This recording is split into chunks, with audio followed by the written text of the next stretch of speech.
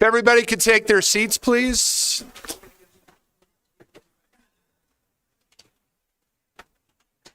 Thank you very much, and welcome to this meeting of the Pima County Board of Supervisors. Delighted to have all of you with us this morning. Let's go ahead and get started. We're going to first turn it over to our clerk, Melissa Manriquez, who will call the roll to establish quorum. Supervisor Allen. Here. Supervisor Gano. Here. Supervisor Christie. Here. Supervisor Hines. Chair Scott. Here. Let the record show Supervisor Hines is not present. All other board members are present. Thank you, Ms. Manriquez. We're now going to go to the recitation of the Pledge of Allegiance. And we have with us Mabel Rivera. Ms. Rivera is an environmental education program coordinator with our Conservation Lands and Resources Department. Ms. Rivera. I pledge allegiance to the flag of the United States of America and to the republic for which it stands, one nation, under God, indivisible, with liberty and justice for all. Ms. Rivera, thank you. Anything you wanted to share with the board about your current work with your department? Sure. It's a pleasure to work with our students to create a relationship with our lovely Sonoran Desert and also to promote stewardship. So thank you for all of your support, and maybe we'll see you out at some of our programs. Ms. Rivera, thank you very much. Thank you. We'll now move on to the land acknowledgement statement. And it is going to be offered by someone who's offered the land acknowledgement statement for us before. This is Lindsay Curley. Ms. Curley is a librarian with the Community Engagement Office at the Downtown Library, and she is also a member of the Library District's Many Nations Committee. Ms. Curley, are you present? Oh, there you are.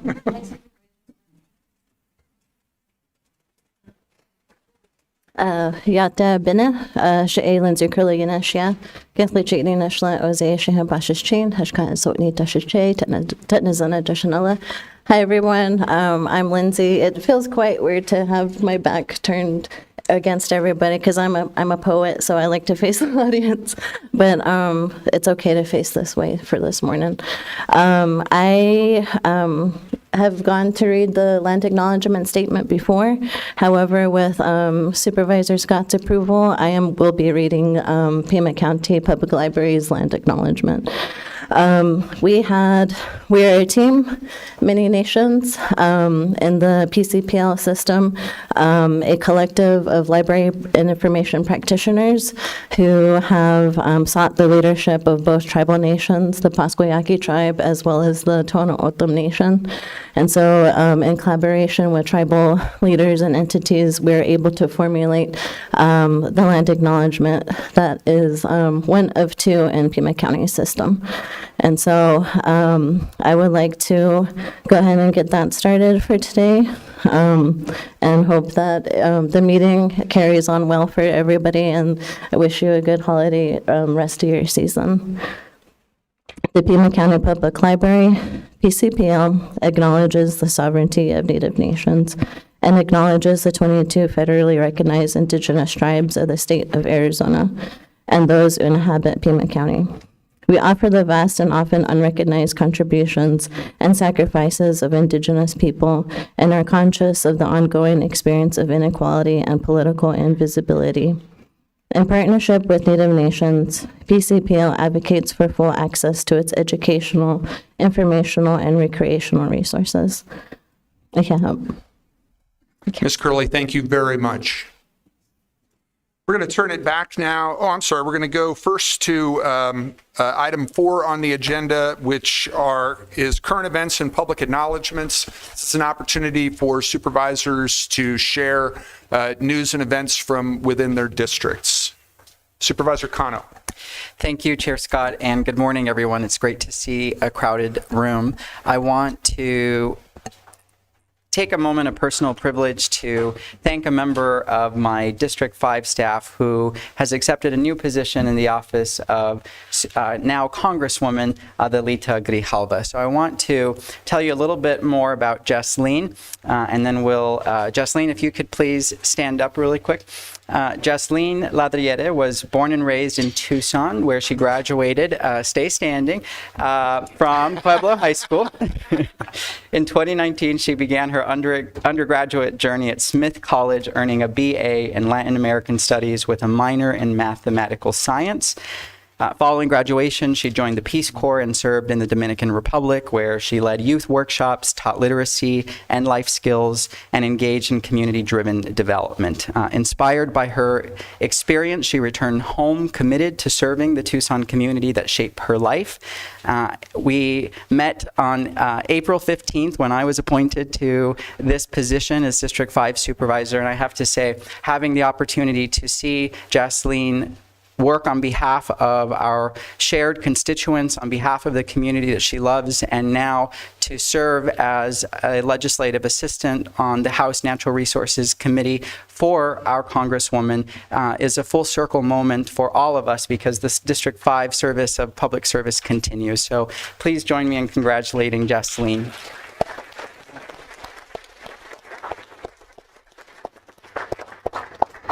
I've never seen her blush, Mr. Chair, and I think she did. She just did. So, thank you. Well, when her boss is congratulating her on the Congresswoman poaching his staff, I'd blush as well. Supervisor Christie. Thank you, Mr. Chair. Well, they did it again out in District 4 in the Vale community. Micah Mountain High School has won another state 4-H state championship back-to-back, second time in a row. And this is a great event for the community. It's a great statement for the team, for the perseverance of a new football team, a new high school, and they've done it back-to-back, which is a record. So let's give them a round of applause.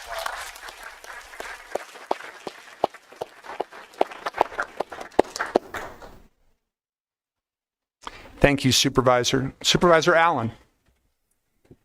Yes, thank you, Chair Scott. A few events that I just wanted to acknowledge. A few holidays this season, so I wanted to wish everybody a happy Hanukkah, which started on the 14th. Those that celebrate the solstice on the December 21st. Christmas, December 25th, and on Kwanzaa, starting on the 26th. Plug for if you have free time or nothing planned for Christmas Eve, the town of Ajo has an annual Christmas Eve celebration that is a tradition that has dated back since 1916, in which Santa appears in the Curly School cupola, and then rides in his sleigh to the plaza, where he turns on the lights on the tree and then visits with children. So this is an event that's been supported and sponsored by the Ajo Rotary Club, Ajo Gibson Volunteer Fire Department, and the International Sonoran Desert Alliance. And I highly encourage a little day trip if you're a Tucsonan out to Ajo. It is a lovely little town. And then also there's another event. Some of you may have heard of it before. It's in a neighborhood in District 3 called Winter Haven.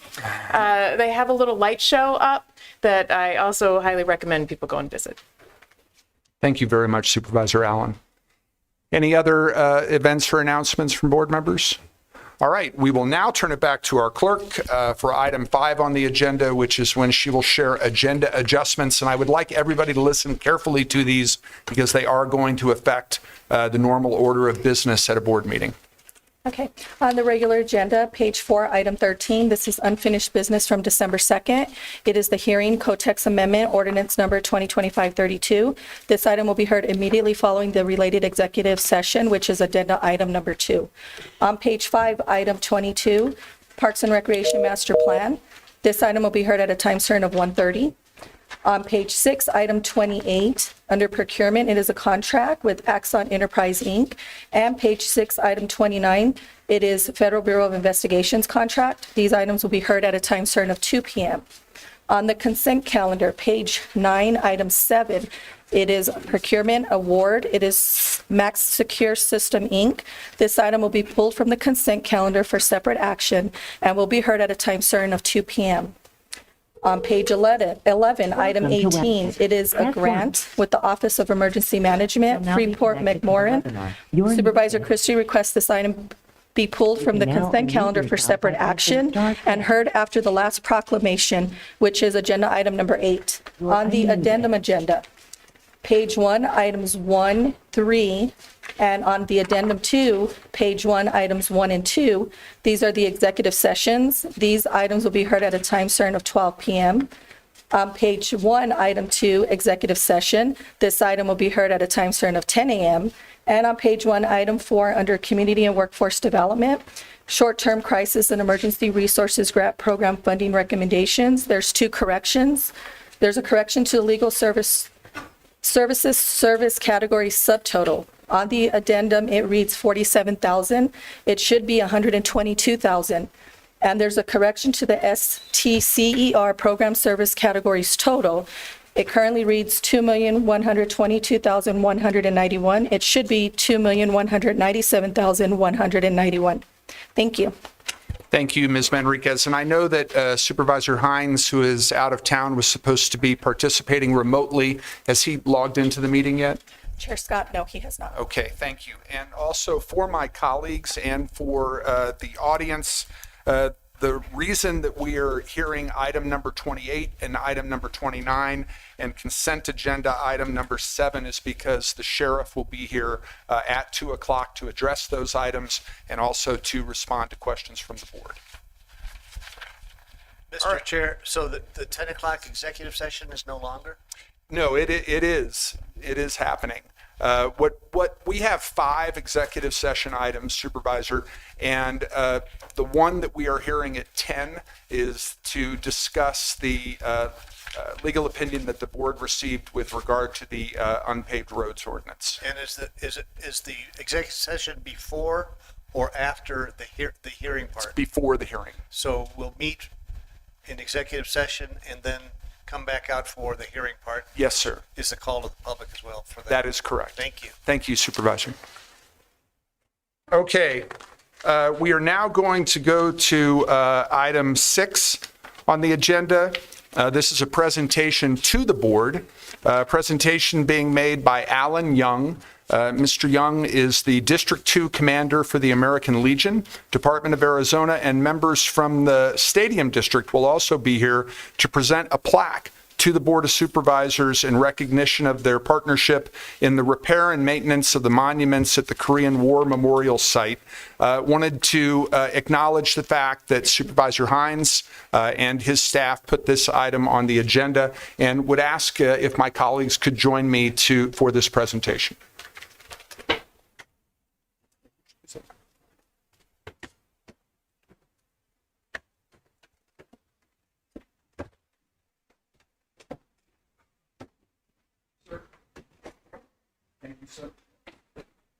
Thank you so much for being here.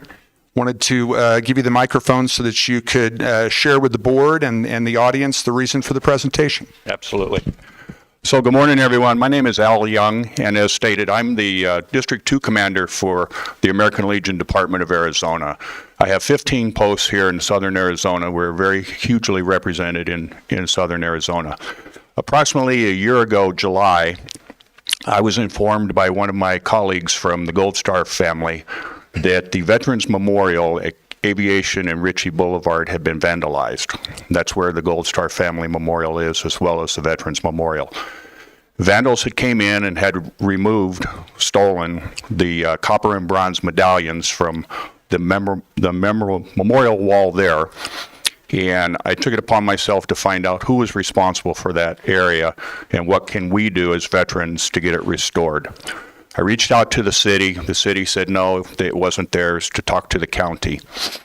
I came before the Board of Supervisors, had called to the public and brought it to the supervisor's attention. At that time, Supervisor Christie and Supervisor Lee asked that the board research it and come back with an answer in August. I came back again in August and was informed by the Board of Supervisors and the county administration that the county was responsible for that property, as well as the Korean Memorial that's at the Keno Stadium. it had also gotten vandalized. So they made off with thousands of dollars of precious metal, along with memorial medallions to veterans. And I was deeply disturbed by that. In August, Pima County accepted responsibility, said they would make it good. It took about a year and a couple of months, but those memorials have been restored. The medallions have been replaced with very honorable granite etched medallions to replace the metal. Hopefully they won't be vandalized. So in recognition,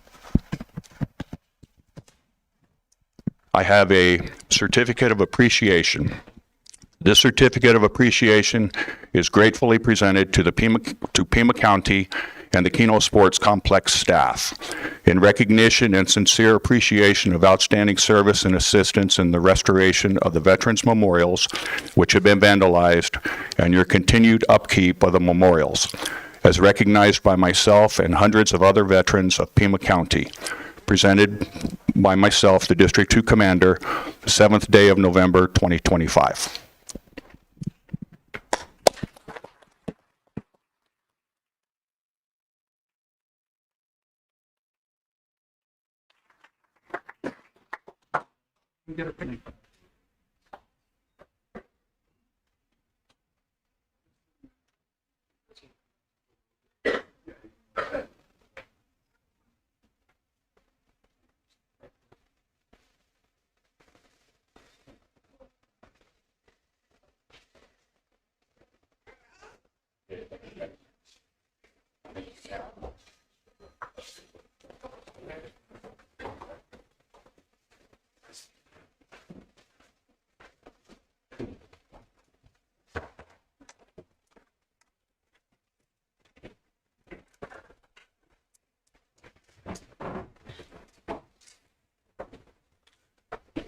All right, we have two proclamations to present, and my colleagues who just sat down might want to get ready to stand up again to join me for the presentation of this next proclamation.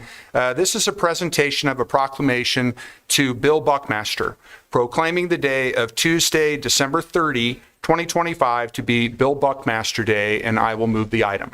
Second. Moved and seconded by Supervisor Allen. Discussion? All those in favor indicate by saying aye. Aye. Any opposed? Item passes 4-0. And I get the honor of presenting this proclamation to Mr. Buckmaster because although all of us consider him a friend and a valuable member of our community, I'm the only one who gets to call him a constituent.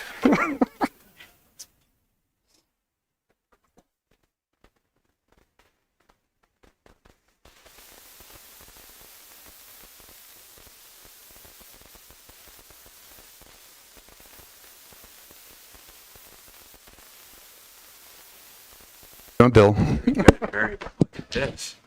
Wow. Okay. Okay. Yeah. Come on over here, Bill. Sure. Do you want to hold this? Yeah. All right. Wow.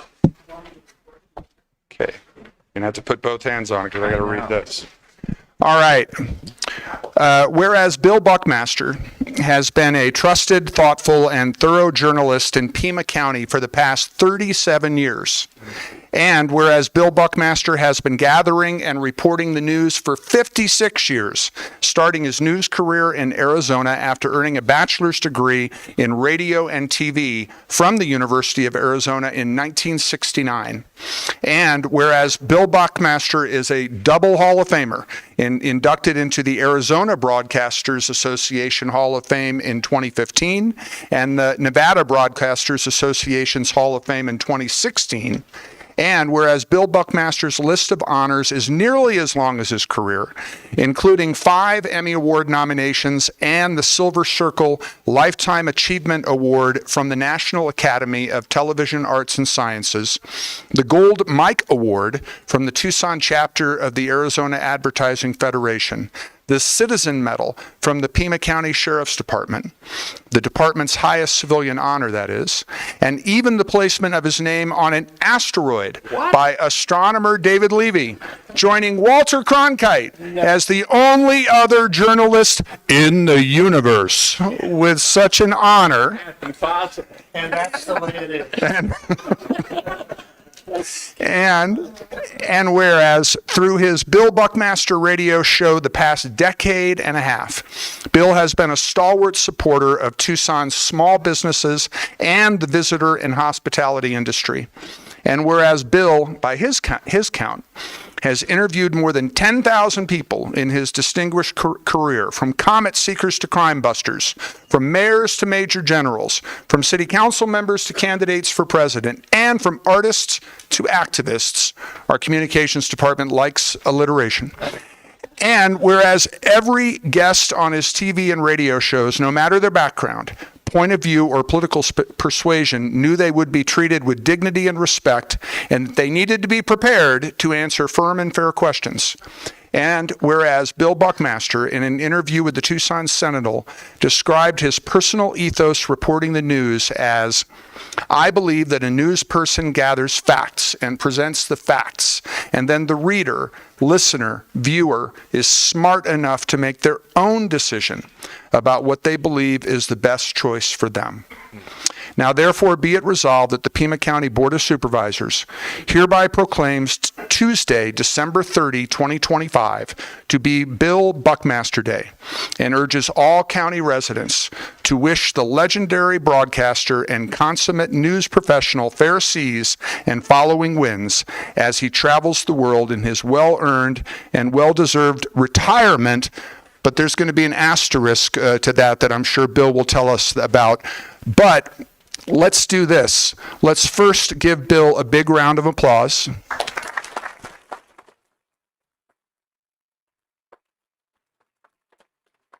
And before I turn the microphone over to him, it is a wonderful irony that we are not only presenting this certificate today, but it is also Bill's birthday.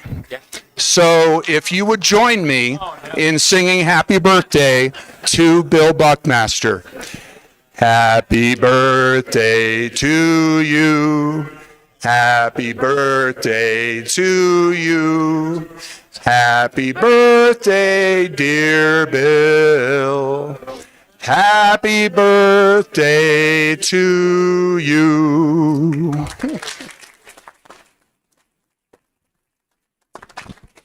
Wow, what a birthday present. That is absolutely amazing. Well, it has been an incredible ride. There's still a little gas left in the tank, and that I would like to complete what I think has been like a magic carpet ride of a life and a career. And I have decided that I'm not fully going to retire. So I've decided I will continue to do my Friday program, and one day a week, a program I really like to do, and do some other projects, do some traveling with my lovely fiance, Darlene Brady.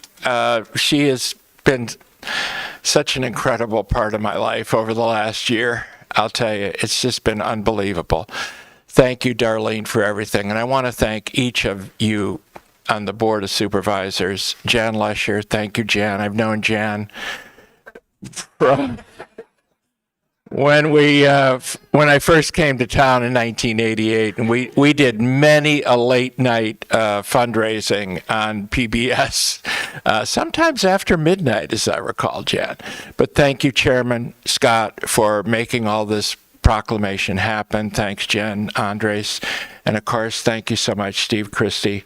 I've enjoyed interviewing all of you, and there's still probably a very good chance you'll be appearing on my Friday program. So it won't be the end of the line here, which is the good news.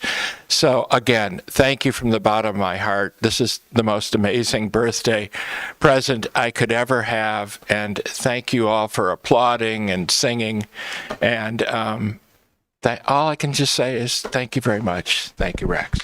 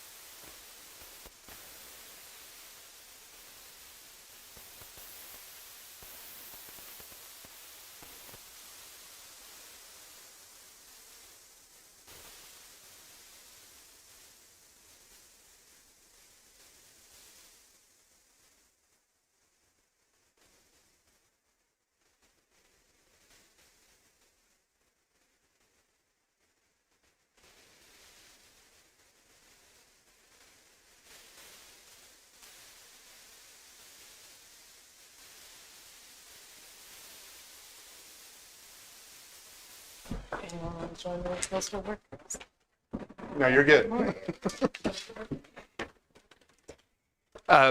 Want to thank Supervisor Christie and his staff for arranging parking for Bill and Darlene. Thank you, Supervisor. All right. Let's move to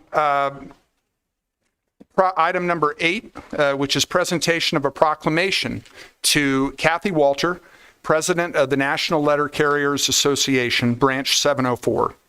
Michael Morricone, President, and Connie Sadler Nelson, retired President, American Postal Worker Union, Tucson Area Local 255. Anthony Zamorano, Tucson President, and Bernie Gonzalez, Local Union 320 President, National Postal Mail Handlers Union. Susan Noggle, State President, and Russell Ayers, Assistant District Representative, Arizona Rural Letter Carriers Association, proclaiming the day of Tuesday, December 16, 2025, to be U.S. Postal Service Workers' Day. I'll move the item. Second. Moved and seconded by Supervisor Allen. Discussion? All those in favor indicate by saying aye. Aye. Any opposed? No. Item passes 4-0, and Supervisor Allen will be presenting this proclamation.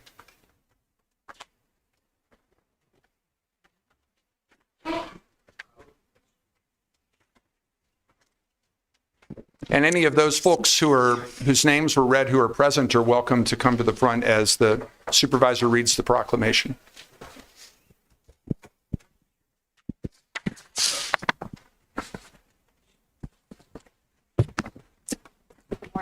Good morning.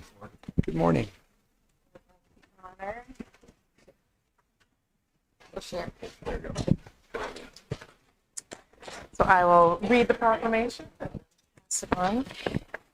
So the proclamation reads, whereas 2025 is the 250th anniversary of the United States Post Office, the predecessor of the United States Postal Service, and whereas USPS is part of the fabric binding the country together and has played a significant role in our history, including the establishment of roads, railways, and airlines. And whereas the Universal Service Obligation, USO, enables every household to receive equal and affordable services no matter where they live. And whereas USPS does not receive taxpayer money, but rather runs on revenue created by postage and postal products, serving 169 million addresses 6 days a week. And whereas USPS is one of the largest employers of veterans and supports 7 million living wage jobs with fair hiring practices and equal pay for workers across the country. And whereas USPS is supported by 4 unions, the American Postal Workers Union, the National Association of Letter Carriers, the National Postal Mail Handlers Union, and the Arizona Rural Letter Carriers Association, and works with them to collect food to help families in need.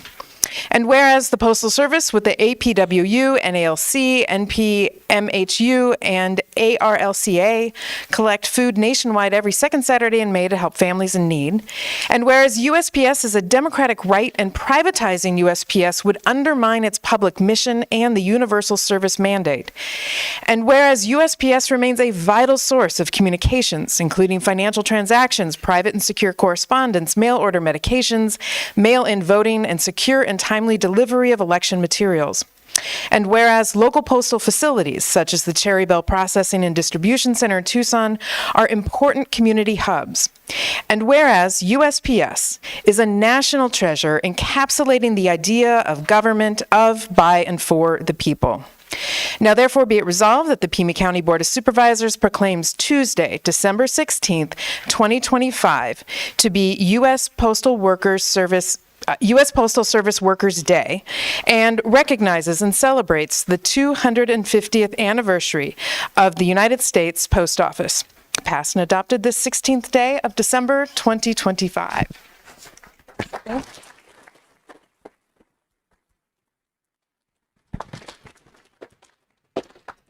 I want to thank the Pima County Board of Supervisors for this honor.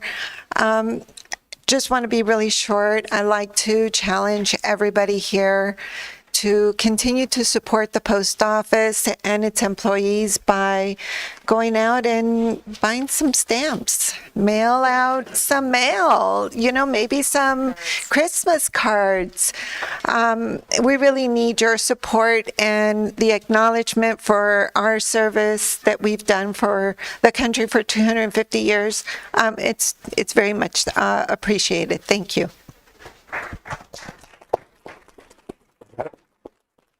Good morning, everyone.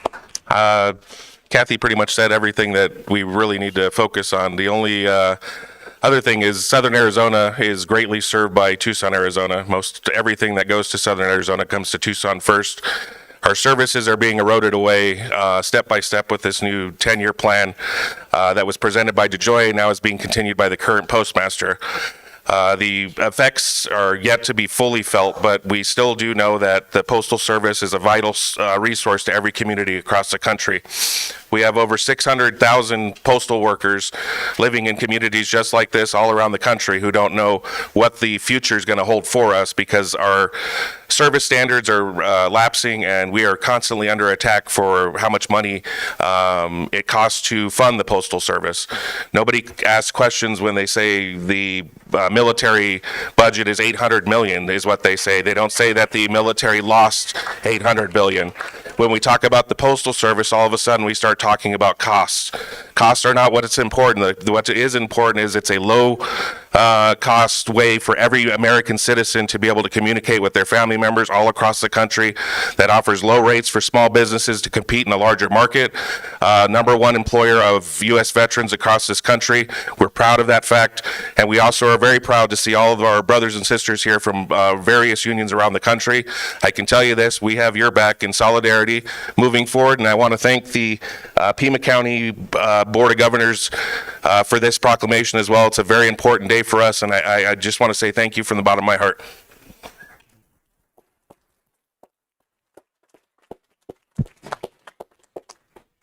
Good morning. My name is Anthony Zamorano. I represent the National Postal Mail Handler Union, Local 320, Tucson Branch President. I think Marconi pretty much summed it up. I just want to reiterate that if and when these meetings come up, they're very important that everybody shows up. I don't know who remembers 2012. Around then, they were trying to get rid of Tucson P&D or absorb our processing center in Phoenix. A lot of people came out. Congressman then, Grijalva, was out there, spoke on our behalf. And I do want to thank the board. I appreciate for acknowledging the work that the mail handlers I represent. Hard work every day. A lot of people don't even know what a mail handler is. You guys see clerks, you guys see carriers, but we're out there inside the processing plants and in 4 stations. Constantly working day in, day out, unloading trucks, loading trucks. We do mostly the bulk of the moving of the mail. So thank you for acknowledging the hard work and dedication that the mail handlers do. Thank you. Last. Thank you. Thank you all. Let's get ourselves a picture.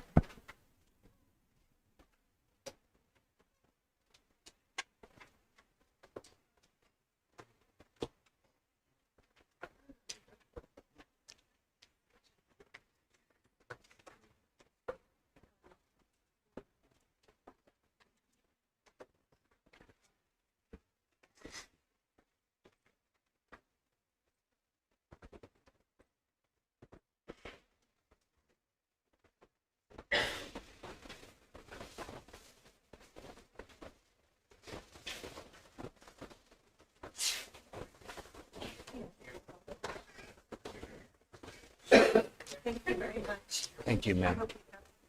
Thank you. Thank you. Sir, congratulations.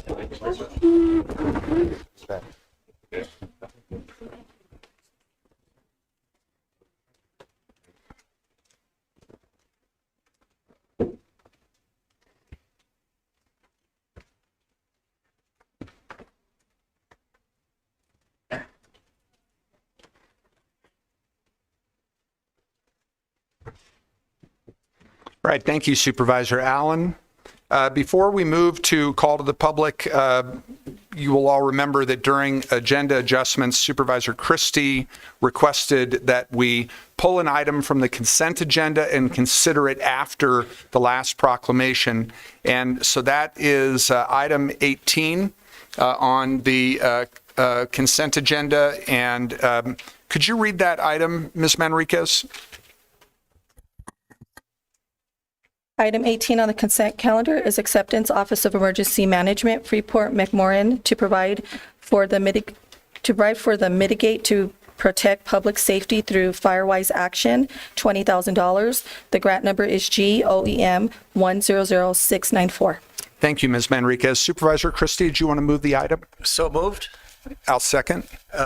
This is a grant that's provided by Freeport McMoran in the Green Valley area that is designated to ensure that there are adequate funds available to mitigate wildfire danger and to encourage communities and HOAs to involve themselves with the Firewise program so we can protect our lives, limbs, and property from wildfires. And it's taken on a huge life of its own.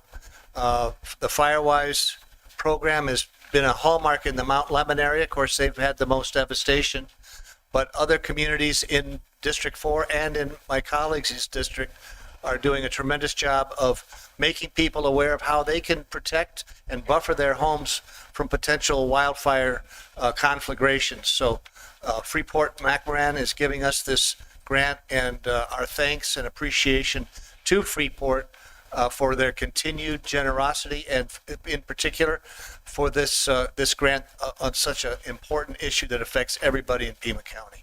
Thank you, Supervisor. Any other comments or discussion from board members? All those in favor of approving the item indicate by saying aye. Aye. Any opposed? Item passes 4-0. Thank you. You bet. Thank you. All right, now we're going to move on to call to the public, but again, because of the agenda adjustments that we have made, it's going to be interrupted at 10 o'clock for our time certain item, which is an executive session. I'm going to read the Board of Supervisors rules and regulations for call to the public. Citizens attending the meeting shall observe rules of propriety, decorum, and good conduct. Any person making personal, impertinent, or slanderous remarks, or who becomes boisterous while addressing the board, may be removed by the sergeant at arms if directed by the chair. Such person may be barred from further audience before the board. Unauthorized remarks from the audience, stamping of feet, whistling, yells, and similar demonstrations shall not be permitted by the chair, who may direct offenders from the hearing room. Our first three speakers, and you can come up to the front waiting for your turn. And by the way, we've got 34 speakers, so each person will have 2 minutes. Our first three speakers are Rick Grinnell, it's either Steve Trussell or Steve T. Russell. You know who you are, Steve. And Jesse Farrell. Mr. Grinnell.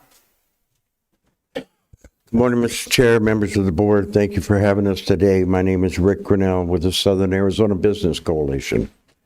I am a supporter, obviously, of the Rosemont Copper, or now the Copper World Project. But I want to talk about something else a little bit. I've been involved with this project 17 years, but I've been involved in local politics for almost 35 years. And one of the things I've noticed in the feedback I get from outside Southern Arizona is we are not business friendly. We have no problem, our elected officials have no problem spending taxpayer money, but when it comes to providing opportunities for businesses to expand and move forward, there seems to be these impediments in front of us. That's not acceptable. And the same thing is across the plaza to our friends at the city council. We need to quit worrying about being reelected and start focusing on understanding business. We pay the taxes. The consumers pay the taxes. You all pay taxes, and you all spend our taxes. But very few of you, if any of you, besides Mr. Christie, has actually owned a business. Understand what it means to sign the front of a check instead of the back of a check. This mentality of anti-business needs to cease and desist. This is a beautiful place. I grew up here. I travel around the country, actually halfway around the world. But when I talk about Tucson, oh, it's a beautiful area, but they don't really like business. We have to change the way. And this ordinance, this is an example of why people say these things. I wish you all a happy holiday season. God bless, and thank you for ever having me here. Thank you, Mr. Grinnell.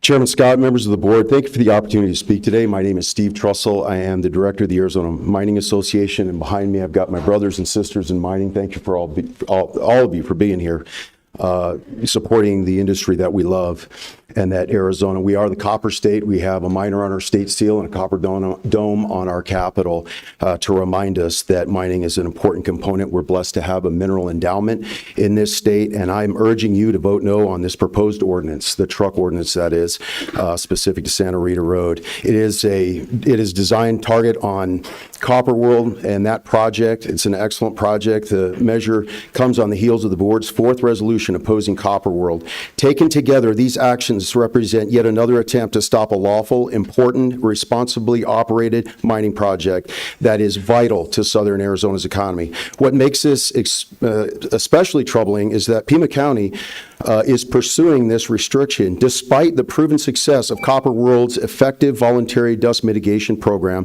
a program the county itself helped to shape through a multi-agency partnership. Hudbay has invested over $1 million of their own funds with no public money, and the county has even acknowledged these measures are effective. Yet today, instead of honoring a successful partnership, the county is considering replacing collaboration with punitive prohibition. Based on a significant legal review by the Arizona Trucking Association, the Arizona Chamber of Commerce, and the Goldwater Institute, this ordinance is not just bad policy, it's illegal.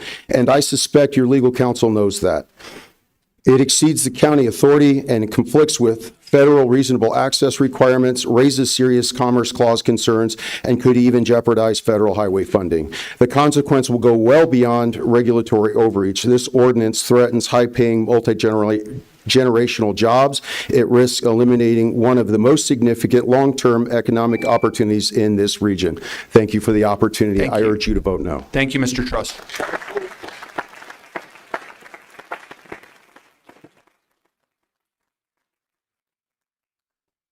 Okay, our next speaker is participating telephonically, Trista DeGeneva.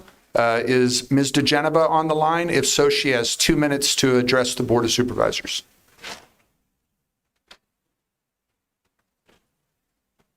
Hi there, my name is Trista DeGeneva, and I have a statement for the Board of Supervisors today regarding agenda item number 30. I am a declared candidate for sheriff, a declared independent presidential candidate for 2028, and most importantly, a United States citizen speaking in defense of the Constitution you swore an oath to uphold. I am here to demand that you vote no on agenda item 30, which proposes the so-called cost reimbursement agreement with federal law enforcement. This item is not benign. It is not administrative. It is not about public safety. It is about Pima County profiting from unlawful cooperation with federal agencies that are actively engaged in the mass deprivation of constitutional, civil, and human rights.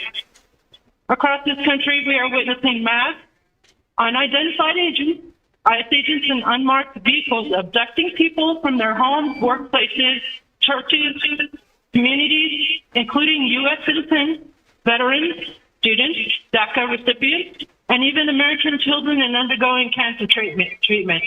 These actions meet the legal definition of kidnapping, unlawful detention, torture, extraordinary rendition, and enforced disappearance. By partnering with these operations, you are not insulated, you are implicated. Legal and constitutional duty. Local governments have no authority to enforce unlawful federal directives. You have an affirmative duty to refuse participation in actions that violate the First Amendment, speech, protest, association, The Fourth Amendment, unlawful seizures. The Fifth and 14th Amendments, due process.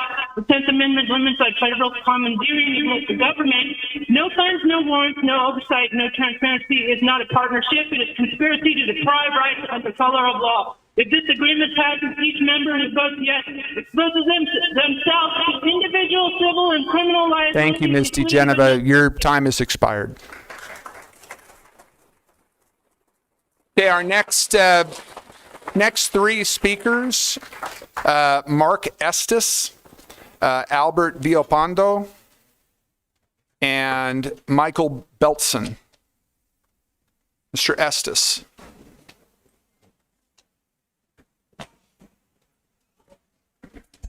Mr. Chair, Supervisor Kano.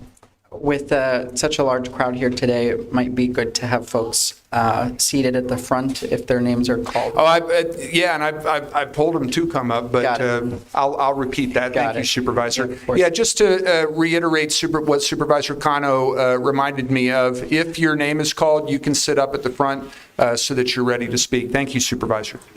Go ahead, Mr. Estes. My name is Mark Estes. I'm a longtime member of the community, having 53 years in the city of Tucson. I'm also a member of the International Brotherhood of Electrical Workers, Local 570. I'm here before you today to consider Project Blue and Beal infrastructure and the concessions that they've made to try and move this project forward. I would like you to consider the economic development and prosperity that would take place in passing this project forward. There's millions of dollars that could be flooded into the economy and their support of the trade schools. It could be a tremendous benefit to the community if you pass this forward. I would like to ask that you do so, and thank you for your time. Thank you, sir.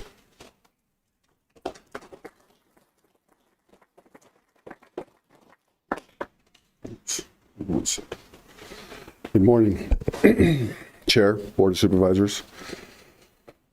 My name is Albert Villalpando, and I'm a business representative with Smart Local 359. I appreciate the opportunity to speak here today on behalf and support of Project Blue. Creating good and local jobs. Project Blue represents the kind of responsible investment Tucson needs, one that creates good paying, long-term construction jobs for our local residents. Our members are highly trained Our members are highly trained sheet metal workers and HVAC technicians who live in the community and are prepared to deliver on a project just like this. Keeping our local means our workforce can stay here in Southern Arizona instead of having to travel out of town or out of state to find other employment. Keeping families together. When workers are forced to travel for employment, it places a real strain and on families' households. Projects like Project Blue allow parents to be home at the end of the day to support their families, coach youth sports, and remain active in their communities. This project supports the families and the stability that allows people to be at home right here in Tucson. Investing in Tucson's future. Tucson deserves modern, high-quality infrastructure built by skilled local workers. Project Blue will create career pathways for young people entering the trades through the apprenticeship programs, providing them with long-term opportunities, not just temporary jobs. With investments like this, Tucson can continue to grow as a leader in both advanced technology and strong skilled workforce. Smart Local 359 is ready. Thank you for your time. Thank you, Mr. Villalpando. Before we go on to our next speaker, I need to ask the folks who are standing in front of the glass if you can move aside, because there's staff in the clerk's office that needs to be able to see through that glass. Thank you very much. Mr. Beltson. And our next three speakers after Mr. Beltson are Michael Vasquez, Joshua Despain, and Derek Espadas. Good morning, Chair and Board of Supervisors. My name is Michael Beltran. I'm a production organizer with Smart Local 359 on here for support for Project Blue. I'm here to voice my strong support for Project Blue and what it represents for Tucson's future. Project Blue is more than just a development. It is an investment in local workers, local families, and our regional economy. Projects of this scale create high-quality skilled jobs that allow Tucson residents to earn good wages, receive benefits, and build long-term careers without having to leave the community. As a representative of skilled tradespeople, I can tell you that projects like this provide training opportunities for apprentices, helping to grow a strong local workforce while maintaining the highest standards of safety, quality, and efficiency. Beyond job creation, Project Blue strengthens Tucson's economic base, supports local businesses, and sends a clear message that Tucson is open to smart, responsible growth that benefits the entire community. I encourage you to support Project Blue and help move Tucson forward in a way that is sustainable, equitable, and built by local workers who take pride in the city. Thank you again for your time and consideration. Thank you. Thank you, Mr. Beltz. Mr. Vasquez. Good morning, Board of Supervisors. My name is Michael Vasquez. I'm the Executive Director for the Arizona Building and Construction Trades Council, which consists of 17 building trades unions and represents over 20,000 Arizona workers. I came here today to announce we have to agree to this historic labor agreement on Project Blue.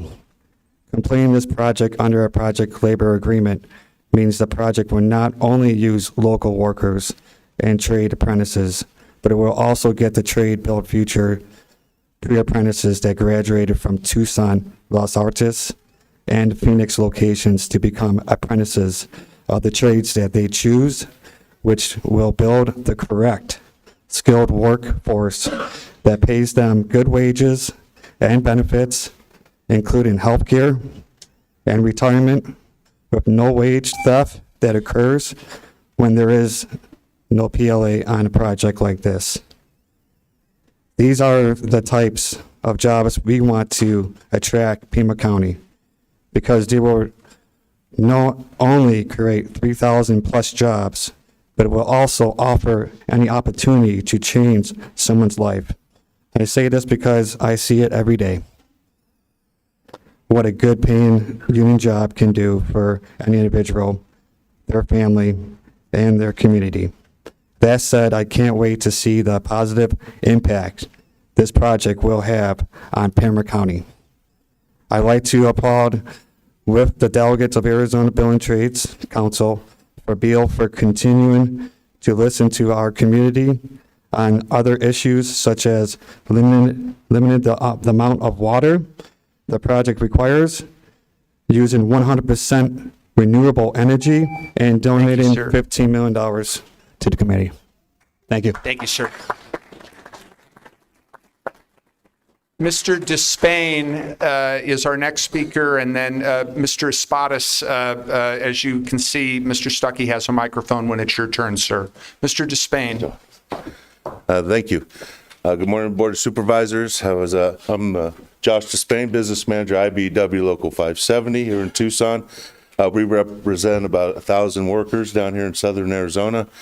We're in the support of this Project Blue. I know I want to thank the Board of Supervisors for looking at adding in some of the investments to workforce development and apprenticeships on this land sale, and want to suggest that you approve this land sale and make this project go forward.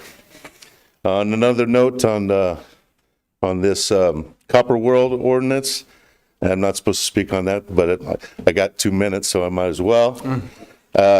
We're also in support of this project. We are in discussions. We have a letter of commitment from HUD Bay, and also could be good union jobs, fair wages for the community down here in southern Arizona. So to be a opposition of ordinance with the truck, with the I forgot the ordinance number. We know the one you're talking about. You know it. And good to see everybody here. Thank you, Mr. Despain. Thank you. Mr. Espadas. So I know my words are going to be hollow here. Supervisor Scott has already announced his refusal to support the community at the DGT meeting. I was chastised for saying that Supervisor cared more for his ego than his community, and I was told he's a nice guy, but I still stand firm in the words, actions, and voting records say otherwise. I want to be very clear in my unpaid work opposing invasive data centers across Arizona. What we are seeing here is not unique, but is truly troubling. Over and over again, elected officials ignore the people, except in Chandler recently, most affected by these projects because they believe they know better than the community they serve. That is exactly what the process feels like. And instead of spending time with families here in Pima County, listening to why parents and other citizens, both workers, small businesses, and the decisions that affect their lives and why they oppose this project, officials choose to fly off to Washington, D.C. to be wined and dined by lobbyists. That tells residents exactly whose voice matters in the room. What's even more alarming is the reliance on statements from corporate shell entities designed to obscure accountability while conveniently ignoring the federal indictments and legal histories of their parent companies, who also have a history of not honoring worker contracts and paying them out appropriately. Transparency is not optional. Supervisor Matt Hines has argued that it would be too expensive to fly an ironclad contract, but that argument collapses when the board continues to enter into these agreements and actively promote them. If this is government, then it's no different than for the federal administration, centralized power, corporate favoritism, and decisions imposed on the communities rather than made with them. Pima is moving in the terrorism of the federal assault upon our communities in favor of a few outsiders determined to, with your help, raise our community. You were elected to protect this county as hollowly acknowledged in your land acknowledgement, not sell it off. Thank you, Mr. Espadas. Okay, ladies and gentlemen, as we announced during agenda adjustments, the board has a time certain item at 10 o'clock, an executive session requested by our legal counsel. So at this time, I will move that the board go into executive session. Moved and seconded by Discussion. Supervisor Cano. Discussion. Mr. Chair, I would ask that this agenda item not be remanded to executive session, that the contents of it be discussed right here at the dais in front of the public so that everyone can hear what's going on and there's no question. We're not back in a closed door. Thank you, Supervisor. All those in favor of recessing into executive session indicate by saying aye. Aye. Any opposed? No. Item passes 3-1 with Supervisor Christie opposed. We are in executive session until the sound of the gavel.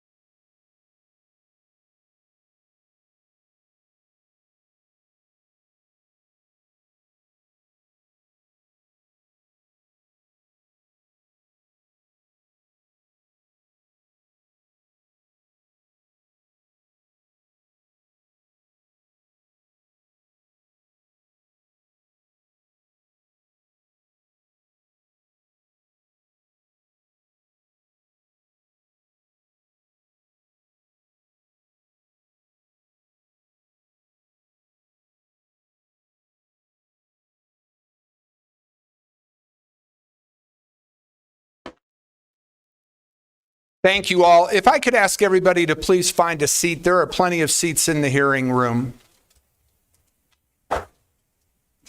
Thank you. Chair Scott? Ms. Manriquez. Yeah. For the record, Supervisor Hines has joined today's meeting. He's participating remotely. All right, and further for the record, Supervisor Hines was participating with us in executive session. He was having technological issues getting logged into the meeting before we went into executive session. Addendum item number 2 was the executive session item that we were just addressing.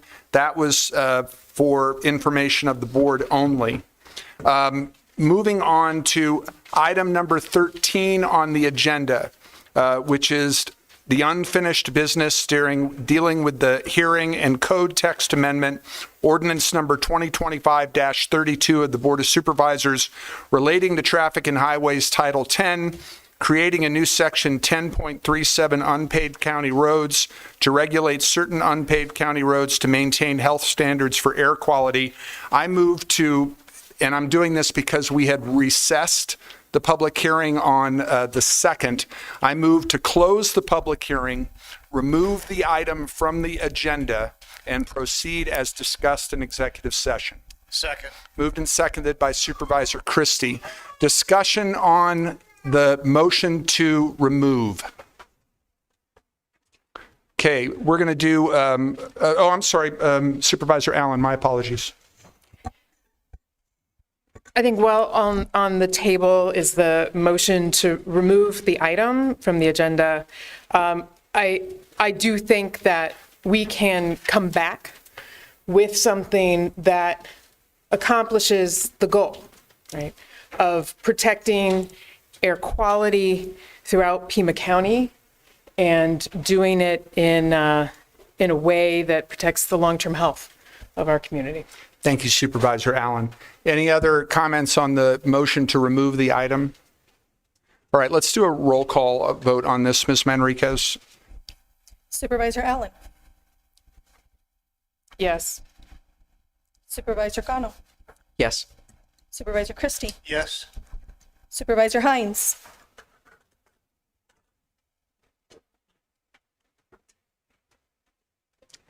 Supervisor Hines?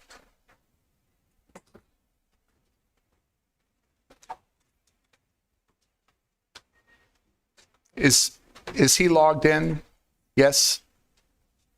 Supervisor Hines, did you want to cast your vote on the motion to close the public hearing, remove the item from the agenda, and proceed as discussed in executive session?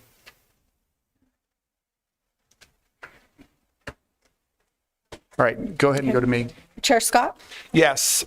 All right, the item passes, the motion passes 4-0. Supervisor Hines did not participate in the vote. Now, just for purposes of the public, can I see the yellow sheets? If you filled out one of these yellow sheets to speak to this item has been removed from the agenda, and so we are not going to be taking it up. If you filled out one of, can I see the other pack? If you filled out one of the green sheets, which is for regular call to the public, we're going to be coming back to that. So, sir, I can't entertain questions. I apologize. Can we walk out? You know what? You anticipated the next thing that I was going to say. If this gentleman I did not plant him in the audience. This gentleman anticipated the next thing that I was going to say. If you're here purely to speak to this item that has been removed from the board's agenda, you certainly can feel free to leave at this time if you have no other reason to stay. This was the unpaved roads ordinance. That item's been removed from the agenda.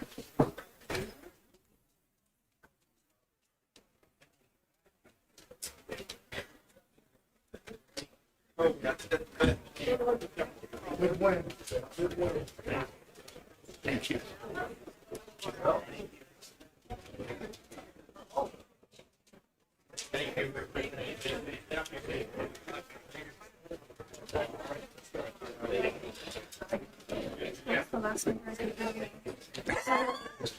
Sir. Good to see you again. I'm glad I'm not in trouble this time of year. Go Nighthawks. Oh, Jeff. Oh, my gosh. Wow. It has been a while. Yeah, I recognized you from Ironwood Ridge, but I didn't remember the name because you look a little bit different than you did in high school. Yeah, you know, Asian kids will do that too. Trust me, I get it, buddy. So nice to see you. Remind me what year you graduated from the Ridge. Oh, no. Okay. All right, that was my last year there. Was it really? It was. I swear you weren't. No, I went on and I was the principal at a high school in TUSD after that, and then a middle school in Marana, and then after I retired, I ran for the board. I've never seen your face up for all since. And Mr. Acme, too, I think he's in treasurer. He was.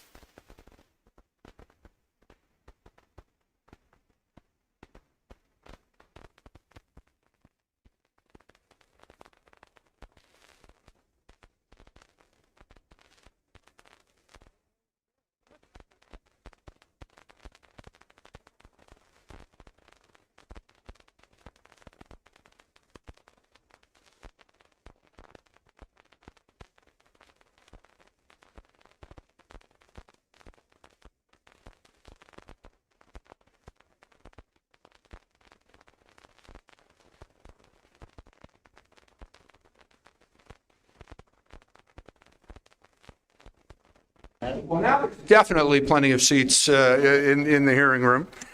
All right, so we're going to go back to regular call to the public. And I'll remember to say it this time, Supervisor, if you want to speak and you hear your name, you can sit in the front row because I'll call the next three speakers each time. All right, our next three speakers are in this order are Mark Cardenas, Fernando Lebron, and Will Fostel.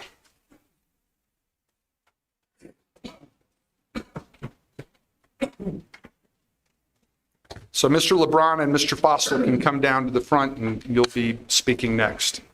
Go ahead, sir. Thank you, Chair, and honorable members of the Board of Supervisors. Mark Cardenas here representing many of the construction trades that are sitting behind me. We're the folks that have built Arizona with the calluses on our hands and the torn, tattered safety vests that our folks wear. We've delivered the infrastructure that this region depends on.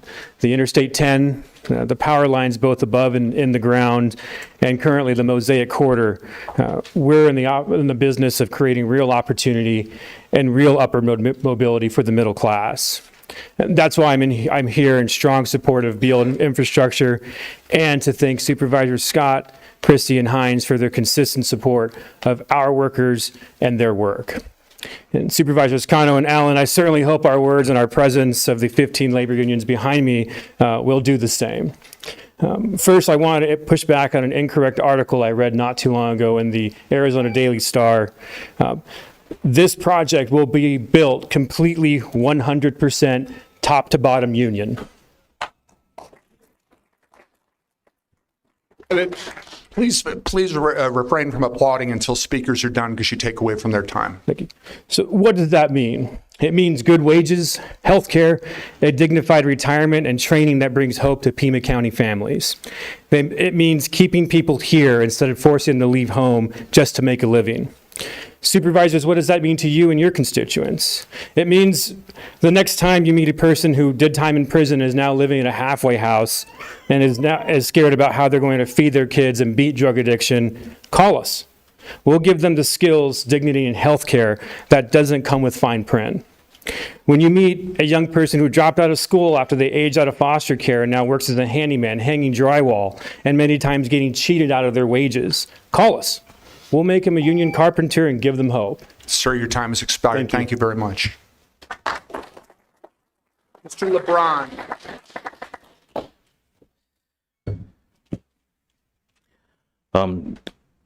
Good afternoon, Chairman Scott and members of the board. I'm here today on behalf of the men and women of SMART Local 359 who live and work right here in Southern Arizona. Project Blue matters to us because it means local jobs.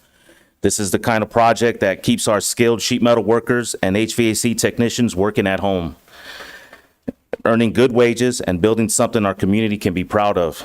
It's also about family. When work is local, our members aren't driving hours away or leaving town for weeks at a time. They're home for dinner, helping with homework, and spending time with their kids. That stability matters. This project is an investment in Tucson's future. It creates careers, not just jobs for experienced workers and for young apprentices just starting out. Tucson deserves top-tier facilities, and local union labor is ready to deliver that quality. Smart Local 359 is ready to go. We support Project Blue because it strengthens our workforce, our families, and the middle class in Tucson. Thank you all. Thank you, sir.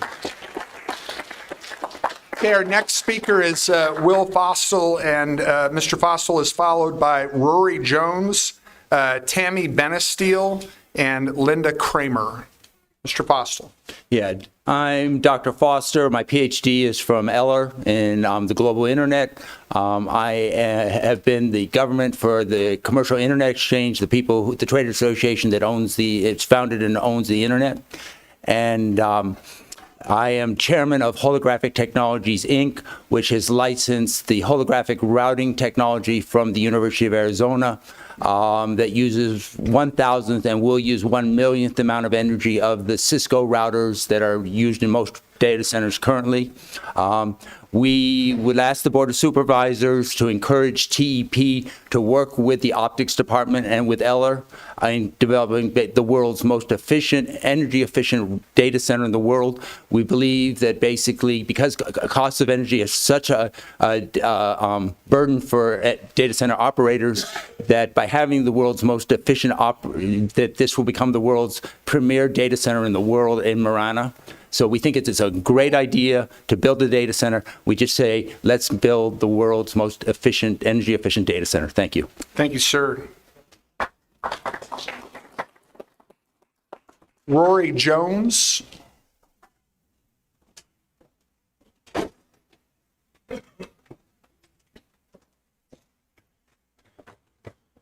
Howdy. I'd like to greet the members of the board. I am speaking on behalf of the people in Marana. I lived in Marana for 26 years. I would like to say that the Project Blue Marana Data Center is going to be a good thing for the people of Marana.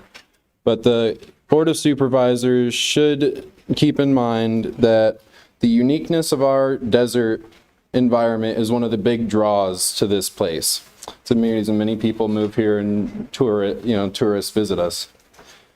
So I believe that relevant investments in the proper technologies to make sure that it is an advanced data center and leads instead of following the curve is going to be important for the future. Part of that is investing in the education on down to elementary school level, is to make sure the people here understand the technology and are included in it in the future. This will benefit their children and our, grandchildren.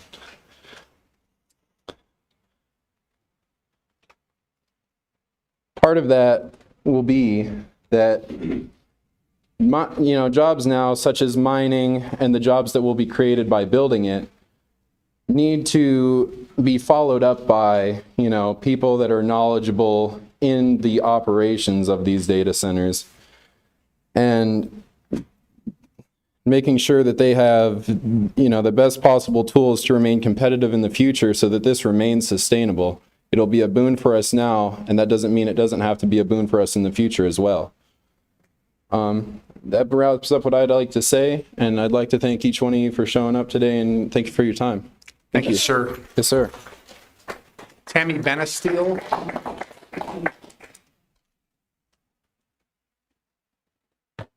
Is there a Tammy Benesteel here? Okay, not seeing Tammy. Linda Kramer. And Ms. Kramer will be followed by John Wood, Katrina Martinez, and Glenda Avalos. Good morning. Thank you for the opportunity to speak today and for your service to Pima County residents. My name is Linda Kramer, and I'm the Senior Health Program Manager at the International Rescue Committee. I'm here along with my colleagues. And before working at the IRC, I worked at the Community Food Bank for several years. From what I've seen, refugees are some of the most vulnerable people living in our community, especially now with harmful policies stripping away vital programming that help them get to safety and self-sufficiency. Of IRC's clients who arrived in Pima County from 2024 to 2025, 50% were children. Approximately 35% had a serious medical condition. With federal benefits such as SNAP and Medicaid, Afghan children with elevated blood lead levels and Somali children with malnutrition were able to get nutritious foods and multivitamins to improve their nutritional status within 6 months. With access or refugee medical assistance benefits, which have also been cut, refugees were able to get primary and specialist care, access to mental health services, and manage their chronic illnesses. IRC Health Team helps refugee clients with navigating the healthcare system, which, as you all know, is extremely complex in the U.S. They will advocate for them at medical appointments and help them establish trust with their healthcare providers. These federal benefits and IRC's wraparound services are the safety net until refugees reach integration and self-sufficiency. For some, it may take 3 months, and for others, it might take more than 3 years. With H.R. 1, these benefits are being shut out for those without a green card, making our clients even more at risk. Adjusting their immigration status takes time and money, including the cost of immunization, civil surgeon exam, and legal fees. Even clients working full-time can barely afford basic necessities to support their families, let alone health insurance premiums offered by the ACA or their employer. This will lead to an overburdened healthcare system, unpaid medical bills, food insecurity, and undue fear and stress, leading to poor health outcomes for refugee communities. Thank you for your support. Thank you very much.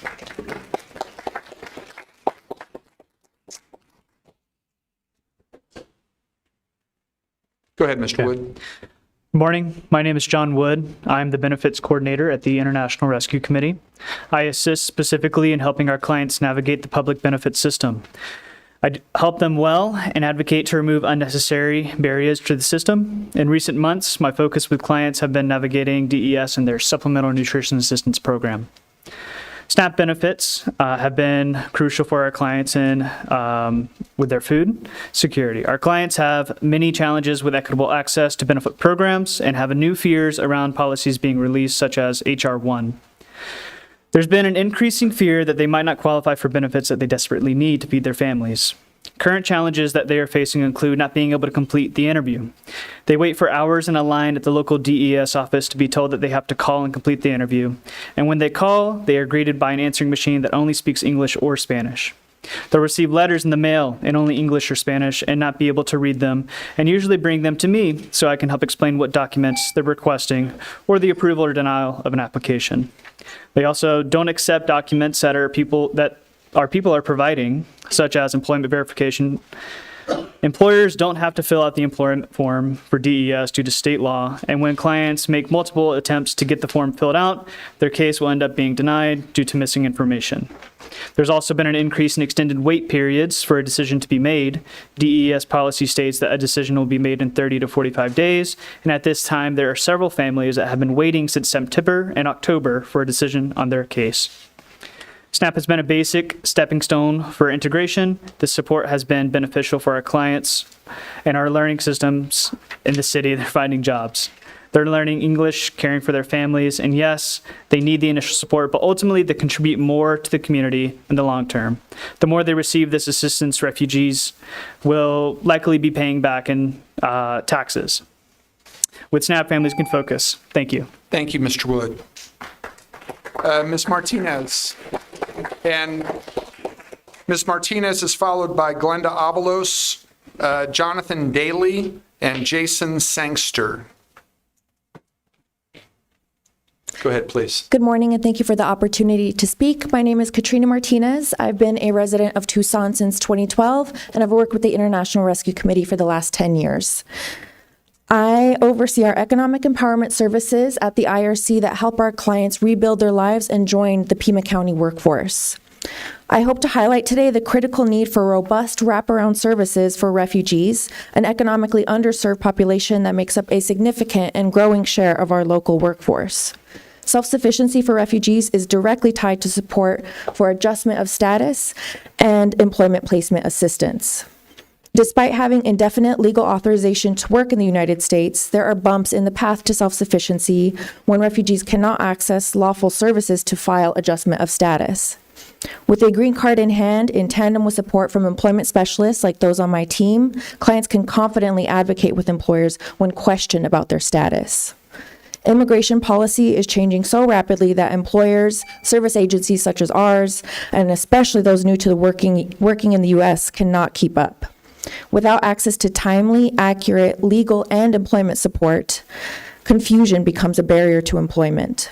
In just the last 2 weeks, my team has documented multiple cases of refugees being denied jobs or having their start dates delayed because of misinformation about their legal right to work. A short delay in starting a job, even just by a day or two, can mean the difference between paying rent or buying food for their family. These delays have real consequences for household income and stability. Additionally, new policies increasing vetting for some populations are creating fear and uncertainty. Clients fear advocating for themselves, whether with employers or in civic spaces such as this one, without that in-depth legal guidance. When refugees can't achieve self-sufficiency, they must rely longer on public benefits. So supporting refugee services in depth supports workforce participation, keeps working families stable, and food secure. Thank you. Thank you very much, Ms. Martinez. Ms. Avalos. Buenos días. My name is Glenda Avalos, and I'm with the No Desert Data Center Coalition. Tomorrow marks 6 months that we have been fighting against this project. And it has robbed us from economically by taking time off to be here at these meetings. It's robbed us from our peace. It's robbed us from time from our family. But yet, even though we are tired, we are unwavering where we stand. These hyperscale data centers all across the nations have one big tactic that they use, and that is to divide and put us against each other. I agree with all my union brothers. We deserve the best. We deserve everything that we can get because we are the ones that do the infrastructure for the communities. However, though, our local officials are so inclined with accepting crumbs from a table. Crumbs, because however much that they're willing to give us is not how much they're getting. For example, Bill's proposed $50 million for the county is less than $23.9 million that Bill's parent Blue Arrow paid each of its CEOs in 2024. Their CEOs' compensations increased by 500%. They make $47 million, ladies and gentlemen. $47 million. We as a community to probably go further, push with this, but there's people who are going to get paid because of this particular project, but we will all pay afterwards. We will pay with our future, the water, the quality of life. We all stand here before you wanting the same things. We all want the same things. We want the quality of life, and we're fighting for the next generation.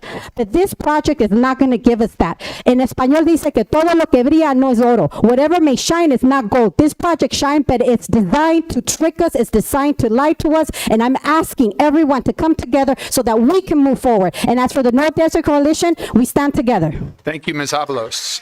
Jonathan Daly.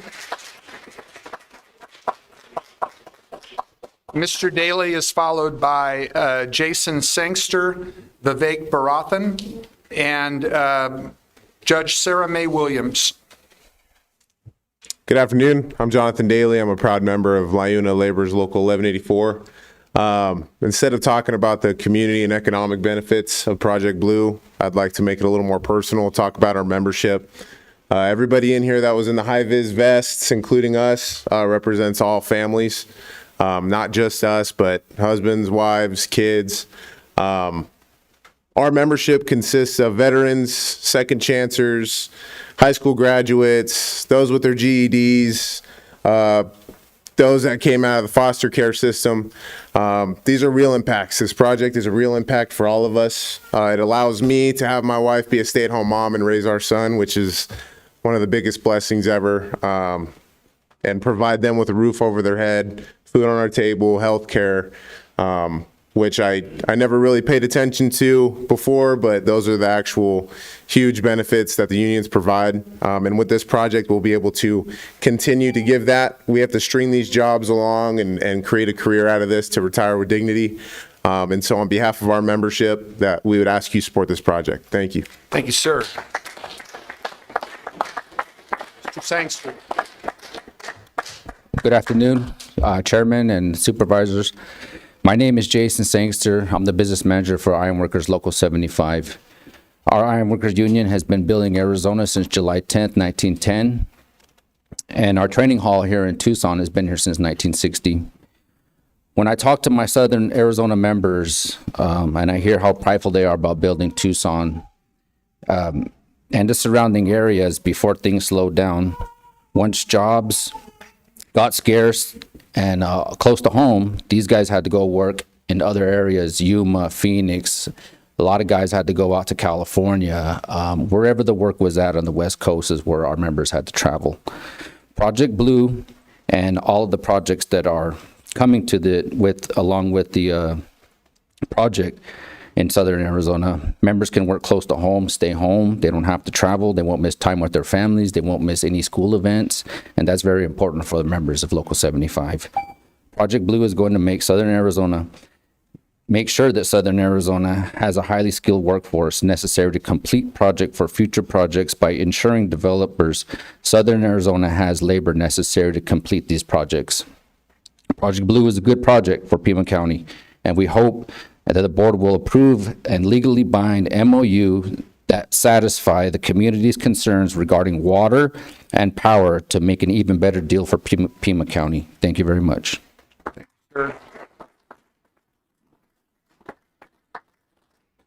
Mr. Barathan, followed by Judge Williams. Judge Williams is followed by Kara Bissell and Betsy Wilkening.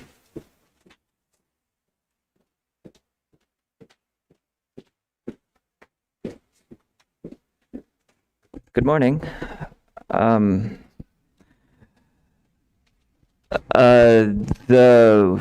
Still here against Project Blue. Hello.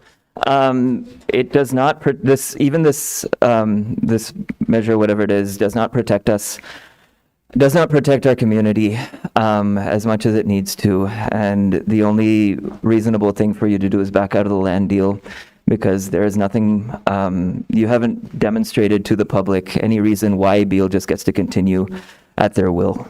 But I'm not really here to talk about that today. I'm here to talk about the contract with the sheriff with Axon. There are a few things that concern me about this, and I want to make sure that y'all are asking these questions and have answers to them before you move forward, or postpone until you have answers to them, because they're vital to our needs as a community. When it comes to the line item about Axon AI for AI era, that's $18 million over 10 years, an average of $1.8 million a year. If it does administrative tasks, why are public funds going to AI when Pima County residents could have those jobs? What is the reliability of their AI system? The stakes are high when it comes to mistakes in legal records. When it comes to Axon Sky Hero, what is the use case for these drones? Is it all at the sheriff's discretion? What assurances do you have about the sheriff sharing data from these drones with the federal government? What methods do you have to hold the sheriff accountable? And when it comes to Axon in general, regardless of what information the sheriff shares, apart from assurances from the sheriff about data sharing practices, what certainty do you have that the federal government cannot access this data directly without a request from the federal government? Sorry, can the federal government access Axon data directly without the sheriff being involved? Like, please get answers to this, and if you don't have answers, just kick it until you have them. Come back to this, because it's really critical, because our democracy is at stake from these. Thank you. Judge Williams. Judge Williams is followed by Kara Bissell, Betsy Wilkening, and Robert Royce. Board Chair Scott and Board of Supervisors. So I stand before you today so that you will truly see me. I came to this body asking for help after serious allegations were used to justify taking control of my court by Superior Court.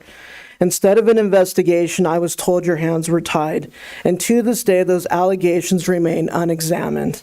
Let me be clear about what I asked for. I was not asking for you to overturn the administrative order. I was asking you to exercise the authority this body unquestionably holds. You control the purse strings. You could have required accountability, paused funding, ordered an independent investigation, and submitted factual findings to Chief Justice Timmer for reconsideration. That authority exists. For nearly 3 years, I have come before you, sometimes pleading for help repairing one of the oldest and most neglected courts in this county. I am grateful for what you have provided, but the truth is this: you gave me what you believed I needed without fully understanding the scope of the problem. Today, my new equipment struggles to function alongside decades-old wiring and obsolete systems. This is not modernization. This is dysfunction layered on top of long-standing neglect. So I must ask you a difficult but necessary question. Am I not worthy of the money to fix my own court? Or is it believed that I'm just another dumb Indian that has no idea what she's doing? Because what I see now is this: you're willing to pay Superior Court an exorbitant amount of money to do exactly what I've been asking for 3 years. 3 years, my team have worked tirelessly to stabilize and rebuild Ajo Justice Court, and I am proud of our progress, and I am proud of my staff. This abrupt attempt to remove local control without factual foundation demands public scrutiny. And any decision affecting our court and our community must be grounded in fact, not rumor. This situation is not about performance. The difference now is power. Administrative Order 2025-207 shifts all operating costs to the county. This takeover. I apologize, your time has expired. You're certainly welcome, if you have any written material to submit to the board, to give it to staff from the clerk's office. I will absolutely do that. Thank you. All right, thank you. Ms. Bissell. Kara Bissell. Betsy Wilkening. And Ms. Wilkening is followed by Robert Royce, J.P. Salvatierra, and Gabriela Laz. Hello, my name is Betsy Viascusa Wilkening. I'm a fifth-generation Tucsonan that lives in District 1. I don't want to be here, but I come today because I want a livable future for a seventh generation of my family that lives here. I'm here to point out once again what a big mistake it is for you to close on this land deal with Beal to build Project Blue. You're not listening to your constituents.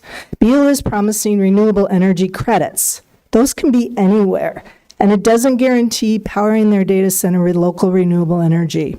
If you heard them at the ACC meeting, they consider nuclear renewable, with no consideration of the amount of water and toxic waste that creates. You also haven't listened to Pima County staff that created the Pima Prospers 2015 plan, which states, energy production through burning fossil fuels traditionally requires a significant amount of water. It goes on to say that that can be mitigated by using alternative sources of energy production that have low water demands. But we're moving on to Pima Prospers 2025 plan. On page 119, this document states there's also a very direct connection between water consumption and energy generation and use. Water is required for cooling and the generation of electricity. Arizona is facing declining sustainable water supplies, and increasing temperatures and climate uncertainty has become central focus of economic planning. The county needs to consider its existing resources and infrastructure, such as land, water, energy, that will be required, as well as the number, type, and wages of new jobs that will be created when attracting new employers and businesses. That's your words. According to DOE, the amount of water used to generate the 265 plus megawatts of energy through burning gas can serve 1,420 households per year. All this for less than 100 permanent jobs. You tout the $15 million bribe that BO is providing to Pima. That amounts to less than $1.50 per resident. It's not enough for us or the future of my family's seventh generation. Thank you, ma'am. Mr. Royce.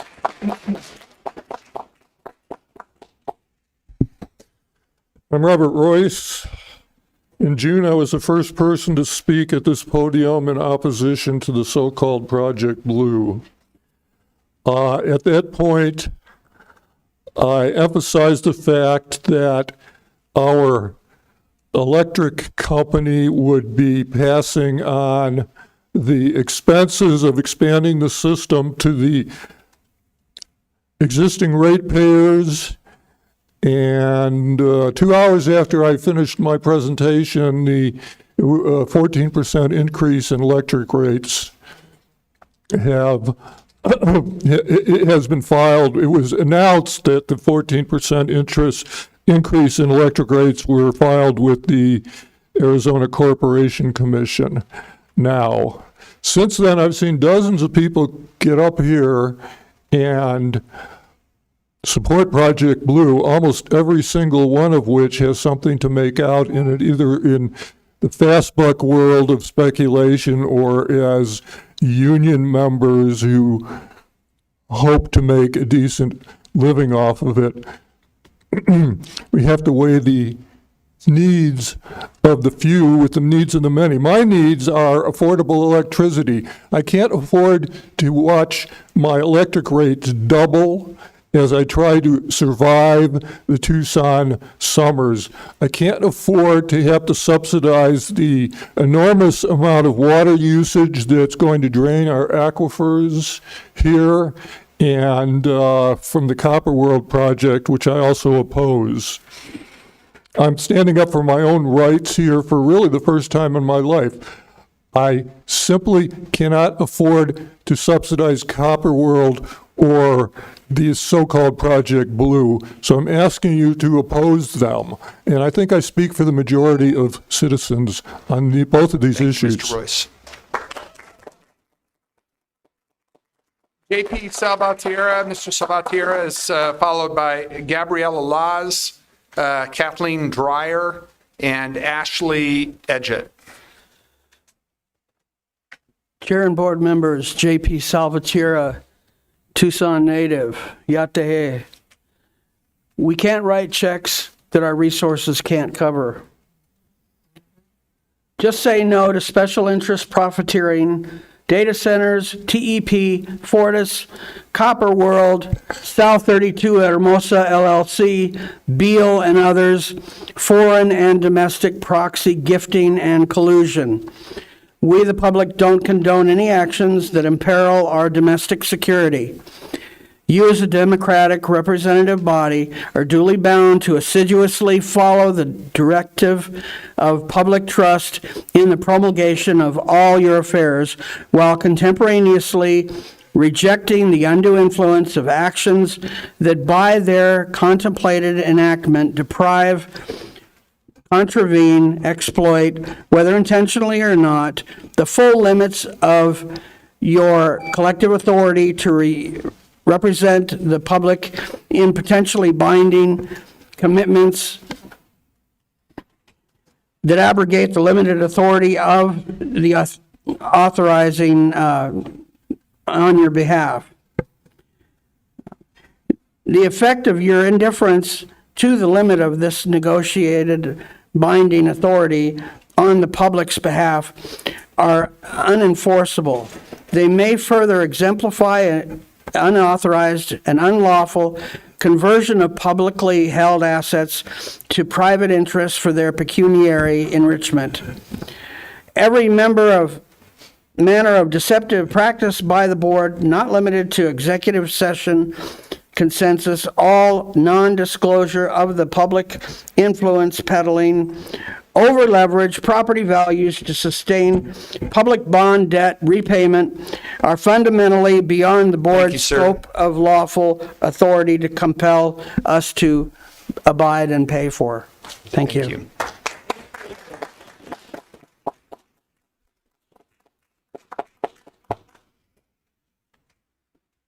Hello, my name is Gabriella Laz. I'm a Tucson native, a resident of District 5. I'm not being paid to be here. This is my first time speaking here, though I've attended meetings which I've listened to many community members come up here and plead with the 3 board members who are voting in support of Project Blue to change their position. This is the first time I've heard anyone speak in favor of it. It's my understanding that the Project Blue job creation will last only 6 months, so it's not a long-term employment plan for our labor force. We do know that long-term we'll all be shouldering the utility bill hikes necessary to pay for it, and that it may be abandoned in likely potential economic collapse of the AI bubble. But I also wanted to remind you all, for the record, about your job descriptions. As city council members, you were hired to represent the citizens and act as a liaison between us and local government. Your job is to act as a safeguard for your constituents' needs. As elected public officials, you are temporary stewards of your district. And as a group, you should be acting as custodians of our city. As we celebrated the 250th birthday of Tucson, much was spoken about the long, over 4,000-year enduring agricultural history of this place as the floodplain of the Santa Cruz River and many other rivers and streams, all of which have been depleted in just the last century through excessive groundwater pumping. If anything, we should be looking at ways to stop draining the water table, not accelerate it. How can we celebrate such a beautiful history and plan for such an ugly future? The legacy that you will leave as Tucson history marches on will be one of allowing Beal and other corporate entities to use up our remaining precious resources for the sake of data mining and AI eliminating millions of jobs, rather than standing up for preservation of the health of the people and of the land. Your time here is temporary, but your impact will be felt long-term. Tucson could serve as a leader in resisting the data center exploitation scam and inspire other cities that are facing the same threat. You can pull out of the land sale agreement, you can do your job and listen to the voices of the vast majority of your constituents. Thank you. Kathleen Dreyer, and Ms. Dreyer is followed by Ashley Adjet, Jill Oberlich, and John Ralston. Thank you for allowing me to speak with you one more time. But I might be mostly silent as a way of expressing to you our disappointment. We've come before you for 6 months. 6 months. 6 months. Supervisor Hines, 6 months. We have rallied thousands of Tucsonans. Not only thousands of Tucsonans, tens of thousands of Americans across this country who have been inspired by our actions to fight hyperscale data centers that are clouded in deceit and movable chess pieces. They keep changing the rules. They keep giving you a fact. We'll do this now for you. They're not being truthful. We don't even have an end user. How do we even know that the end user isn't going to be who it was originally intended? How can a medical doctor not support and delay the final sale of this land for a health review and how it's going to impact the people? 6 months. 6 months. 6 months. We have been asking you.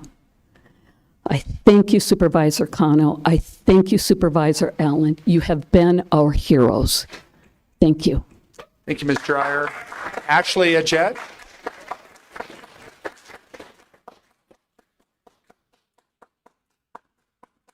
No, Ashley. Jill Oberlich.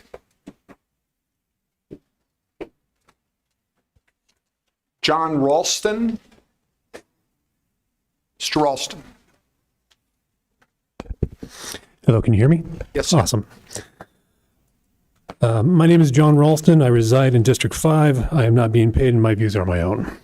I'm commenting on item 6 today, but I also wanted to state my position on item 29. No to item 29.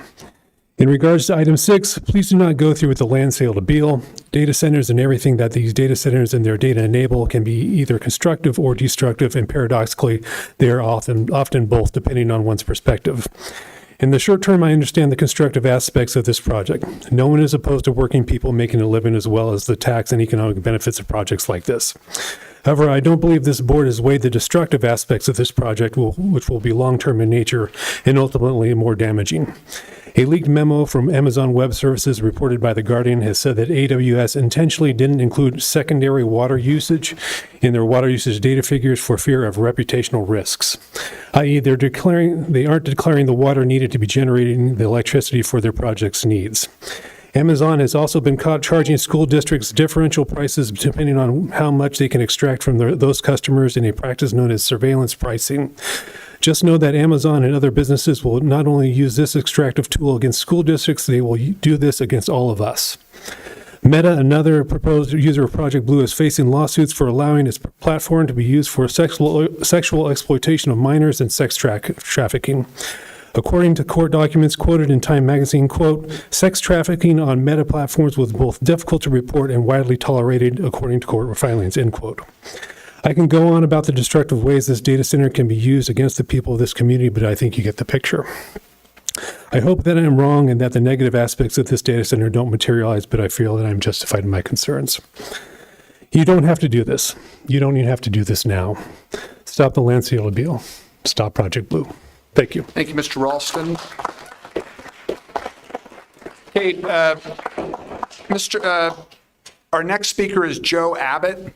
Mr. Abbott is followed by Florence Johnson, Kathy Thompson, and Isabel Garcia. Mr. Abbott.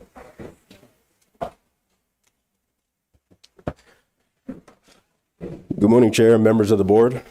My name is Joe Abbott. I'm here today representing 22,000 members of the International Union of Operating Engineers, local number 12.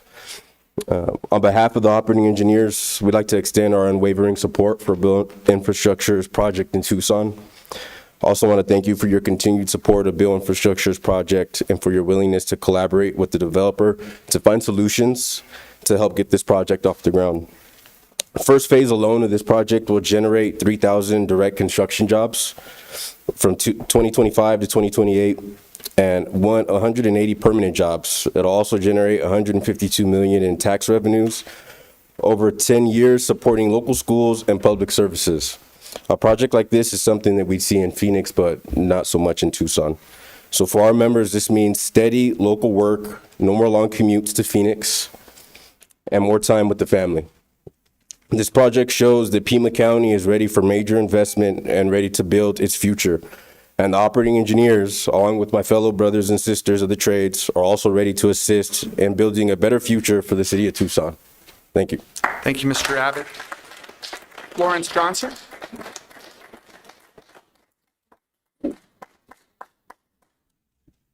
I'm going to put my glasses on. Hi, Commissioners. Thank you all for your service to our community. I am here to speak about voting no on the sale of county land to Beal for a data center being built on speculation that will require more electricity to cool the servers than an entire city. TEP has already gotten approval to raise rates 24% in the last 2 years. Tucsonans can't afford rising electrical costs, especially in the summers when we need that to survive. We need electricity to survive.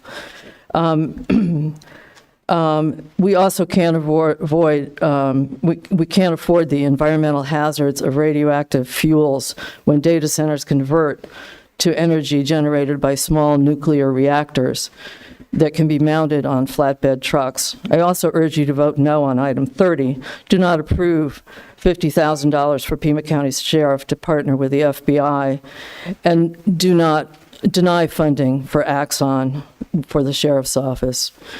If we have learned anything from the history of the Red Scare, when the FBI was used to silence political dissent during the McCarthy era, you will not approve funding that requires the Pima County Sheriff to share data with the FBI. Congress, the second Trump administration, and the Supreme Court have failed in their duty to do justice by upholding their oaths to the Constitution. Do not fail us in your duty to this community. Thank you. Thank you, ma'am.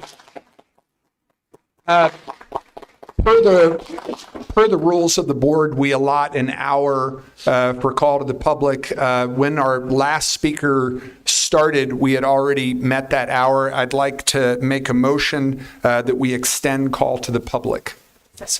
Moved and seconded by Supervisor Allen. Discussion. All those in favor indicate by saying aye. Aye. Any opposed? And Supervisor Hines, did you do a thumbs up?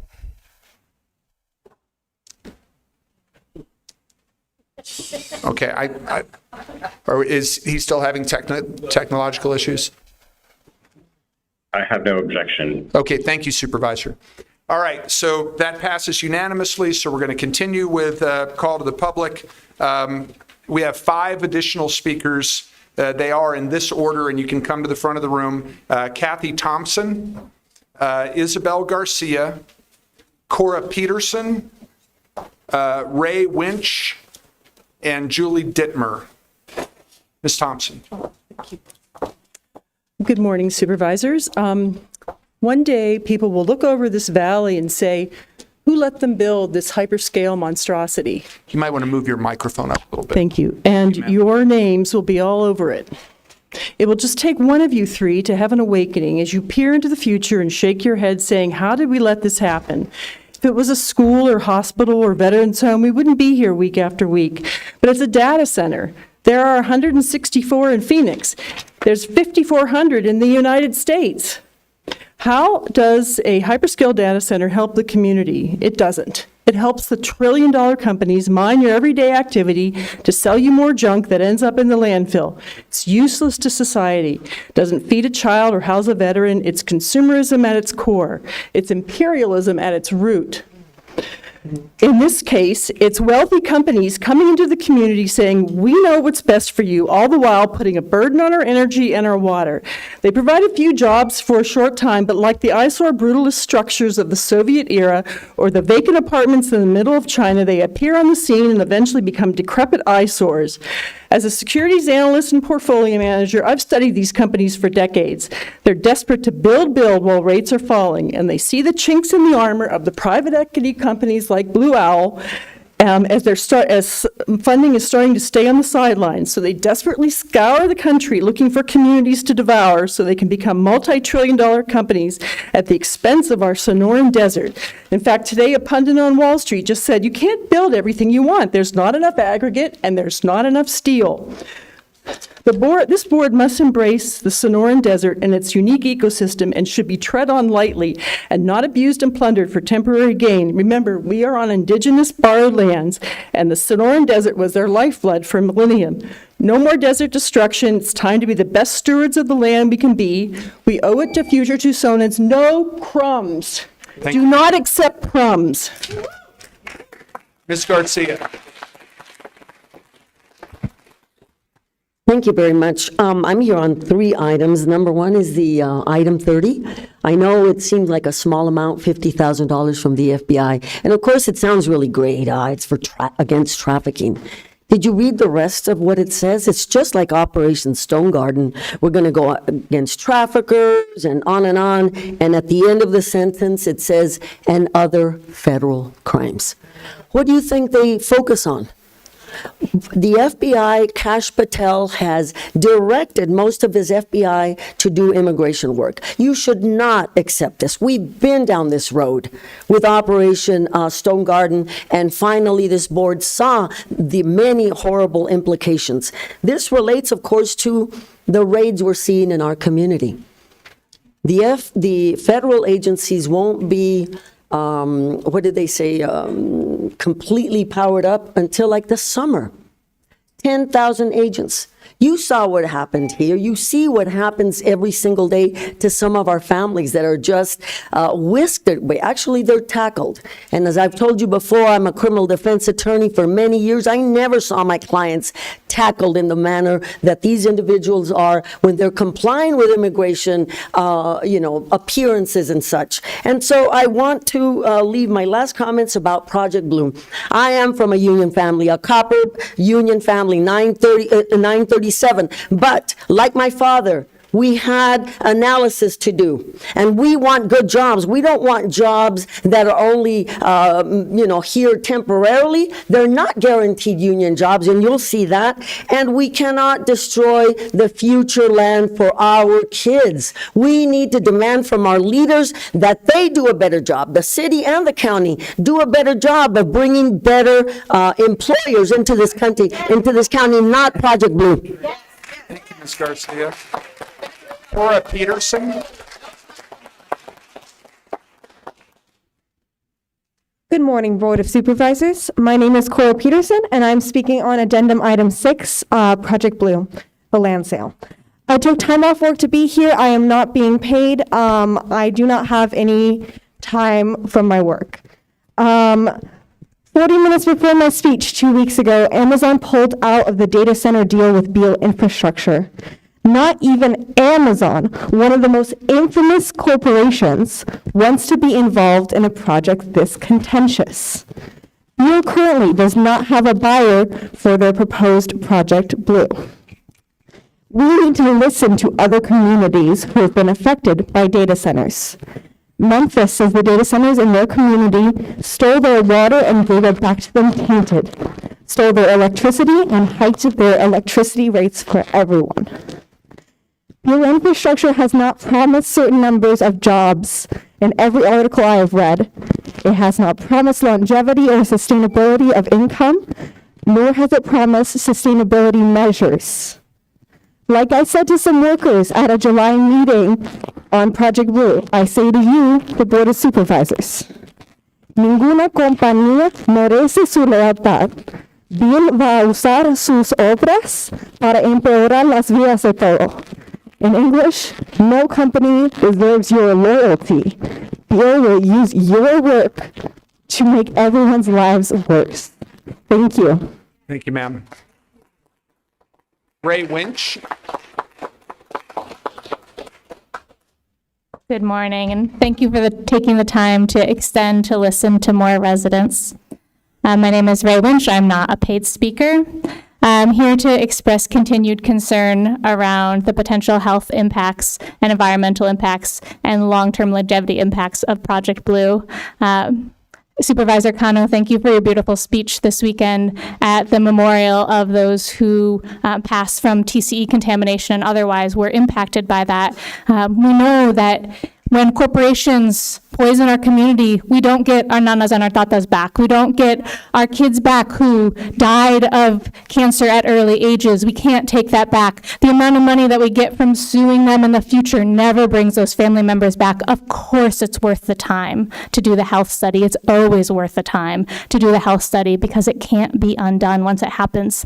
When I'm not here for my work, I work in legal services, and I know when they're pressuring you to sign the contract, it's never a good one.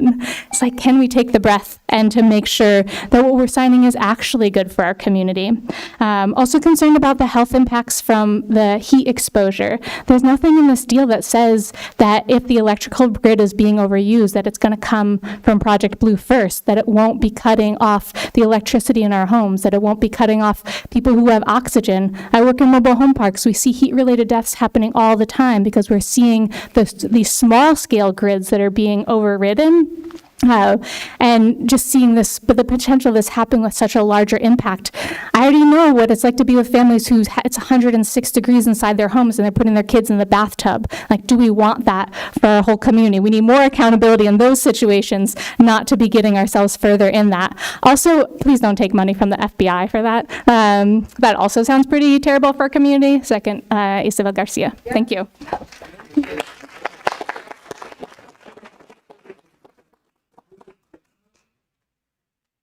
And just so my colleagues know, this is a recording of Ms. Dipper, who was not able to be here today, and I gave permission for Ms. Avalos to read a recording that does have to end in 2 minutes. Ms. Avalos. Chairman Scott, members of the board, County Administrator Lesher, and County Council. My name is Julie Dittmer. Before you allow this transfer to happen, before you sign off on the deed and resolution that the title company itself requires, I'm asking for clarity on whether this closing truly is mandatory or whether it is a choice the board is making. The title commitment materials make clear that closing still requires a deed executed by the Pima County Board of Supervisors. That means the transfer of title is the final legal act. It is not automatic. I understand the board previously approved the purchase and sale agreement, but approving the PSA is not the same thing as conveying title. The PSA sets the framework. The deed is the act that actually transfers public land.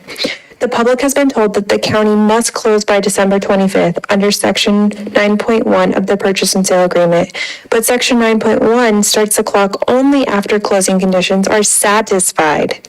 A buyer's waiver is not the same thing as satisfaction unless the contract explicitly says so, and in this contract here, it does not. The only genuinely time-sensitive clause I can see relates to the trap and skeet facility, and that clause does not impose a Christmas deadline for transferring the land title itself. So before you sign the documents that convey title, I'm asking the county to do one of two things in public. Either identify where the contract actually requires closing to happen by December 25th, 2025, or say plainly that closing at this time is a discretionary choice. If it is a choice, then signing and transferring title is a new legal action by this board, and under Arizona's open meeting law, it must be taken transparently in public, not treated as inevitable. Thank you. Thank you, Ms. Avalos, and please convey our thanks to Ms. Dittmer. That being the final speaker card, I'm going to call to the public, and ask my colleagues if they wish to call on staff to provide the board with any additional information, place an item on a future agenda, or respond to a criticism. Supervisor Allen. Thank you, Chair Scott. I would like to ask the administrator if there is, if we could communicate with Chief Justice Timmer in respect to the Ajo Justice Court and request an investigation or a clarity around for Judge Williams what the appeal process would be. I know that Justice Williams has put in a lot of effort in keeping the Ajo court moving forward, and has appreciated support from the county in bringing in new equipment. And it is a challenge to run an entire the court in a historic building in a town with energy, that electricity that goes in and out. It is a challenge. And so it does seem fair that the judge should be able to have her kind of day in court, as it were. Thank you, Supervisor Allen. Any of my other colleagues? Okay. We're having connectivity issues again with Supervisor Hines, and we have time certain items for executive session that were scheduled for noon. However, before we do that, I wanted to go ahead and move for approval of the consent calendar, because I know that Mr. Tilley from TRAC is here, and there's a consent calendar item that's of interest to him. So I would move approval of the consent calendar with the exception of the item that we approved earlier with Freeport-McMoran, and the item related to the Sheriff's Department that we're going to take up when the sheriff is here at 2. Mr. Chair? Sir. I would request that we pull from the consent calendar items number 13, 14, and 15. All right, I will amend my motion then, Supervisor, to approve the consent calendar with the exception of those 3 items and the items that I mentioned previously. That is my motion. You're moving it? Yes. Second. Okay, thank you. All right, all those in favor of approving the consent agenda with the exception of those stated items indicate by saying aye. Aye. Aye. Any opposed?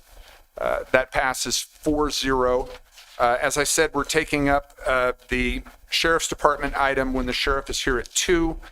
Let's move on real quickly to items 13, 14, and 15.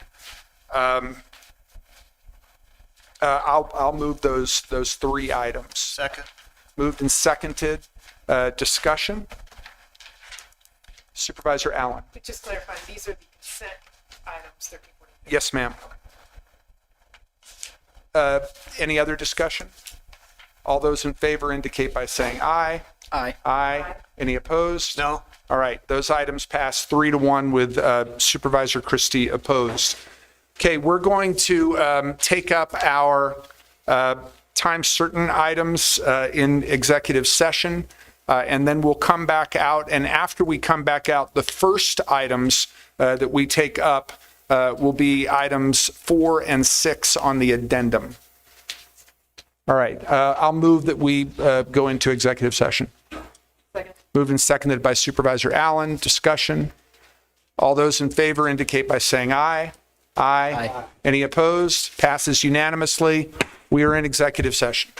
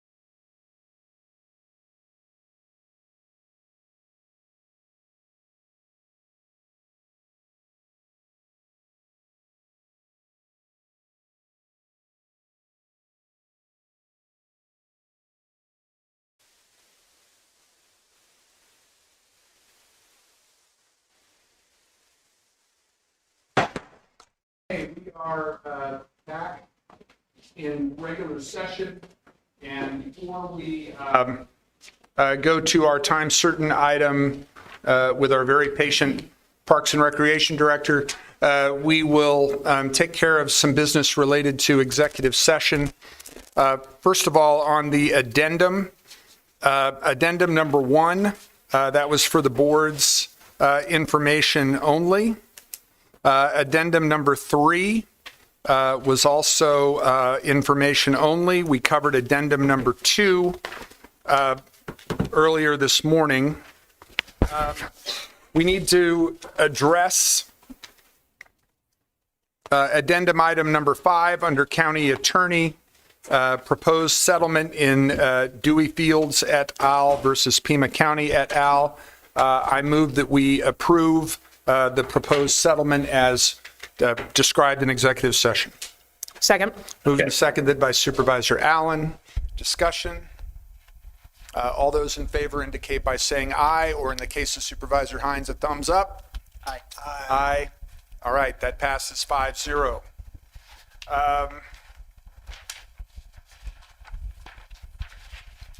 That was everything on there, wasn't it? Yes, we're going to wait on that one. Say again? Oh, addendum 2. That's right, I forgot about that. All right, under addendum 2, the first item was for information only. And then the second item on addendum 2, I move that we proceed as discussed in executive session. Second. Moved and seconded by Supervisor Cano. Discussion. All those in favor indicate by saying aye or give a thumbs up if you're Supervisor Hines. All right. Aye. Aye. Those items pass unanimously. My understanding from staff is that we have some folks here with regard to items 18 through 21 on the regular agenda. These are all final plats with assurances. I will move those 4 items. Second. Moved and seconded by Supervisor Allen. Discussion.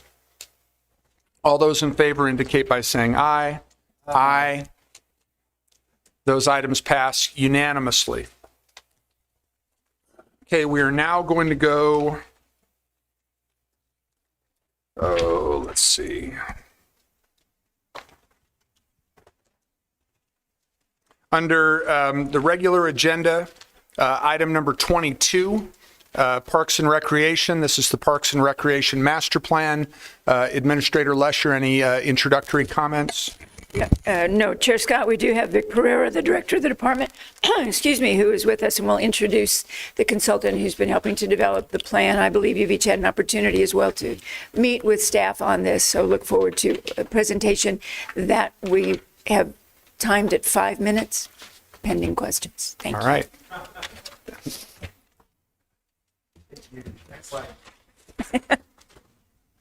All right, Chair Scott, Board, Ms. Lesher, good afternoon. I'm Vic Pereira, the Director of Parks and Rec, and today with me I have Teresa Jackson, who is the consultant for Barry Dunn. Teresa and her team have quarterbacked this effort for the last 18 months on the Parks and Rec Master Plan. This briefing will remain extremely very high level and will complement the one-on-one detailed brief that we had with each of the board members last month. So why a master plan? Why now? And what are we going to do with it? PR has been a department since 1947, and we have never had a master plan. Last July, when the Natural Resources Division transferred to the Conservation Lands and Resources Department, we thought that this would be a opportune time to actually have a strategic roadmap to guide the department over the next 10 to 20 years. So each year during the budget process, we will focus on the implementation plan and the priority areas, and Teresa will cover both of those with you here later on in this brief. Each year as we budget, we will programmatically measure ourselves against these priority areas and the implementation plan, and that will drive our decision-making as we budget. What I am extremely most proud of throughout this entire process is our community outreach. Foundational to this project was our resident-driven approach to ensure that we had the right amenity at the right location for what our constituents wanted. Collectively, Barry Dunn and the Parks and Rec staff, we attended 5 major community events. We had 9 public district meetings. We had 5 specific recreation user group and stakeholder meetings. We've collaborated with our jurisdictional Parks and Rec directors and staff to include the City of Tucson, Oro Valley, Marana, and Sarita.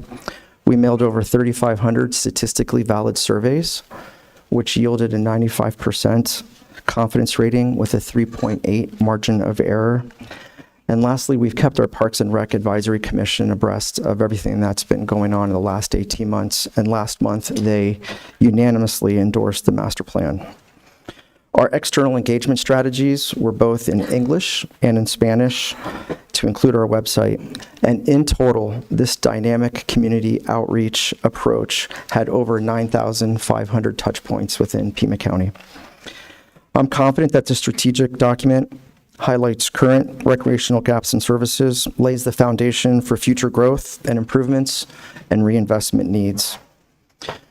Through the department's fiscal diligence and with the county administrator's support and the board's support, your Pima County Parks and Rec will continue to set the community standard. Your endorsement and approval today of this master plan signifies our collaborative commitment for continuous improvement and lasting success. Thank you, and I'm going to turn it over to Teresa. Board, it's a pleasure to be here with you today. Thank you, Vic, for the wonderful introduction. Want to touch on a few items, and then we will just do a light touch on the plan. I had the opportunity to meet with each of you back in October. But as Vic said, a key goal of this, or a key element, is the right amenity in the right place. And so a key aspect of our work was completing a full inventory of the system and really comparing it to what we heard through community engagement findings, ultimately looking to identify any gaps in desired amenities. These results are presented through an interactive story map that shows both county and municipal assets, helping the county understand gaps without duplicating services.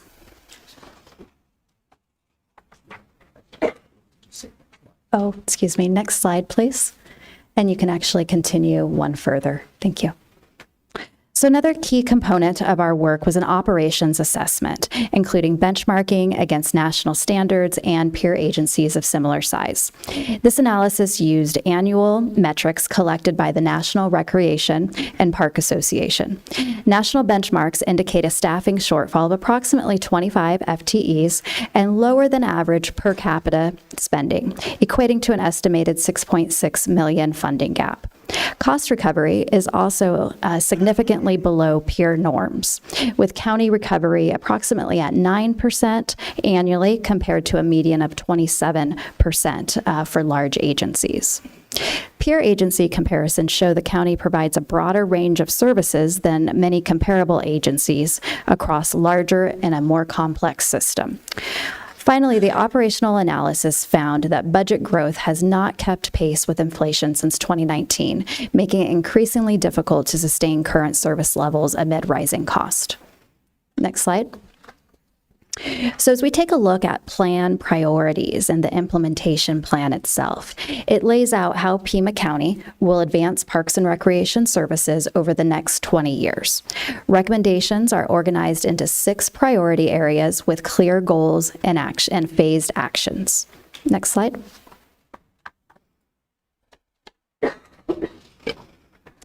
Action items across the 6 priority areas are classified as either a short, midterm, or long-term goals. So when we look at really our short-term goals, the next 5 years, FY 26 through 30, this is where we really focus on building the foundation, so staffing, systems, and organizational capacity. We want to deliver some early park and facility improvements, especially at regional parks. Also complete critical assessments for pools and buildings to really guide future capital investments. And then lastly, strengthen programming in our rural areas and improve access overall to parks and amenities. Now, as we look out into the midterm, FY 31 to 35, this is where we'd like to see the beginning of those major capital projects, including Esmond Station Park and key park updates. Additionally, during this midterm timeframe, this is where we would look to move forward some pool renovations and also modernization of community centers. It's also a wonderful opportunity to grow volunteer capacity to support expanding services. Then as we look at the long-term, FY36 to 46, this is really an aspect where the department is always working towards these pieces, but we start to shift toward long-term sustainability upgrades across the system, incorporating renewable energy strategies to reduce operating cost, and continuing those large-scale capital renewal projects to keep our parks, facilities, and amenities in good condition over time. Next slide. So I referenced there's 6 priority areas. So priority A is our strengthen and organizational capacity. Again, this is about our staff, systems, policies. It also includes improving data collection as well as preparing for accreditation. During this portion also hits on creating long-term funding and bond strategies. As we look at priority area B, this is where we have our expand access and equity. So we want to ensure residents across all districts, urban, suburban, and rural, have fair access to parks, programs, and facilities. And so there's a focus here on rural programming, regional park upgrades, and advancing Edmond Station. Next slide. Looking at priority area C, this is maintain existing assets. So we want to prioritize reinvestment in our aging parks, pools, and community centers to extend those life cycles and maintain our service quality. Looking at priority area D, broaden recreation access. So this is where we're expanding and diversifying our recreation opportunities to meet the expanding and changing community needs. So this is also an area that includes lighting our athletic fields, so really extending use and access. And there's also a number of aspects about expanding our aquatics programming. Next slide. And then finally, as we look at priority areas E and F, E is where we focus on enhancing our partnership and communication. So we see some opportunities to really strengthen collaboration with municipalities, schools, nonprofits, as well as private partners. Also want to take a look at building local marketing capacity in some of those rural areas and expanding volunteer programs. And then finally, I referenced somewhat in our long-term goals. Priority F is the advanced sustainability and resilience. So focus on drought-tolerant landscapes, renewable energy, reclaimed water use as opportunities present themselves, and converting all field lights to LED. Next slide. So it's really been a pleasure working with such an organized and dedicated staff across a system that's not only unique, but also very significant in scale. Thank you very much for your time. Happy to open it up to questions and discussion. Any questions from board members? If not, I will move that we, oh, I'm sorry, Supervisor Allen, I didn't see your hand. Yeah. Well, Chair Scott, well, thank you. Thank you for the outreach. I know that a lot of the communities in District 3 really appreciated having the opportunity to come. I heard that folks turned out well in areas like Pitcher Rocks, and they turned out in Ajo. The parks and rec facilities in rural communities are so incredibly important. And they are oftentimes some of the only places in which people have to gather, and for kids and seniors alike to be able to get out and stretch their legs and get some exercise and be together. There's a couple of things that I wanted to ask about, particularly the priority area F, right, around sustainability. And kind of given, I guess I'm wondering whether or not all sustainability efforts are reserved until the years 2035 to 2046, because that's kind of a ways away. And if indeed there is ways to think about if we look at our heat map, for example, or looking at some of the data from the health department around the places that are feeling, the communities that are feeling the greatest heat burden, if some of those climate sustainability measures could be integrated into areas that we've already identified as being priority areas for addressing some climate impacts. Chair, Supervisor Allen, great question. Thank you for that. I will tell you that even though the sustainability was a long-term initiative. That is something inherent that we are doing every single year. I'll give you a couple examples. We are constantly submitting for projects to replace the outdated old halogen lights to new LED lights. Every time that we touch a park, we always take a look and see if we can reduce turf. Over the last 5 years, we've reduced close to 5 acres in turf, right, which reduces water. We always try to improve the irrigation systems. Currently this year, we do have a reclaimed water project at Arthur Pack where we're going to be getting 10 fields off city water and well water and onto the reclaimed water. So even though it says it's a long-term strategy, it's something that we are always tackling every single year from a sustainability initiative. Thank you. Two things that I will highlight that we hear a lot about reflected in the master plan, but I hope that there are things that get moved on quickly. 3 points and building up the infrastructure there. It is a community, as you know, that has grown rapidly, continues to grow. Not a whole lot of community infrastructure or recreational infrastructure. People have asked for things like walking paths and more places to recreate.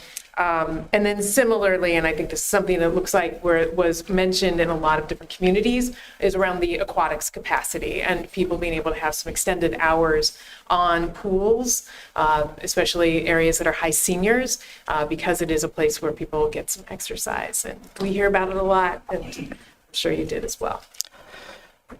Chair Scott, Supervisor Allen, thank you. I'll let the cat out of the bag. I actually have a memo that's currently en route to Ms. Lesher, where we're moving out on this, right? The people have spoken, and I go back to right amenity at the right location for what people want, right? I have a proposal currently that will be hitting Ms. Lesher's desk to increase the aquatic hours at our regional pools, which will include Ajo, and also making them free next year. Okay, now I'm putting pressure on Ms. Lesher to approve those, but so that's sitting with her. And I'll tell you my top 3 priorities from this strategic plan. Number 1 is we really need to get a regional park out in Vail. That is the number 1. They have no recreational amenities out there. That is number 1. Number 2 is what you just mentioned is our rural communities, Ajo, Arivaca, 3 Points, Picture Rocks, to ensure that they have the same level of access and equality that the greater Tucson Metro has, right, as far as parks and rec amenities. And then number 3 is what we've heard from the feedback is before we build new, let's maintain what we have, right? So that's just the general maintenance and repair of our infrastructure. So those are the 3 major top priorities that I have. And if you would give me some money tomorrow, I can move out and I can give you what my 3 tactical priorities are. So thank you. Thank you. Supervisor Connor. Thank you, Chair Scott. Director, I want to say I appreciate everything that you and the Barry Dunn team have done to create this master plan. It was very important. It is equally important for me to ask our county to think about ways to support our inner city parks in District 5. When I look at the overall share of the facilities that we manage as a county, just by virtue of placement on a map, District 5 families do not see the benefit of our county services with our Parks and Recs team. That is not to say that we do not have exceptional county parks on the southwestern part of District 5 that are thriving, that are hubs, and that I look forward to also, like my colleague from District 3, look forward to continued conversations about how we can expand their reach and how we can ensure that families and children are supported. I look forward to those conversations and recognize that really the elephant in the room right now is the funding structure needed to move these proposals so that they can become reality, and look forward to that. And no, Mr. Christie, I was not talking about you. That's the only elephant in the room. Thank you. Thank you, Supervisor. Oh, I'm sorry, Mr. Pereira, were you going to respond? Chair, before your final comments, I do want to say that the document in front of you, and I apologize, there was an administrative error specifically on page 11 and 13.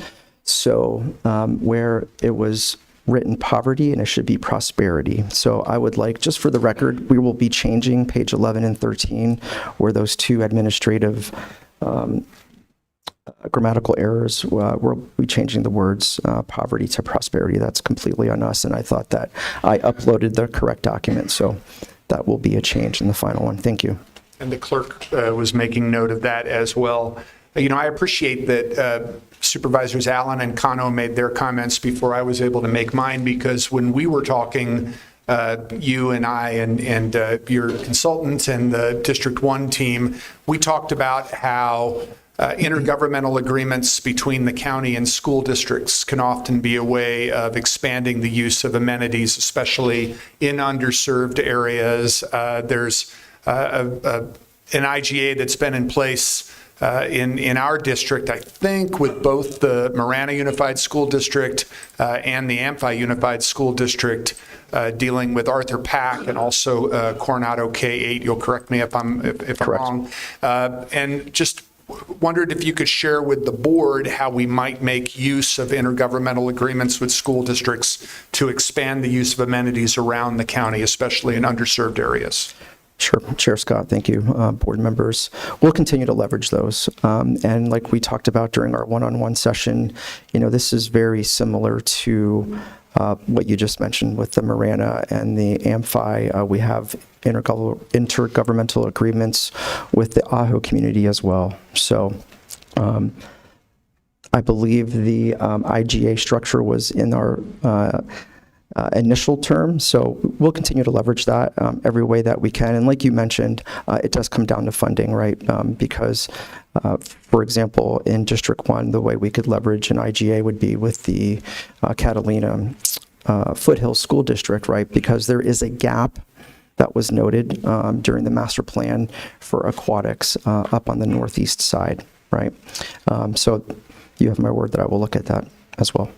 Thank you. And when you say you'll continue to leverage IGAs, I know you'll keep in touch with the district offices in terms of opportunities where you might see those in the various districts, and I'm sure supervisors and their staffs may look for those opportunities as well. Yes, sir. Any other questions or comments from board members? If not, I will move that we follow up on the recommendation from the Parks and Recreation Advisory Commission and adopt the Parks and Recreation Master Plan. Second. Moved and seconded by Supervisor Allen. Any discussion on the motion? All those in favor indicate by saying aye or giving a thumbs up. Aye. Aye.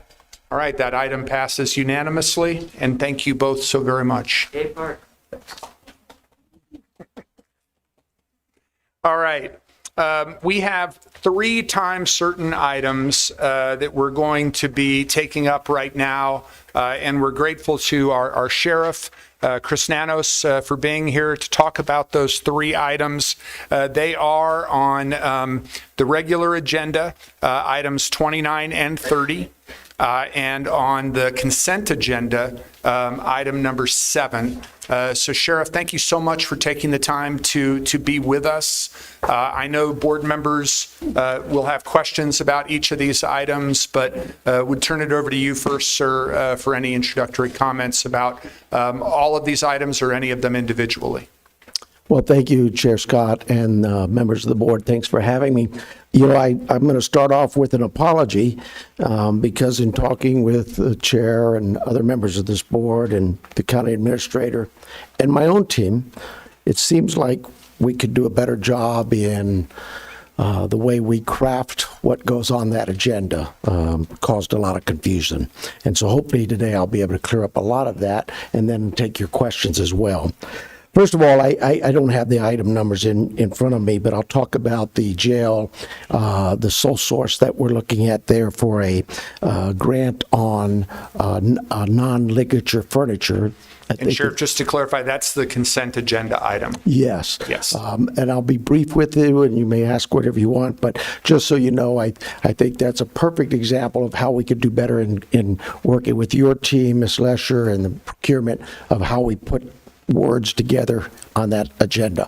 It is not $300,000 or $400,000 for a double bunk bed and a toilet. It is for an entire unit, 70, 80 some. I'm referring to Chief Scott Lowing here from my jail. Several units to make an entire pod of some 70, 80 inmates that are high risk. Typically, there are suicide watch inmates, and that we put this furniture in place. That's what the total amount is. It's not for just one bed or one bunk. So I hope that, to add to that, this item came up over a year ago. We messed up and not getting it, recognizing that it was a sole source. Procurement caught it. We had to go back through and get sole source for that, and that's what we're actually asking for. The funding is already there. It was provided by the TO Nation in last July, I believe, last July 2024. So that piece itself, I think you said, is on the consent agenda. If you have concerns, we'll certainly answer those. I really appreciate that you're addressing this one item at a time. Let's go to board members, and if you have questions about consent agenda item number 7 that the sheriff can further address. Supervisor Allen. Wholeheartedly agree on the clarifying, because I think I and my team looked at it and thought we were spending $17,000 per stool and $120,000 for installation of furniture in one cell. And so clearly I was flabbergasted and my jaw had dropped a number of feet. So this is helpful. I also think it's helpful to note that 300 and some odd $1,000 of the $439K is covered from the funding from the Donatum Nation from Prop 202, I think it was. Having that clarified, be it in the BOSAR or on the agenda, and on the agenda, would make my heart last longer. Yes, we're working on those things, and again, my apologies. Other questions from board members about that particular item? Yes, sir. All right, well then I will move approval of that item. Second. Moved and seconded by Supervisor Allen. Any discussion? All those in favor indicate by saying aye or giving a thumbs up. Aye. Aye. Okay, that item passes unanimously. Let's move back then, Sheriff, to the regular agenda. This next one is item number 30. Federal Bureau of Investigations to provide for a cost reimbursement agreement to partner with federal law enforcement to detect, investigate, and prosecute crimes against the United States. Contract amount $50,000 in revenue. Any introductory comments before we entertain questions from board members? Quite a few. Again, it's not crimes against the U.S. government. It was crimes against children. For decades now, we have what is known as ICAC. It's Internet Crimes Against Children. It is housed with one detective in our sex crimes unit. Make it very easy for you to understand. This grant or this reimbursement, this IGA, has been in existence for years.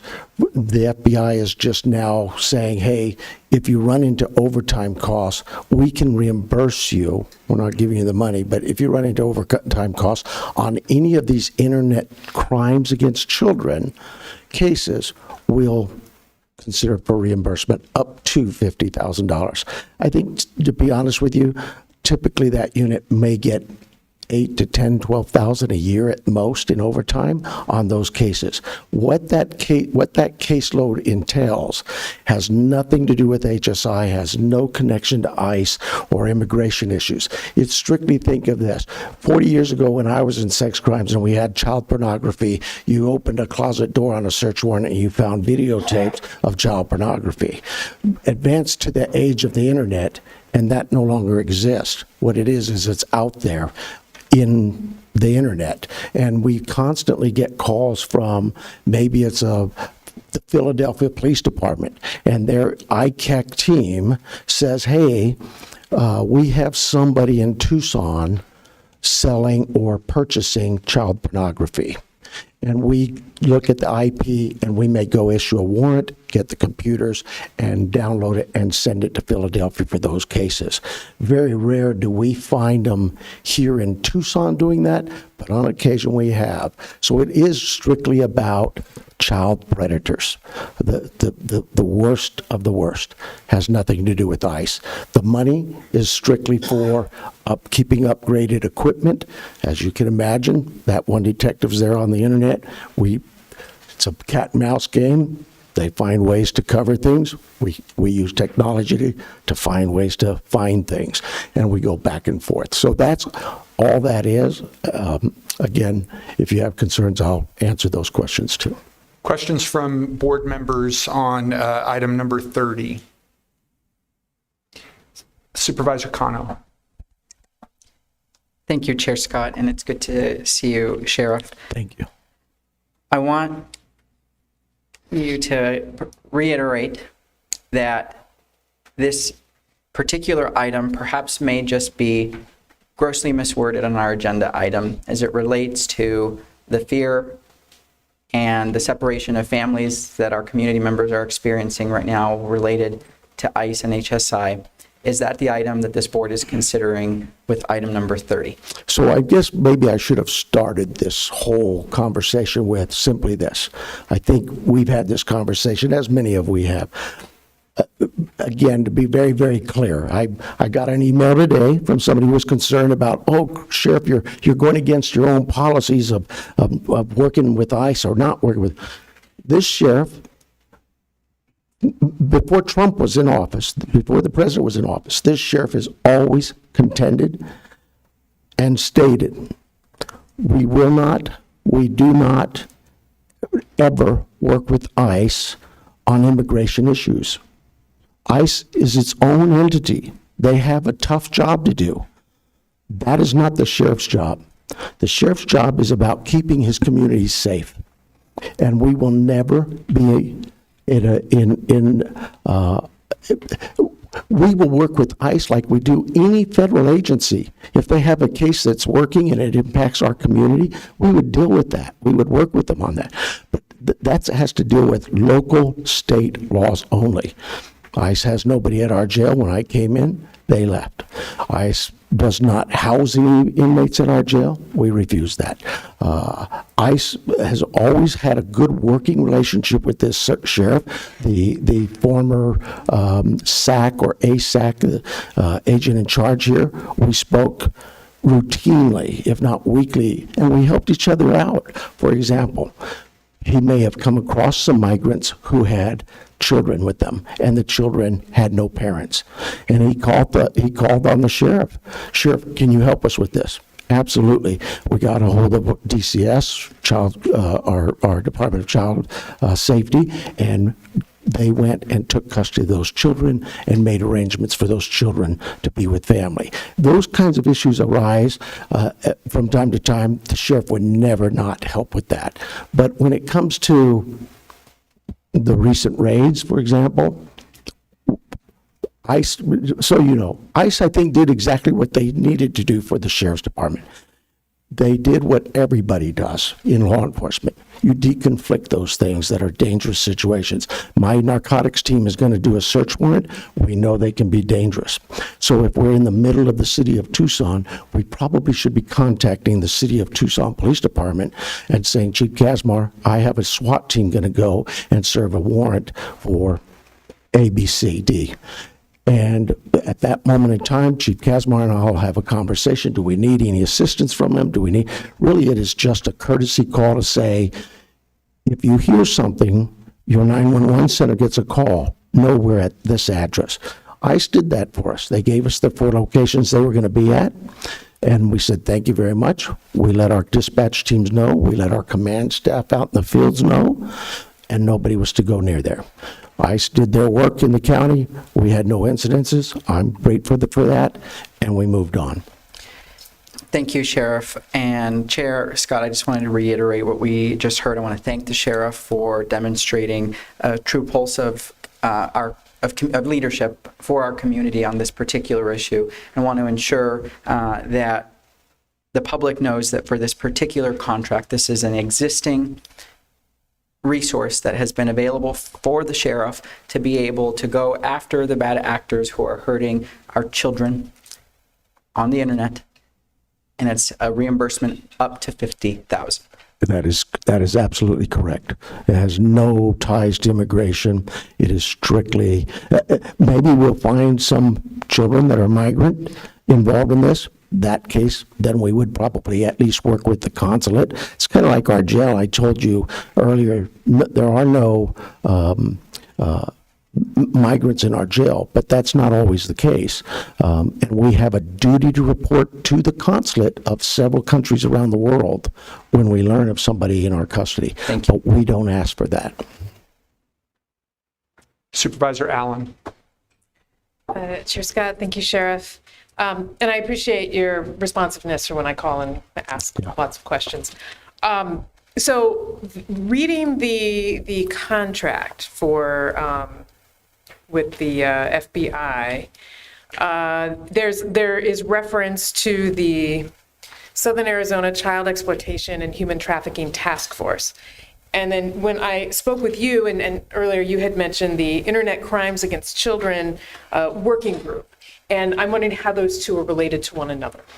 And that's a valid question. What they're asking for is that should they, the FBI, first of all, you got to imagine you're an officer out in the field and you stop somebody for a traffic stop, and now you run that individual and you find out what? His arrest record, or maybe there's a warrant in Philadelphia for him. That kind of communication flows across the nation. There's certain information that the sheriff is obligated to produce to we call NLETs. It's basically the National Crime Information Center. We put that information out. This is another task force that can get from our ICAC information on something that we have knowledge of, or they may be involved in something that says, hey, Sheriff, these people over here, Detective Anders is the detective, this individual, we got an IP address on this task force. That task force is separate from ICAC. We're not a member of that task force.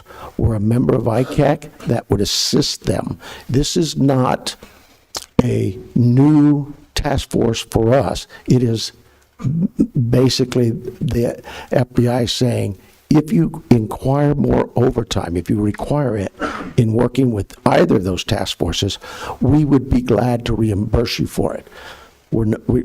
Again, I cannot stress it hard enough. This has nothing to do with immigration. My team knows my position, and that clearly, if it ever came to that, I'm almost 99.9% certain they would contact me before ever getting involved in that kind of position.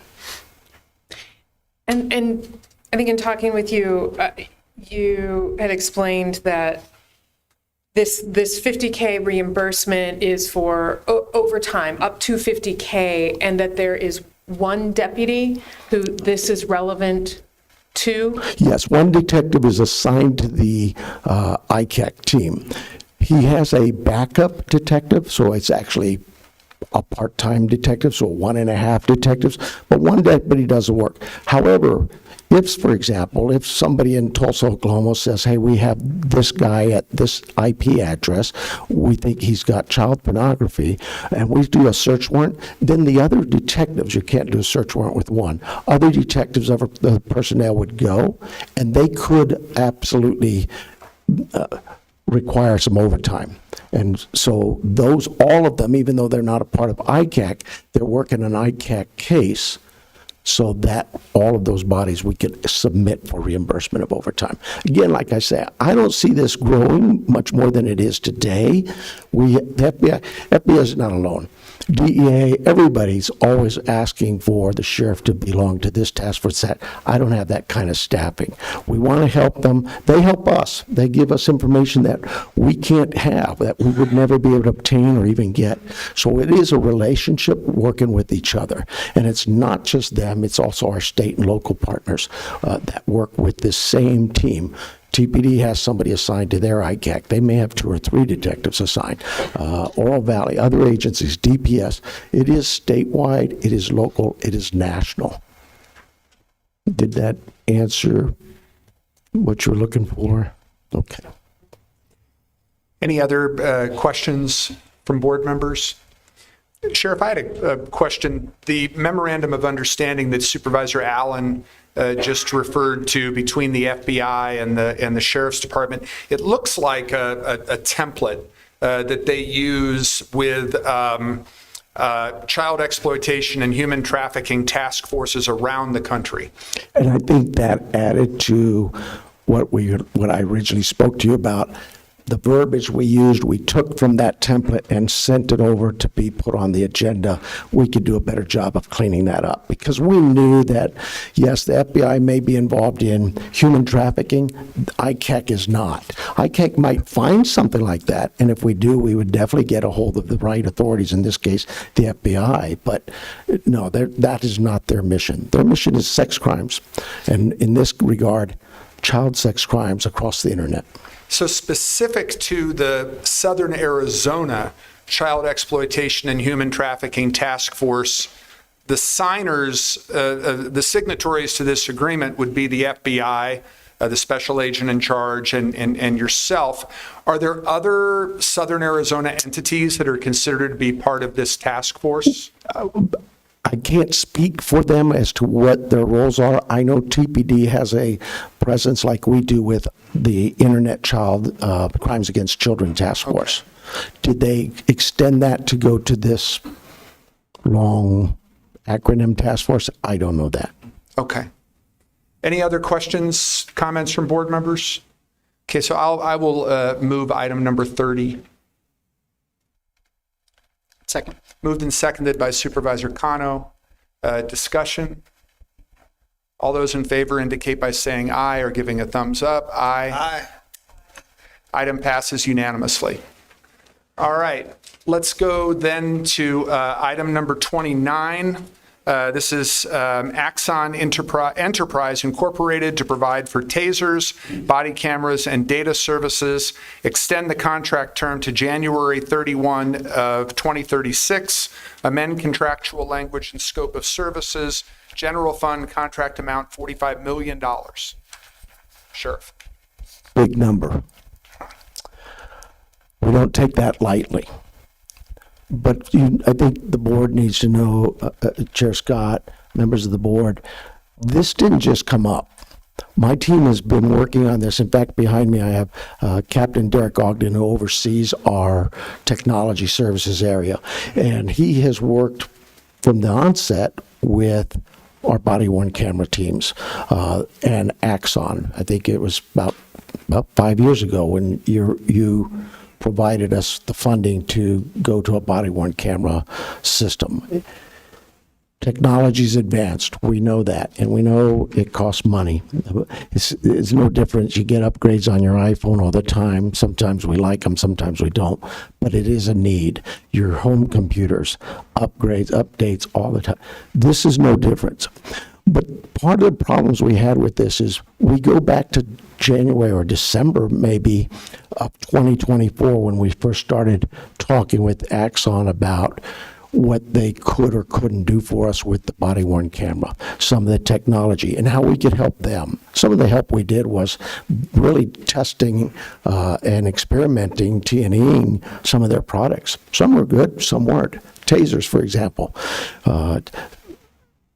A few years ago, the Taser was, and it's what we carry now, Taser 7, and you pull the trigger and a couple of wires come out and hit your target. It's less lethal. It saves lives, we believe, and it also can prevent injuries. It is a tool. It's a use of force, but it's a way to mitigate that force. Today, the Tasers now, and that wire might be 20, 25 feet long. Today, they have literally, if you can imagine, no wires, little balls that fire out of these guns, is to just tell you as simple as my mind works. And these balls shoot out at 40, 45 feet with greater accuracy and a better effect. There's just when you're dealing with wires, you're wrestling around, you yourself are getting tased.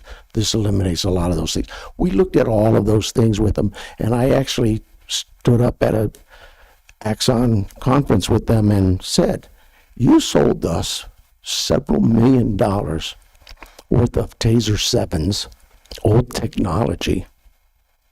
All the while you knew you had this new stuff coming out. What is that? How is that good faith in partnering with your law enforcement community? And they came back weeks later and said, Sheriff, we'll change them out, no charge. I thought that was a good move. Good move on their side to show us that, yeah, they are a good faith corporation that wants to help us benefit things and understands that I've got a limited budget. Over a year ago, they came to us with all of this updated technology. Some of the things we'll talk about, AI, more for me, the linguistics. I can talk to you in English, but it'll come out in Mandarin if that's the language I need to express. You could talk to me in Mandarin and it'll come out in English to me. Transcription, it's basically a transcription service that they had bragged at originally 5 years ago, it had 85% transcription. We looked at it and went, that's the accuracy, 85% was not even close. But as the year went on and we developed and worked with them, that transcription service now is better than 90 to 95% accurate. And they put some tools in there, like you and I are having this conversation, it's being recorded. I hit a button and it will tell us exactly what we said verbatim. But the tools, the safeguards are, now somebody has to review it for its accuracies before it ever prints a report. And what I thought was kind of interesting was one of the tools for accuracy was I could say, no, it's all good, because Chris Now's just lazy and he hits a button and says, yeah, no, it's good, I don't need to read it. It'll kick it back to you because it put in there a line of all this conversation.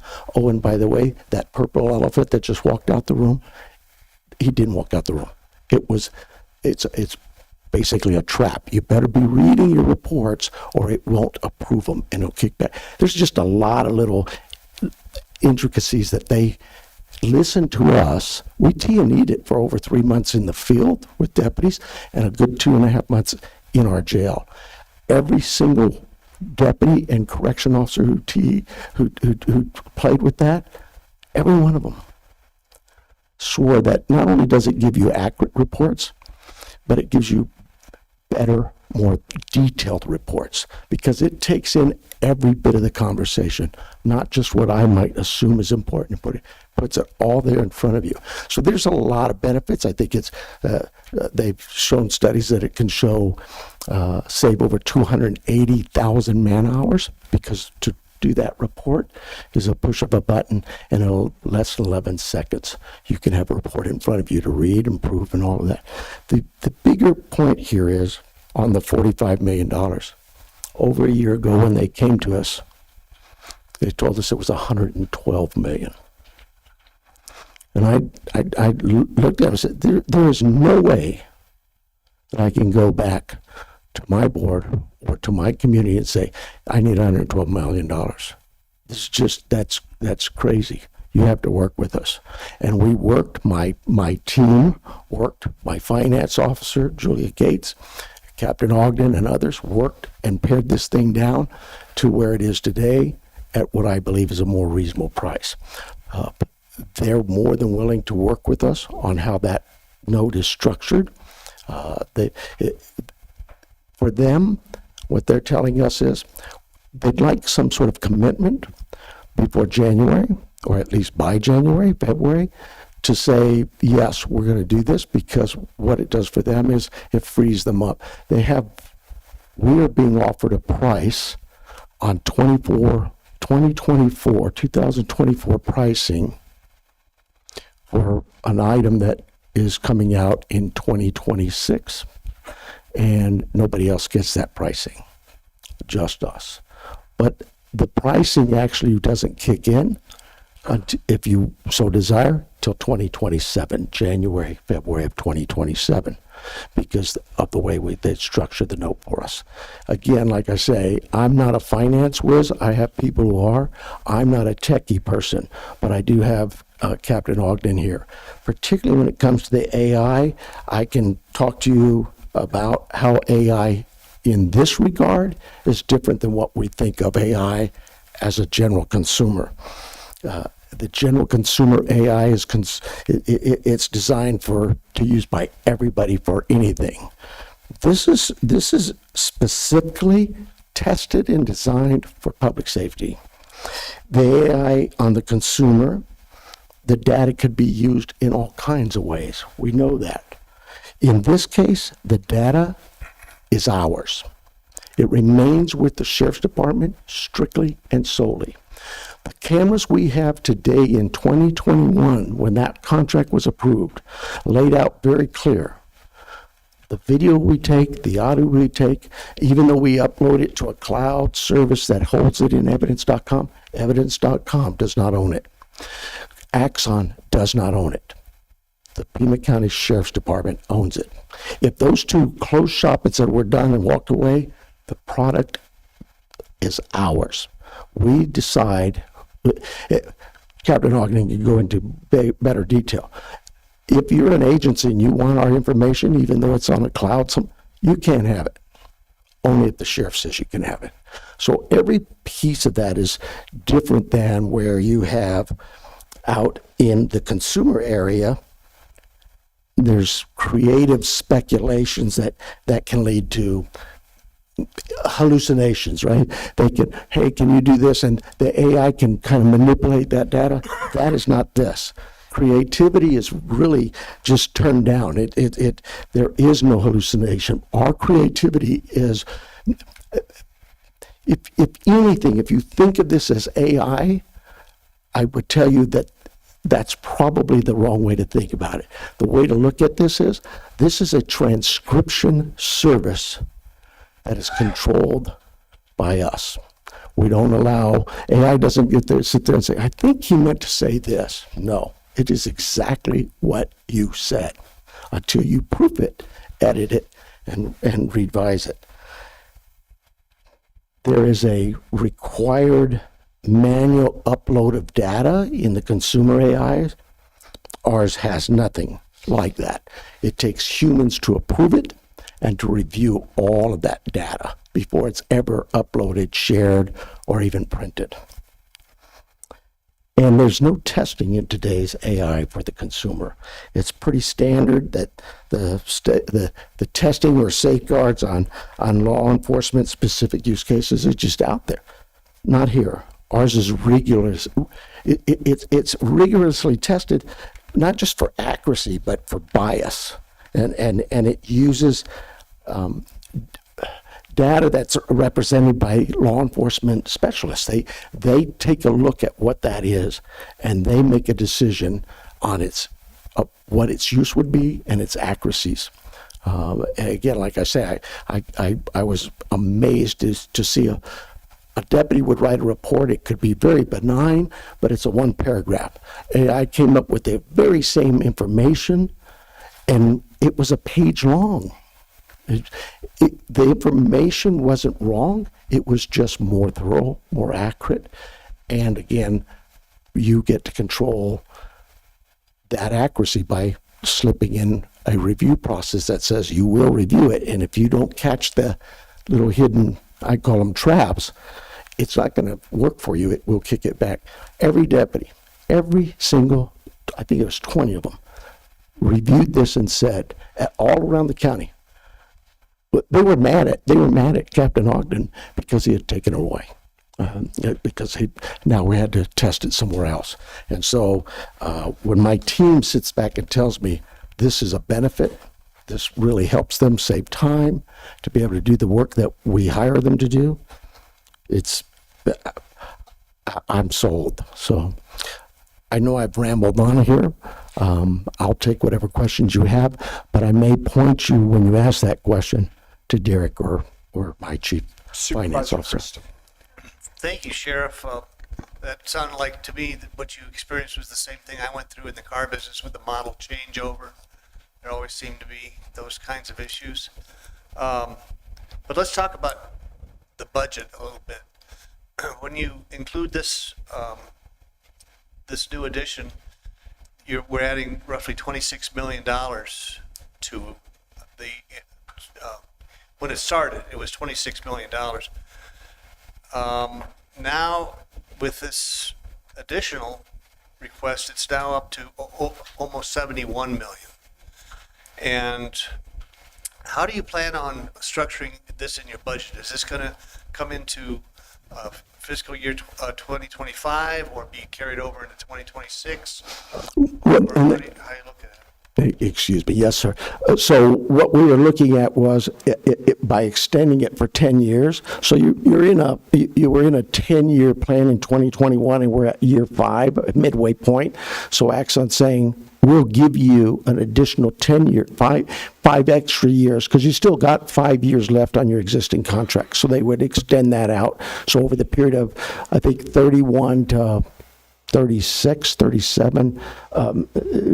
Julia's probably better equipped at answering that for you, but you're going to extend the budget for a 10-year period, yes, sir. based on the years, based on the remaining amount. Correct. That's how we come to a guesstimate of $4.5 million. Is that $45 million cost is spread out over 10 years.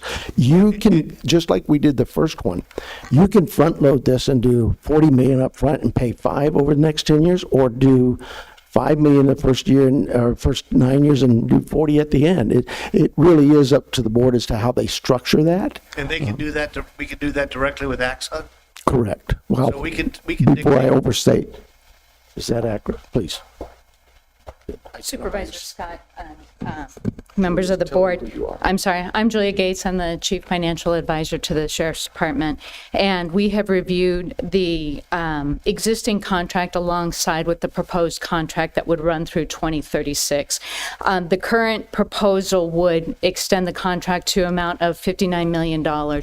What we have in the Sheriff's Department secured budget from the current existing contract is $15 million. So what we would need from the board is to provide funding for $45 million over the course of the next 10 years. It breaks down to about an additional $4.5 million of what we would need to be added to our current general fund budget.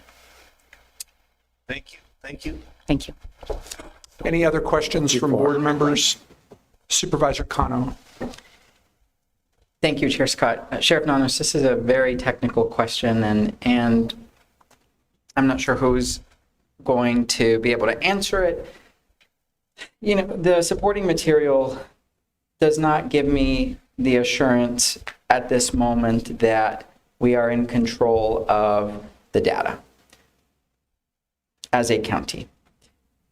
Section 3 has 2 definitions, and I'm just going to read them for the purposes of discussion.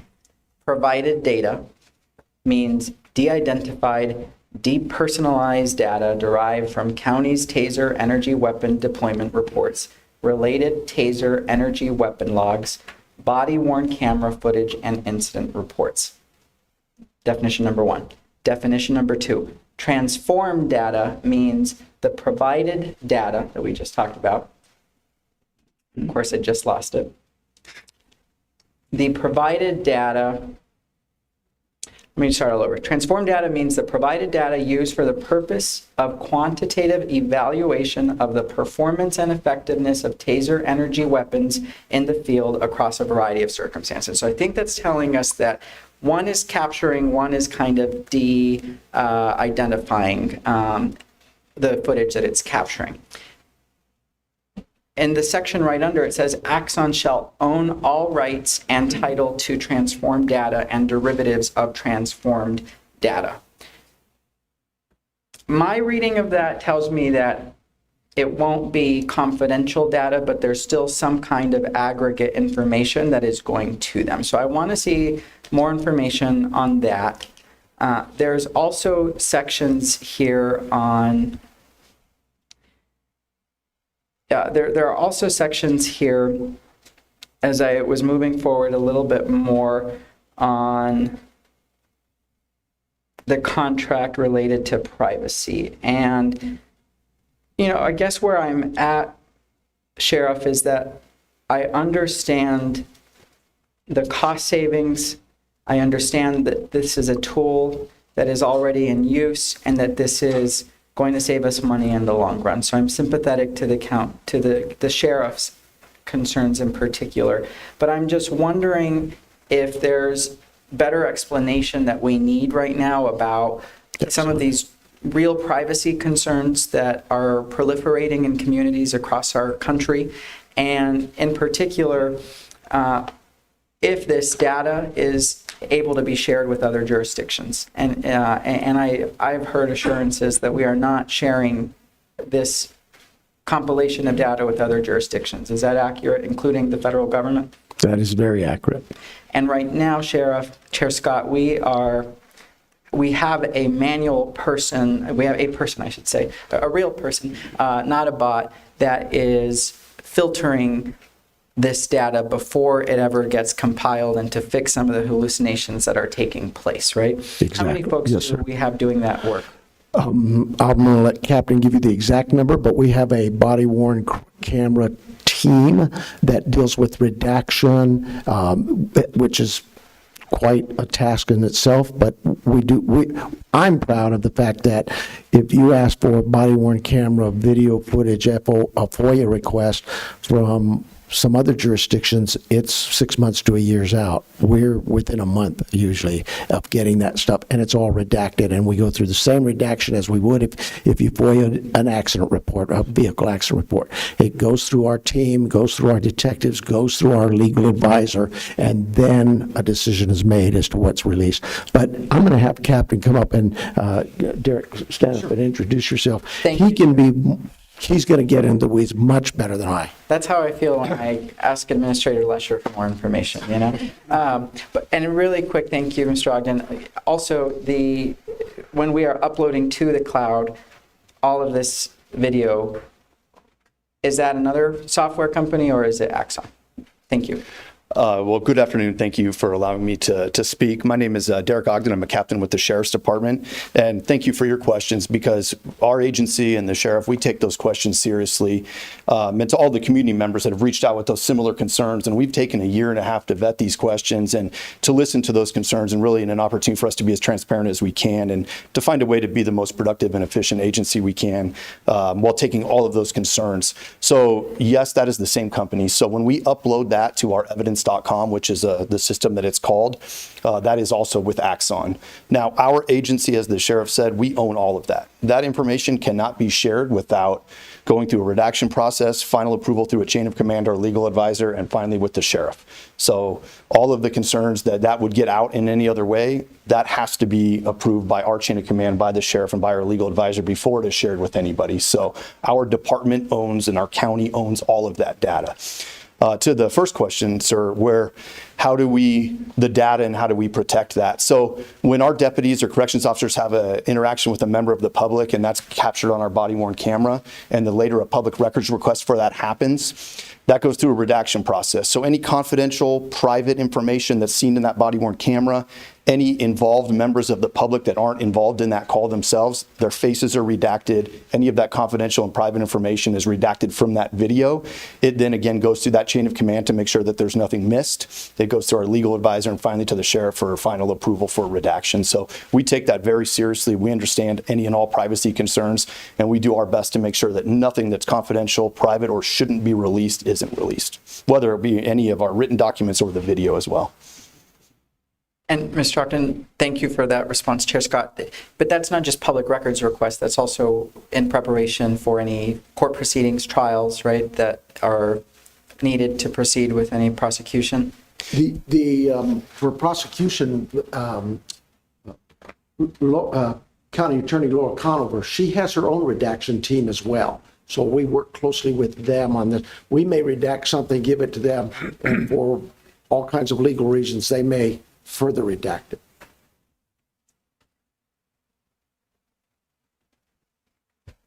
Any other questions from board members?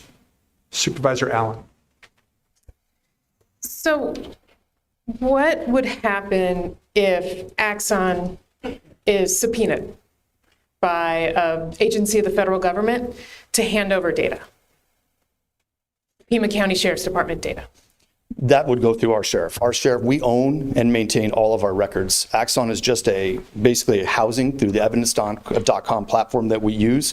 Our agency, our county, we own all of that data. So I understand your concern. Your concerns are exactly where we were over a year ago. When this contract first came out with Axon and the use of data and how it would be stored, these were challenges that we not only asked about, but worked with Axon to ensure us that those things wouldn't occur. To your point, if Axon is asked, here's a subpoena, we want all that data. Remember now, they don't just have ours. They have an entire nation's law enforcement data.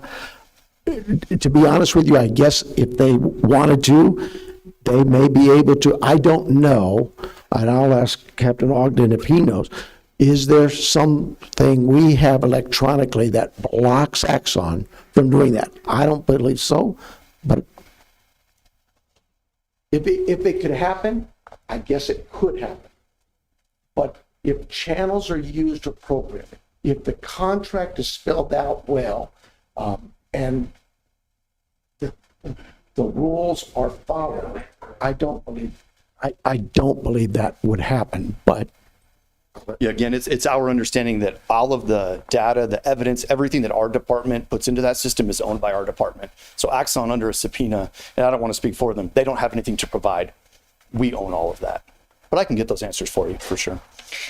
So it's my understanding, just a simple, looking up Axon now, and given the federal environment in which we're in, they are very proud to boast that they are the agency or the institution contracted by Homeland Security. So there's obviously concerns then about proximity of our data, and then it's, just over here on the same cloud or next cloud over, Homeland Security and those collaborations. So there's a couple of other things in looking a little bit into Axon that have raised some flags. So there's a lawsuit against Axon by a competing AI company on the grounds that Axon's Body 4 cameras contain chips that are linked to the Chinese government, posing espionage and some surveillance risks. There was also in 2022, most of the company's AI ethics board resigned over the company's plans to put tasers on drones. There's kind of a long list of things in which Axon has done and has been sort of mired in some controversy, both around civil rights, civil liberties, and some of their, I don't know if I want to call that a business model of tasers on drones. I am concerned, right, that there is within the contract categories of data, both from utilizing their cloud services, data acquired through body cams, data acquired through drone use as well, and all of that feeding up in. And I guess I'm also wondering, I know that the county IT department has created a working group, a task force, looking at data security. And I'm wondering whether this contract has been, and this sort of work has gone through that group, consulted with, what have been the processes and the conversations in place that focus specifically on securing and protecting the data of county residents. Well, I can tell you, at least with the existing contract and all of the upgrades, we've worked together. It's gone through the criticality, security questionnaires, all of those things, working with it, especially as we've moved through the procurement process in the event that this was approved by the board, to make sure that all of those things had been checked, confirmed, and that there were no questions or concerns that had arose. is there, I mean, do you feel like there is more that could be done to protect our data, the security of the Sheriff's Department data, and then data related to Pima County residents? Supervisor Allen, members of the board, I really, what could be done is exactly what we have done, and that is worked with our IT, worked with county leadership, worked with Axon, shared with them our concerns, some of the same concerns you're speaking of, and iron those out in a process that's been well over a year in the makings. I feel comfortable with what we've put down in a contract, but I'm not an attorney, even though attorneys were involved in that. If your question is, could we do more? I think what you do is, like we do with any contract, is you take that contract to your legal teams and say, does this meet all of our concerns?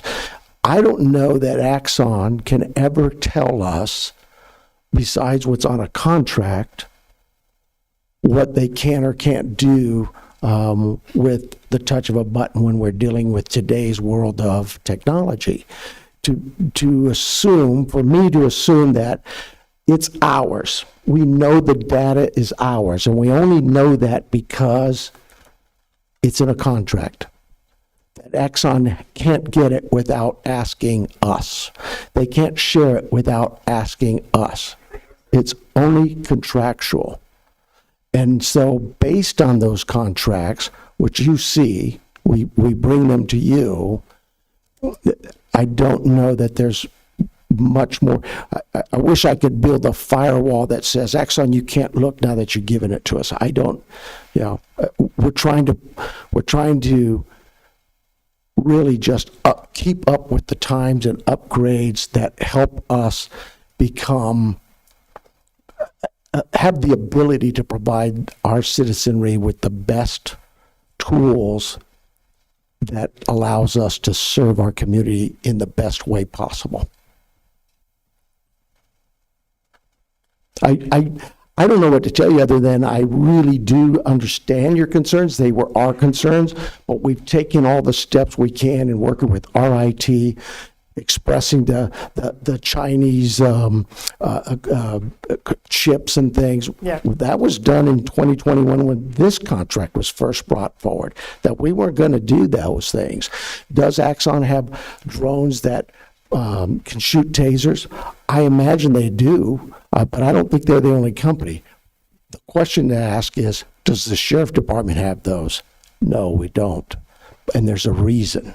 It's because we say that piece of equipment isn't developed, isn't safe, whatever it may be, it doesn't meet my eye to say this is a good tool. Body-worn cameras today, trust me, I'd much rather have, I don't know, 35, 45 million. I'd buy me a lot of deputies. I could certainly use those.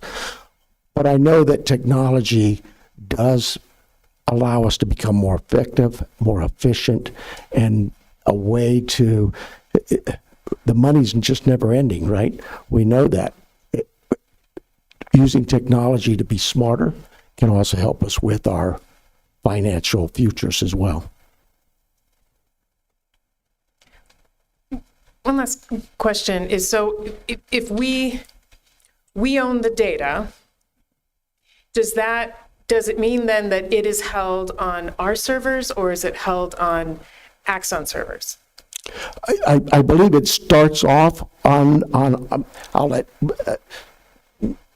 Captain Ogden can explain that, but I know that, and I want you to know something. I think we said something to one of your questions that we don't share that with other agencies, and we do share some of that data. Think of our PCRIT, Pima Regional Critical Incident Team. There's an officer-involved shooting. It's my team that's involved in the shooting as the focus officer. TPD or Oro Valley may be the investigative agency. They have access to that, just as we have access to theirs. So on a local level, that sharing occurs, but TPD cannot get it from Axon, and they cannot get it from their own systems. They have to ask us. And it's my understanding, to your question, that the server itself, which we refer to as evidence.com, we pay for that, but it is an Axon product. So while we put all of the things into it, that is what we own. We do buy that from them, but that is part of our contractual agreement with them, is that all of our digital and electronic evidence is stored in evidence.com, and that is an Axon server that we buy as part of that contract with them, if that answers the question.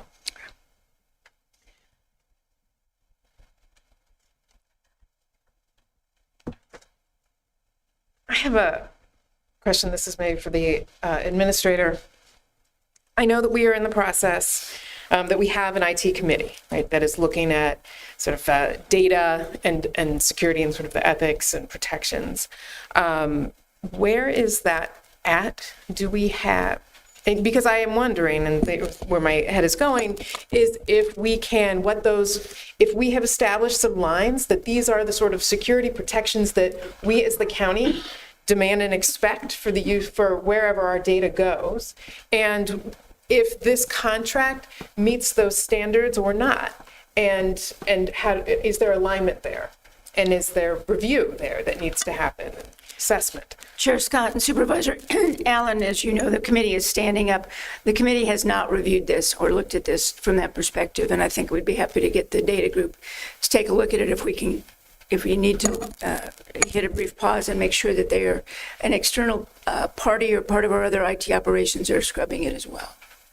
But it has not convened to discuss this item or to review this contract. I think, And if I might add just real quick, clearly if there's any entity out there that can secure this more so, I stand right behind it. I think Supervisor Hines had a question. The clerk said that you had raised your hand, Supervisor. Yeah, just to clarify, does this new contract increase the budget for the Sheriff's Department by $4.5 million every year for 10 years going forward? Or did I mishear that or misunderstand that? Chair Scott and Supervisor Hines, yes, it would do that. And the idea being, and the reason we've looked at it, is that it holds steady the cost over the 10-year period, rather than it might be the same for the next couple of years and then it would increase, we think, quite dramatically. So this would be a plus up of the budget to accommodate this contract.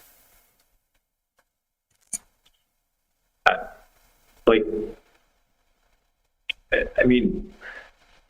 don't know. Like in 2020, the budget for the Sheriff's Department was $160 million. I believe it's now a little bit over $190 million in the 5 years I've been here. Is there a way that we could do this with internal savings instead of increasing another $4.5 million to the Sheriff's Department, which has received the most money of any department, division, office, agency, or anything at all that we do at the county in terms of our in terms of the money we control? Has that been looked at? Because I would prefer that we not dedicate another $4.5 million when we're, throwing scraps at the refugees, trying to deal with food banks and emergency crisis situations, and so many other priorities we have, affordable housing, environmental stewardship. And I don't know. I just feel like can we economize internally and just absorb it that way instead of having to increase the budget by $4.5 million a year going forward is what I'm asking. Chair Scott and Supervisor Hines, for the current year, I believe what we're looking for is the increase, because we're halfway through the fiscal year and not sure where the Sheriff's Department would accommodate the $4.5 million savings. But as we begin to look at next year, we're happy to work with the Sheriff's Department and see what we might be able to do so that it's not automatically the plus up of that amount, but that we can see other savings in some area, and we would commit to work with the Sheriff's Department, and he's always been working with us on that. But I can't indicate that we would be able to find savings within the department at this point in this current fiscal year. And last question, why is this coming before us right now? Like, is there a specific, and I may have missed this, but is there a specific reason that we're talking about this, like, right now today? Is there some offer that expires at the end of the year, or I'm just curious, what is is there a need to vote on this today, or can this be discussed for another meeting? Or I'm just curious if there's like some kind of an urgency or concern about the timing, or what prompted this to come forward now versus 6 months ago, or versus 6 months from now. Chair Scott, Supervisor Hines. If I could just, I apologize, Sheriff, if I could piggyback on that question, because I'd like it to be addressed not just by yourself, but also by the county administrator. Because the Board of Supervisors agenda item report was signed not just by the sheriff, it was also signed by the procurement director, the deputy county administrator, and the county administrator. So I think Supervisor Hines' question, I'd like it addressed not just by the department head, but also by the county administrator or anybody she would want to designate Happy to respond. Start with the first part, if I may. Please. Chair Scott, this came through the procurement department. We have signed off on the procurement process. It came through Director Collins, through Mr. Holmes, and then through me. We believe that there is, it is an appropriate request.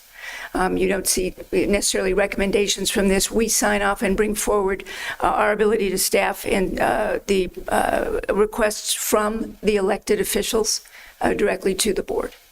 Thank you. Sheriff Nanos. Chair Scott, Madam County Administrator, and Supervisor Hines, I'm sorry my back is to you.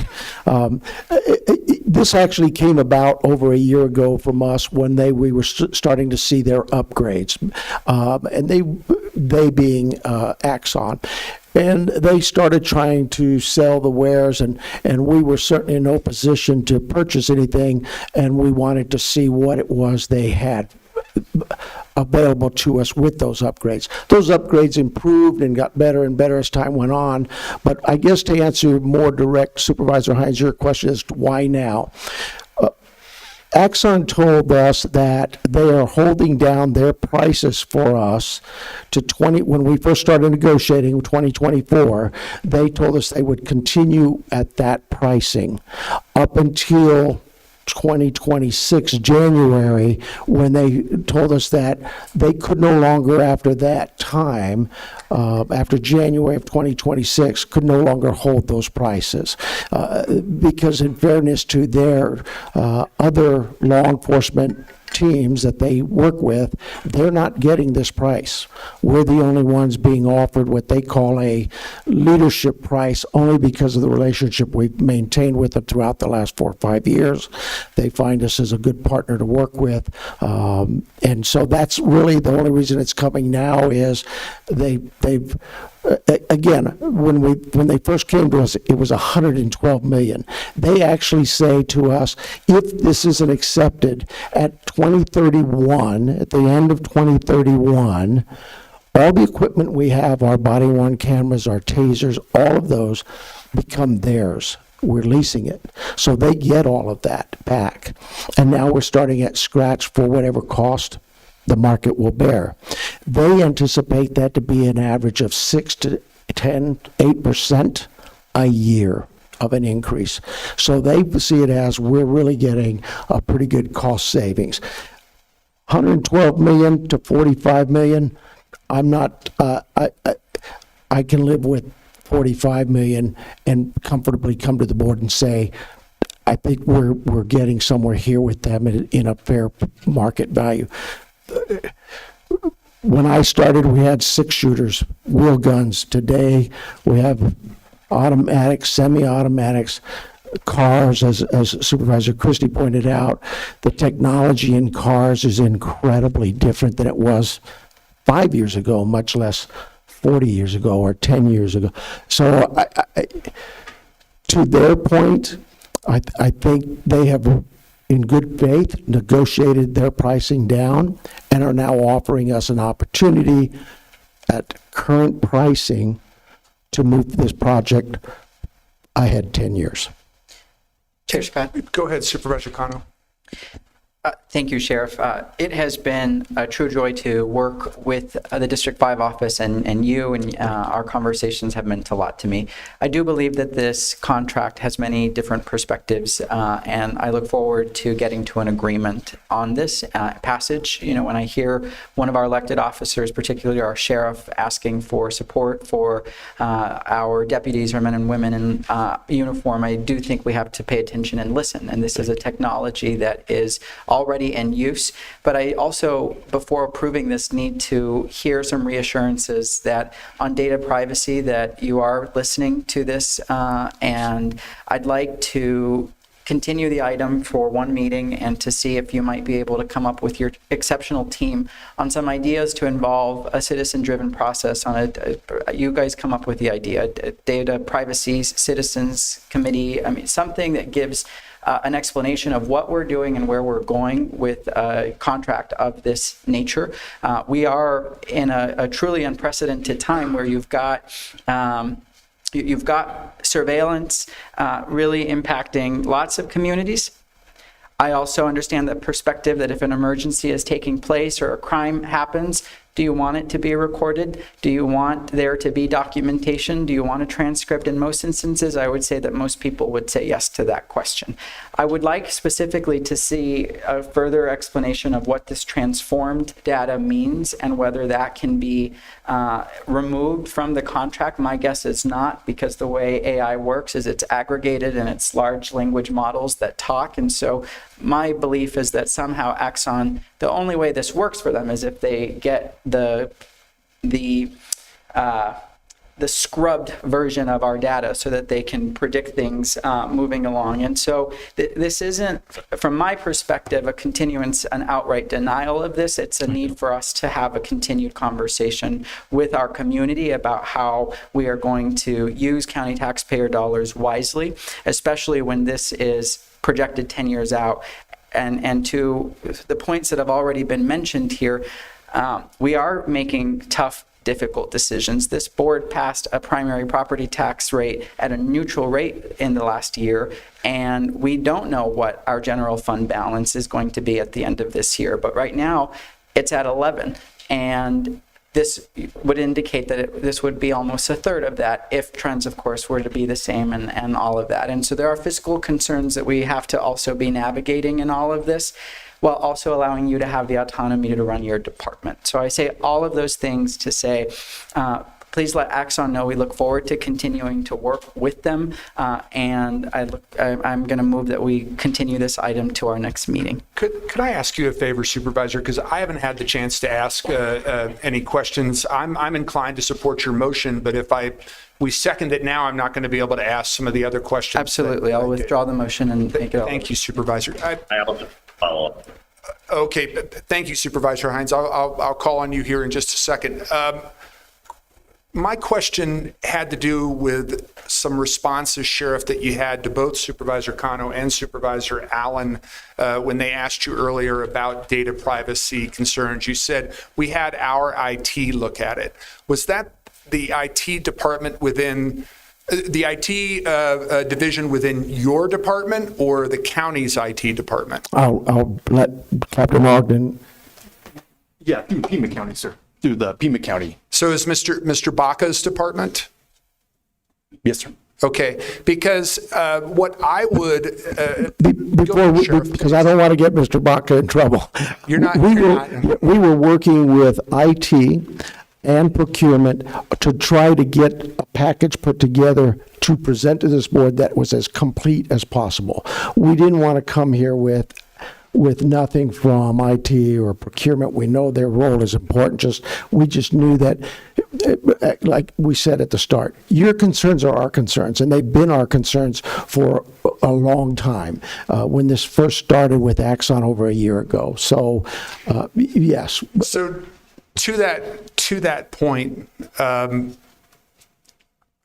I'm inclined when he makes it to support Supervisor Cano's motion, especially since you said Axon needs an answer by January, which I gather is the end of January. and we meet again on January 6th, but I would want to report, Ms. Lesher, from Mr. Baca's department. And I would think that supervisors could send questions to the county administrator that could then be forwarded to Mr. Baca that might address some of our concerns. But I have an additional one, and it's related to this deal that we're getting from Axon. Which I'm sure they're not just doing out of the goodness of their heart. But we had a 10-year contract with them in 2021. I remember because it was it was like in the fall of 2021 that we took it up. Now they're coming in at the halfway point and wanting us to extend it past 2031 to 2036. Would also like a report to the board from the sheriff and county administration with regard to why that is a good deal, breaking that down a little bit more. Like, how did they come down from the 112 to the 45? I'd like to know some of the granularity behind all that, if we look at this continuance. But let me, unless you had something to say in response to either of those things, I was going to go to Supervisor Hines. Okay, go ahead, Supervisor. Oh, thanks. And if this can be staff or the sheriff, but and this comes from a position of ignorance as to this specific area, but are there other axons? Was this, I know we're about to change who we bank with for hundreds of millions of dollars, and I guess it's not going to be Bank of America anymore, but I know the treasurer is talking to Chase and Wells Fargo and a few others probably, but are there other Axon or Axon-like entities? Was this a competitive process? I heard the procurement directors signed on to this. Are we supersizing just an existing contract with an existing relationship that we already have, or was the new stuff can that not be? Are there other entities that do this, and have we looked at those and asked them for pricing? And was this sort of like a process, or is this just our existing relationship entity asking us for a larger contract for some more services? And if this is already explained, I apologize, but I didn't catch that before.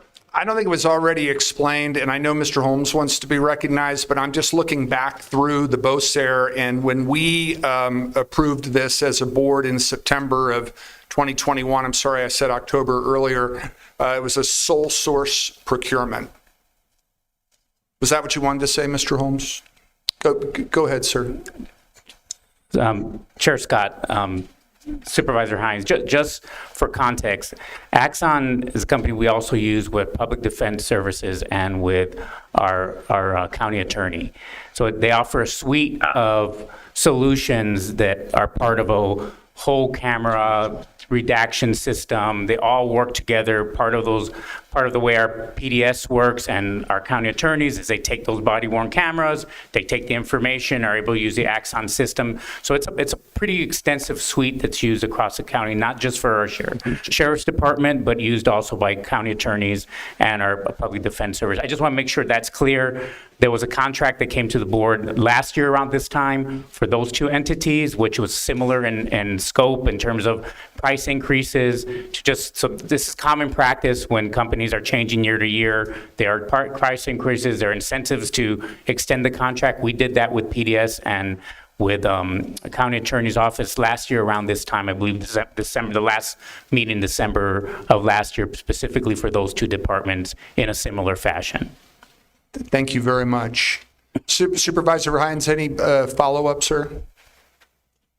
I guess just the last thing, if will waiting until January 6th, in any way compromise our ability to secure the same deal, or is that going to be okay? And I don't know if that's a staff or a sheriff question, but I just want to make sure before we potentially continue it, we don't end up kind of causing another issue.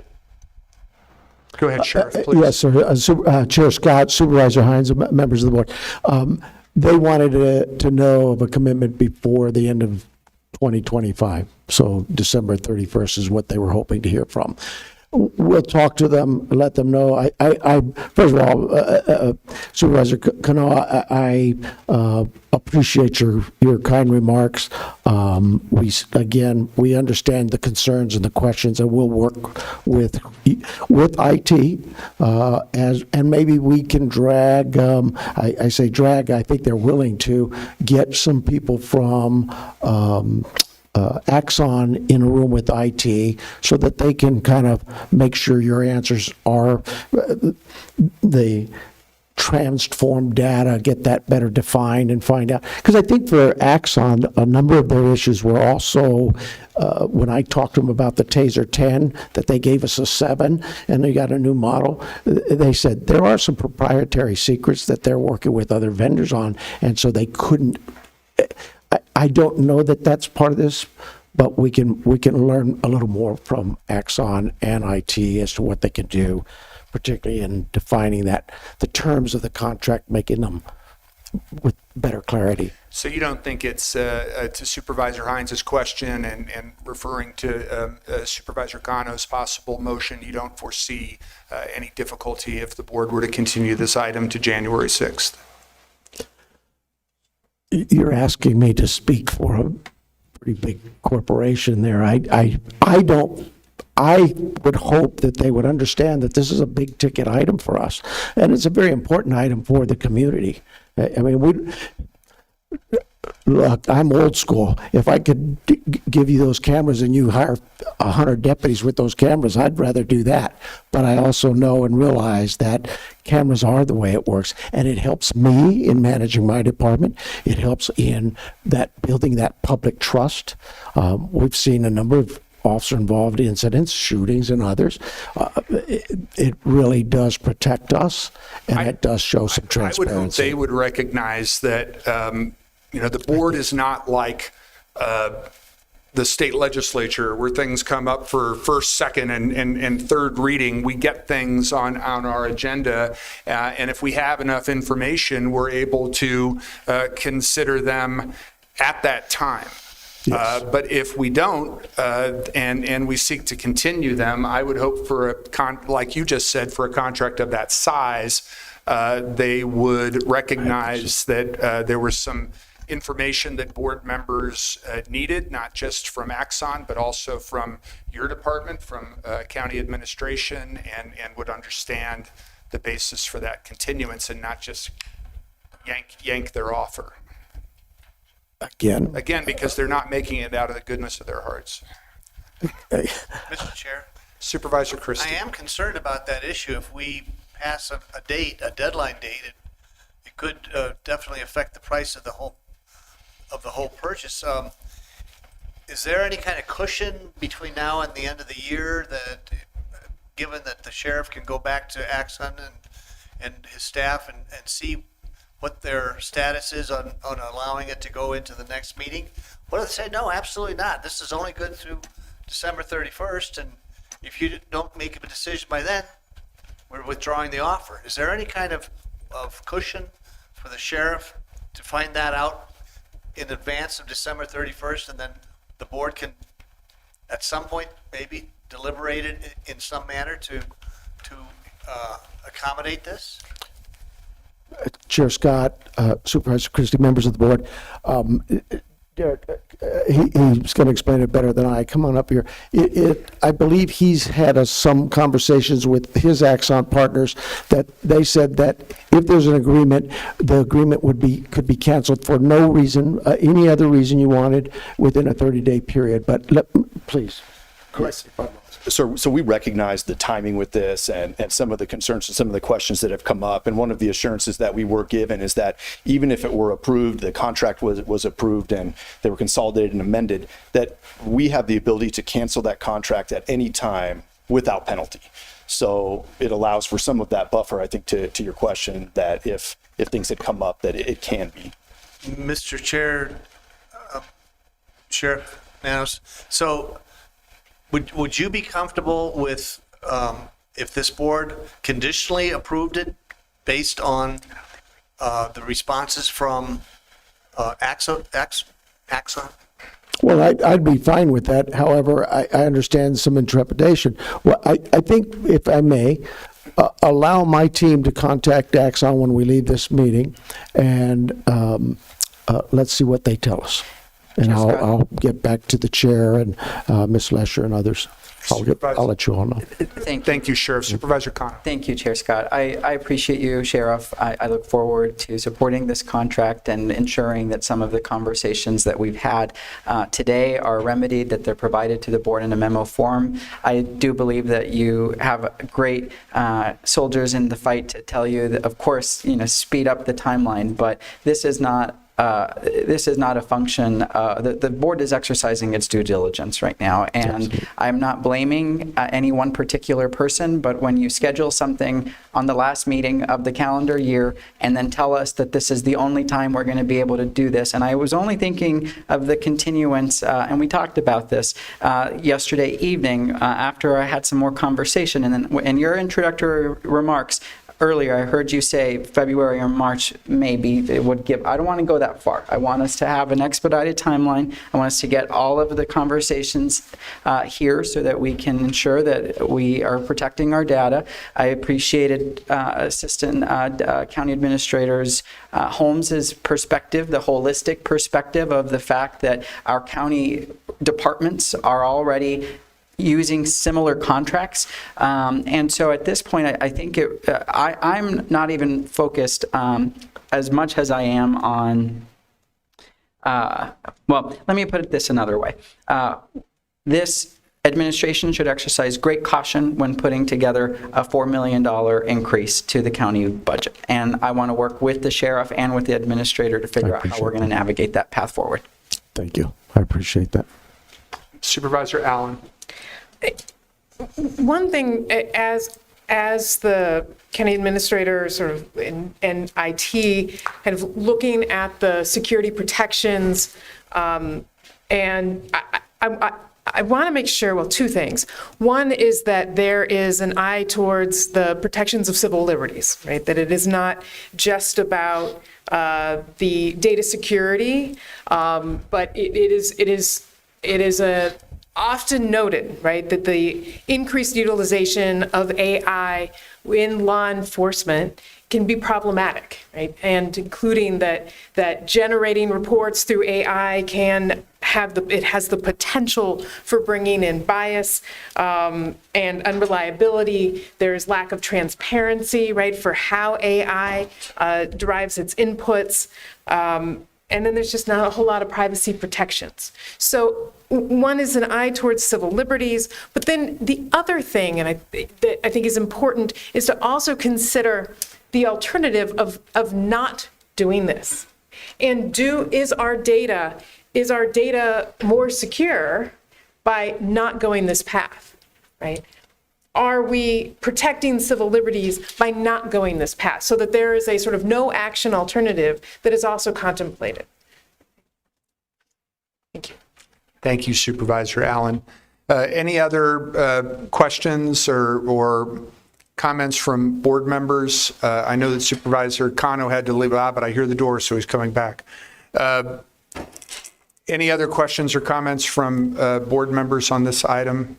Supervisor? You can. Thank you, Chair Scott. On item number 29, I move that we continue the item to the 20th or the 6th. I thought we initially talked about the 6th. Let's do the 6th. Assuming that gives county administration and the sheriff time to get back to us. Sorry, let me start all over. Chair Scott, I move that we move item number 29, continue the item until our first meeting in January 6th. And that we request the additional information as discussed by the board today. I'll second that. Any discussion? Now the discussion moves to the motion to table. All those in favor indicate by saying aye or giving a thumbs up. Aye. That passes unanimously. Thank you so much, Chair Scott and members of the board, for your time today. Appreciate it. Thank you, Sheriff. Appreciate the time of you and your staff members. Thank you. Very grateful for all three, for discussion of all three of these items, even though it seems like a long time ago since we talked about the previous two. Thank you very much. Good discussion. Thank you. Thank you. Thank you. Okay. Let's move, because I know that I think the remaining members of the audience are mostly here to see what the board determines on addendum item number 6. This is binding memorandum of agreement, Houghton Data Center project. Administrator Lesher, any introductory comments from you or anybody on your team? Okay. I will move the item. Second. Moved and seconded by Supervisor Christie. Discussion. Supervisor Cano. Thank you, Chair Scott. I do want to just preview that my comments in relation to this binding memorandum of agreement are a bit extensive, but I'll do my best to make it quick. I want to acknowledge the two groups who joined us today. To our union members, I see you and I respect you. We need more good paying jobs in this region, and my door will always be open, especially to apprentices and training programs, because I know that we can grow opportunity the right way. We will disagree on Project Blue, but I will be here for you and the trades for many more chapters in our shared work. I look forward to many of our union brothers and sisters staying closer to home and providing for their children and families after this land sale closes. And to the community leaders in red, the No Desert Data Center Coalition, thank you for your leadership and for your organizing. For the last 6 months, you have made our community proud, learning about the impacts of big tech in communities across our nation. You have brought those lessons learned here to our own backyard, and you've made lifelong friends as organizers. Thank you. Throughout the United States, communities are warning us what happens when governments approve massive data center deals without enforceable guardrails. Harm to public health, strain on water and energy, and residents losing their right to say yes or no. We cannot rush deals like this for short-term gains because the costs do not stay short-term. They linger in our bodies, in our neighborhoods, and in our public trust. This weekend, I attended the unveiling of a community mural on Tucson's south side. It carried the names of neighbors and loved ones who are no longer with us, people we lost after decades of exposure to contaminants in our aquifers, contamination tied to decisions made by powerful institutions, our government, the Air Force, the Air National Guard, and private defense contractors that remain a major part of our economy today. This mural took me back to where my public service began. As a teenager in the Sunnyside High School auditorium, sitting through an air quality permit hearing led by Pima County, fighting for beryllium monitoring because a plant next to our schools was poisoning the air, and remembering that my grandmother worked there, was exposed there, and ultimately lost her life to the very harm we were begging government to mitigate. Our community has lived the price of trust us. We have lived the consequences of secrecy. We have lived the damage done when public health is treated as an afterthought, when residents are asked to carry the risk while someone else collects the reward. That is why I cannot support Project Blue in its original or current form. Let's tell the truth about how we got here. Pima County was never the lead negotiator in this deal. We were the landowner. And when the city unanimously stepped away from the deal, instead of starting over, we were told to sprint. Beal handed us their contract and told us to sign it. They waived their own contractual conditions, then used that legal right to corner the county. That's not partnership. Now we're being asked to approve one of the largest land sales in our county's history on the southeastern edge of town, where our growth will continue for decades to come. We are landlocked as a county. So this is not just one campus. It's what gets built around it. Industrial build-out, infrastructure demands, and long-term impacts. And the most basic question remains unanswered. Who is this for? We as a board were never given a direct, transparent briefing at the dais about the end user. When Amazon was reported as out, this board was not told clearly and directly. We have since learned that Meta is out. So I will ask again, who is this for? If you cannot tell the public who this land sale is for, you cannot ask the public to accept the costs. Let's talk about what the public was promised. When Tucson was part of the plan, the community was told there would be more than $100 million in public benefit tied to reclaimed water infrastructure, benefits that Tucson residents could point to, touch, and rely on. And after the city denied annexation and ended negotiations, that promise evaporated. What we're being asked to do today is accept a fraction of what that promise that we were presented in June, a $5 million down payment and maybe $10 million later with language that allows commitments to be clawed back. This, colleagues, is not a binding community benefit. This is a press release with an exit door. And when our Board of Health asked for us to evaluate public health impacts, when the community asked us to slow down and do basic due diligence, this board said no. That choice will follow us. Public trust is not built by moving fast. Public trust is built by being honest, being transparent, and being willing to start over when the deal in front of you is not protective of the public interest. On top of that, our county administration should have done a better job bringing us a contract that protects the county's interests. They did not. Our attorneys were not brought into these conversations early enough. They were not positioned to protect the public early enough. And that was a failure. And when this board could have shown a little bit of courage after weeks and months of residents coming here, pleading with us to do the right thing, we looked the other way. So today I am disheartened and disappointed. We owe our residents an economic development strategy that invests in the businesses already here. We owe our residents real urgency on public health and public safety.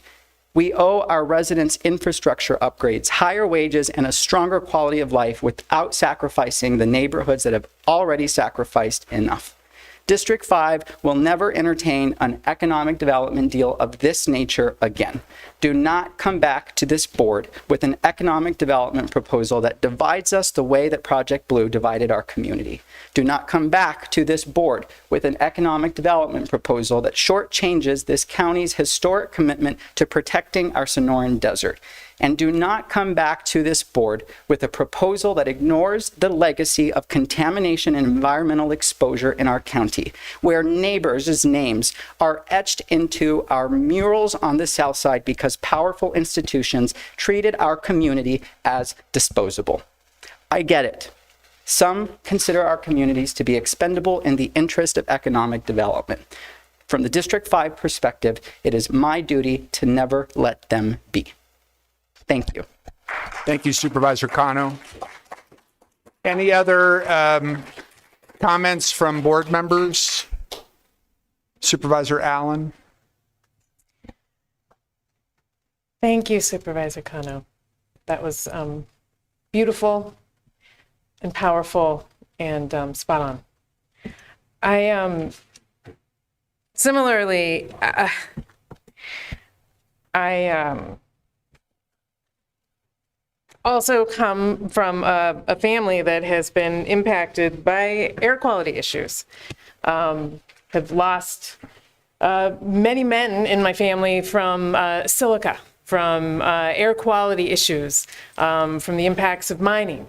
The impacts of our decision are so real and so meaningful and impactful in people's daily lives, right? I'm thankful, right, that the unions were so involved and were able to secure a project labor agreement. That matters, right? Unions brought economic stability to my family, ensuring that we had retirements, we were able to buy a home. Those things matter.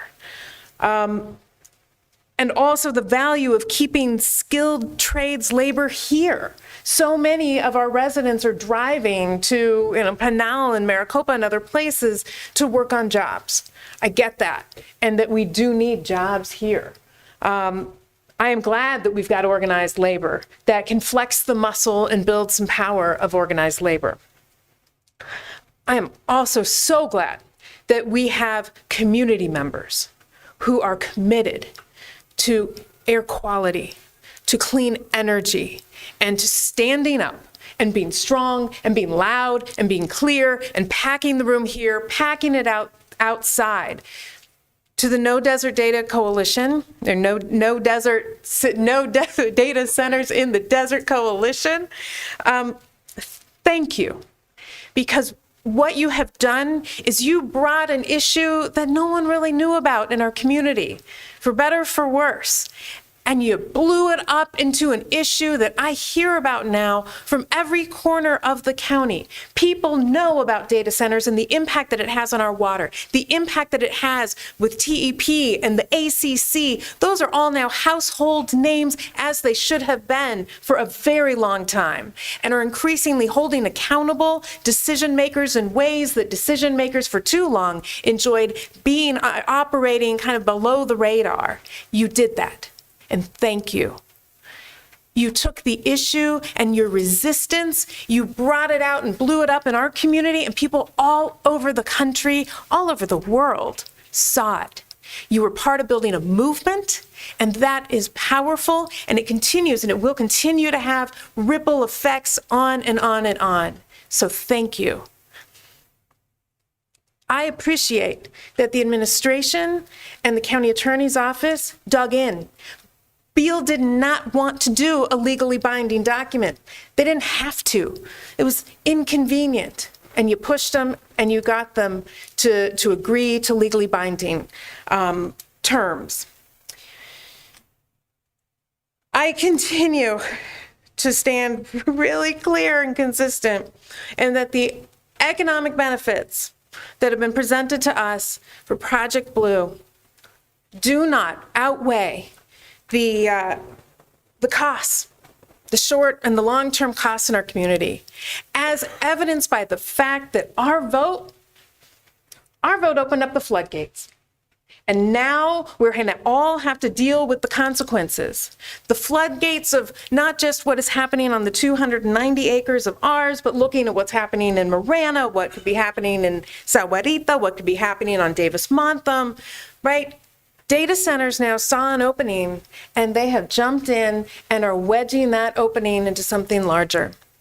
And we are still not prepared for the impacts and the consequences of that. TEP does not have the energy.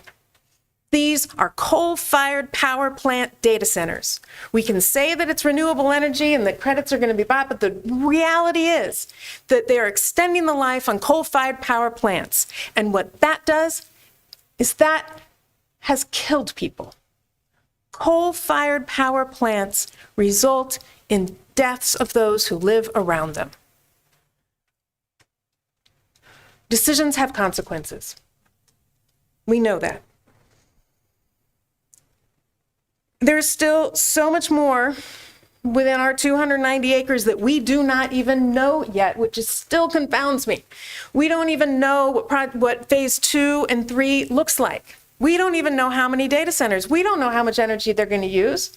We don't know any of that. And yet we're moving forward.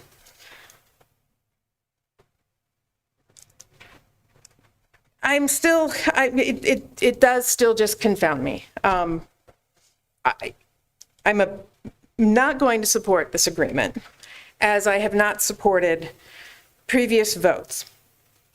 The thing that gives me some solace is the things that we did around reforming non-disclosure agreements, calling for an end to the tax breaks that data centers enjoy on the backs of state and local governments, on initiating the process to change our zoning so that we do not end up in a situation like this again. That is my solace, in that we laid some groundwork so that hopefully when this comes to us again, as it will, we have laid out the bricks in which we can say no, as we should have said from the get-go.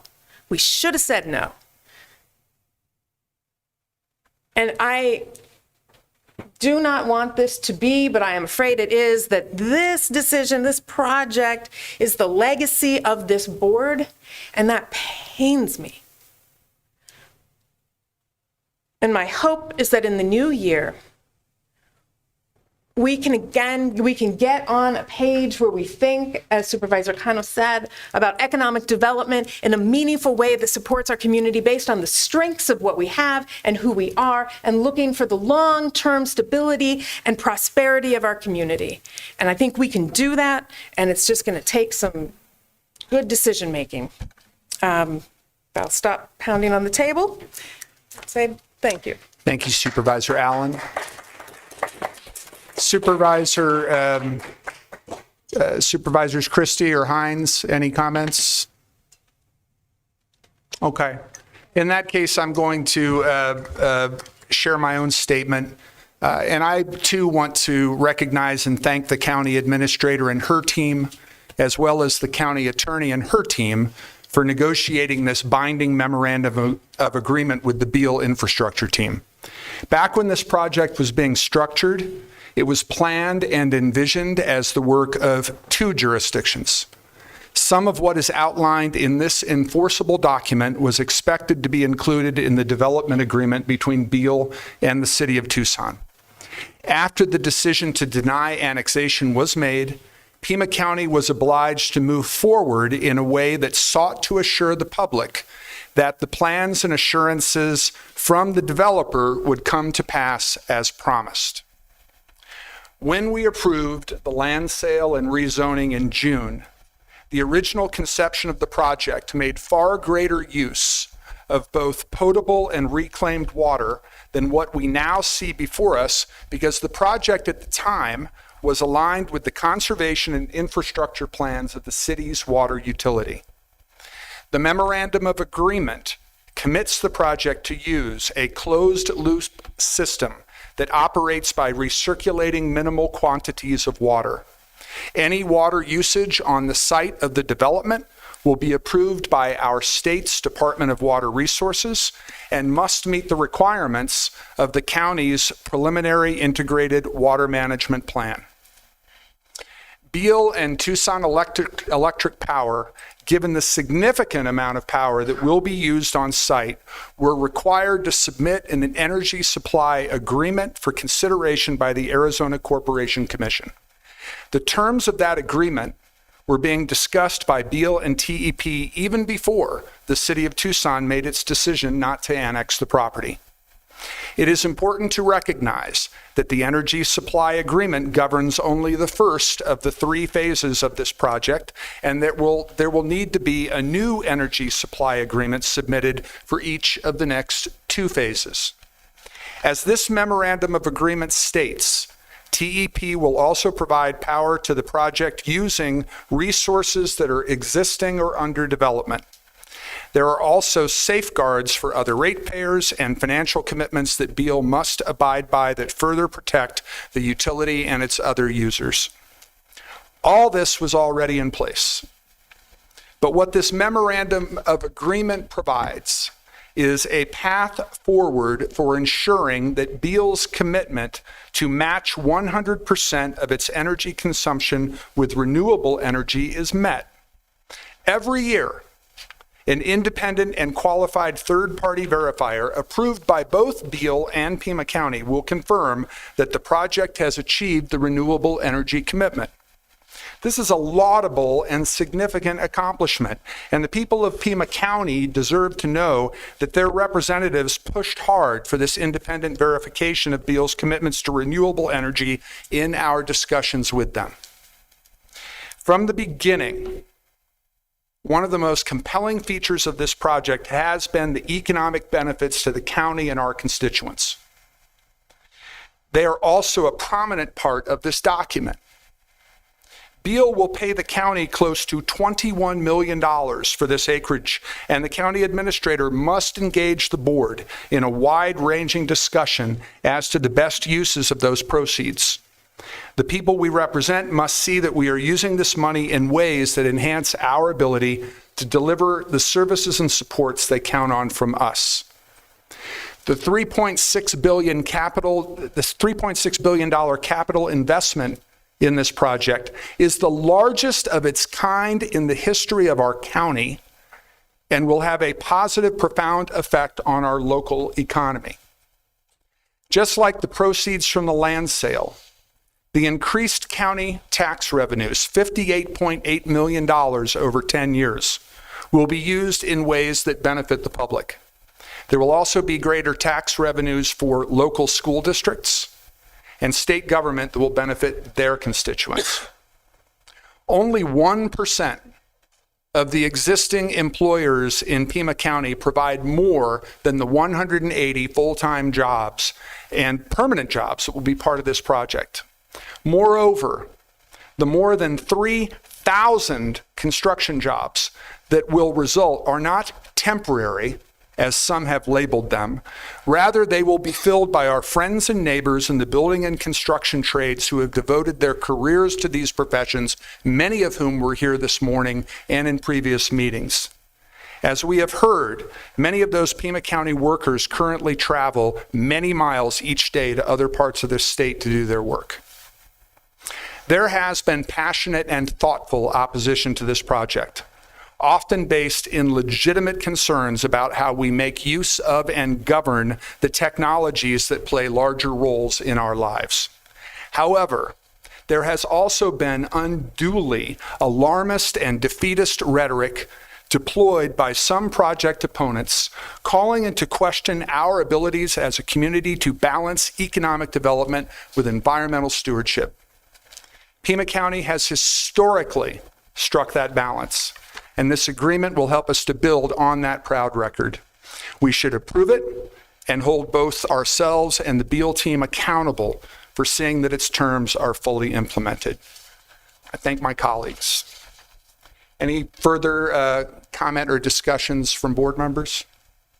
All right, let's go to a roll call vote. Ms. Manriquez. This is to approve addendum item number 6. Supervisor Allen? No. Supervisor Cano? No. Supervisor Christie? Yes. Supervisor Hines? Yes. He said yes. Chair Scott? Yes. Item passes 3-2 with Supervisors Cano and Allen in opposition. All right, let's move back on the addendum to another one that has gotten a lot of attention and concern in our community, and that is addendum item number 4, short-term crisis and emergency resources grant program funding recommendations. Administrator Lesher, any preliminary comments? Thank you, Chair Scott, and members of the board. Mr. Sullivan is here today, and as you know, he and his staff have worked with the outside agency committee. Pardon me, a couple of weeks ago, the Board of Supervisors, in response to a significant increased need for a variety of reasons, created this short-term crisis and emergency response using some 10% of the additional fund balance. Outside agencies met very quickly, reviewed a huge number of proposals, and we have before you today a recommendation about the allocation of those initiatives. Okay. Excuse me. Did Mr. Sullivan have a presentation or is just here to answer questions from board members? Okay. Comments, discussion from board members? Supervisor Allen. Well, I think there were about 38 applications received and scored by the outside agency using a new points and matrix system that the committee put together, designed to account for some disparities around rural applicants and some urban applicants. We talked with some of the committee members to kind of hear how this kind of test run of the new system went, and folks felt like they were able to develop really good consensus amongst committee members and were able to move forward applications that kind of earned the kind of worked through the process. So I want to thank the committee and thank CWD staff for moving this forward so quickly. I know it was tough. There are many organizations that did not get funding that they would have loved to fund more. But my understanding is that this is potentially the first. My understanding is that this is the phase one of many crises perhaps to come. And I am proud that we were able to react quickly and be able to meet some of the needs of our community. So thank you. Thank you, Supervisor Allen. Any other comments or questions, Supervisor Cano? Thank you, Chair Scott. I echo the comments of my colleague from District 3, and I also want to commend my colleague from District 2 for his leadership on bringing the idea to this board for our consideration. What we have now is a citizen-driven process with money out the door to support some of our most vulnerable residents in Pima County, and this is exactly the type of response that is needed in a time of such uncertainty with cuts at the federal and state level. And I want to also thank our outside agency, Citizen Review Committee, and our Community Workforce Development staff for the quick turnaround. I'm not going to put this in the form of a motion for approval of these recommendations, but I would ask that the county administrator keep the board informed about a second round as early as February before the end of the year, and allowing us perhaps to make a second round in March or April if funds are available from the same pot of funding. And you can come back with that recommendation if you can in February. I'm thinking February recommendation, March review, April distribution or something of that nature. But obviously only if we're going to have the capacity to do so. Lots of things can change in that time frame. Today I am celebrating nearly $1 million in resources going out to provide food and emergency assistance to our Pima County residents. Thank you. Any other comments or questions? All right. If not, I will move the program funding recommendations as listed on addendum item number 4. Pardon me? Which two amounts? Oh, Ms. Manriquez, I apologize. That was a while ago that you first mentioned that to me, and I forgot. Could you share that for the board and the media? So there was corrections to two amounts listed on the addendum. Give me a second. Correction to legal services service category subtotal. It currently states $47,000. It should be $122,000. And correction to the STCER program service categories total. It currently lists $2,122,191. It should be $2,197,191. Thank you. So would I move the recommendations as corrected or as amended? Okay, I will move the recommendations as amended. Seconded by Supervisor Allen. Discussion, Supervisor Cano. Chair Scott, I forgot to mention something in my comments earlier. I apologize. It would be helpful if our county administrator can work with our community workforce development team. So there were a lot of folks that didn't get funded. And my guess is that was strictly, it was a financial decision because there were limited resources that were available. However, if there is going to be an opportunity for scoring to have, if those who did not score high enough, if it was alignment to the Prosperity Initiative, or if they were not, if there was not alignment to an emergency criteria in the proposal that was out, I do think it would behoove us to do some kind of technical assistance or feedback to each one of the organizations, because look, I feel as though these entities would not have applied if there was not a need. And right now, there is no additional help going out the door. But what we could do is, in that same process, hold hands with some of these organizations, look for continued additional funding opportunities. But most importantly, if there is a second round, I'd rather have that conversation earlier than later. But I truly, firmly do believe that this was a matter of a limited bucket, limited pools. And so I just completely forgot to mention that, Chair Scott. Thank you. Thank you, Supervisor Cano. All those in favor of approving the motion indicate by saying aye or giving a thumbs up. Aye. And any opposed? Opposed. Okay. What was your vote on that, Supervisor Hines?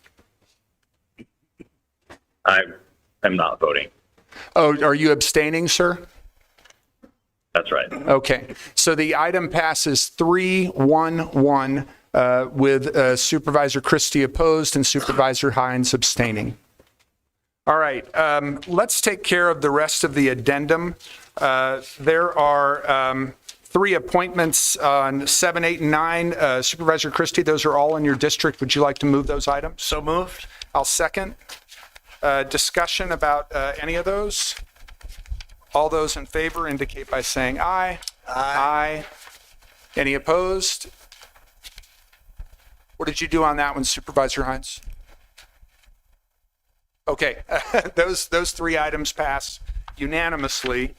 That took care of the addendum. We had already taken care of addendum 2. Let's go back to the regular agenda. We have 3 hearings. One is for a fireworks permit on New Year's Eve. The other 2 are for liquor licenses. Assuming that there is nobody here to speak to these items, I'll move that we close all 3 hearings and approve both the permit and the 2 licenses. Second.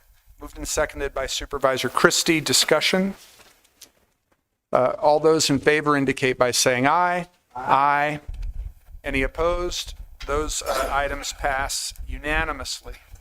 Now we're going to go to item number 15, which is Board of Supervisors representative updates on boards, committees, and commissions, and any other municipalities. Any of my colleagues have anything to report? Supervisor Allen. So the Board of Health met. 2 key things that I will highlight. We discussed the public health environmental assessment, data centers, and Johns Hopkins has offered to collaborate with our health department in developing the public health assessment tool for the heavy water power users. That sounds like a cartoon. Around related to the due diligence ordinance. So we're excited to be able to have that outside perspective and collaboration. Also, the Board of Health voted unanimously to have the Health Department present the research for the proposed unpaved road ordinance. We did not hear the presentation today, but hopefully in the future incarnation of that ordinance, we will learn more about the public health impacts of heavy truck use on unpaved roads. Thank you, Supervisor Allen. Supervisor Hines or Supervisor Christie? Supervisor Cano had to leave the dais. Okay, all right. I had nothing to report either.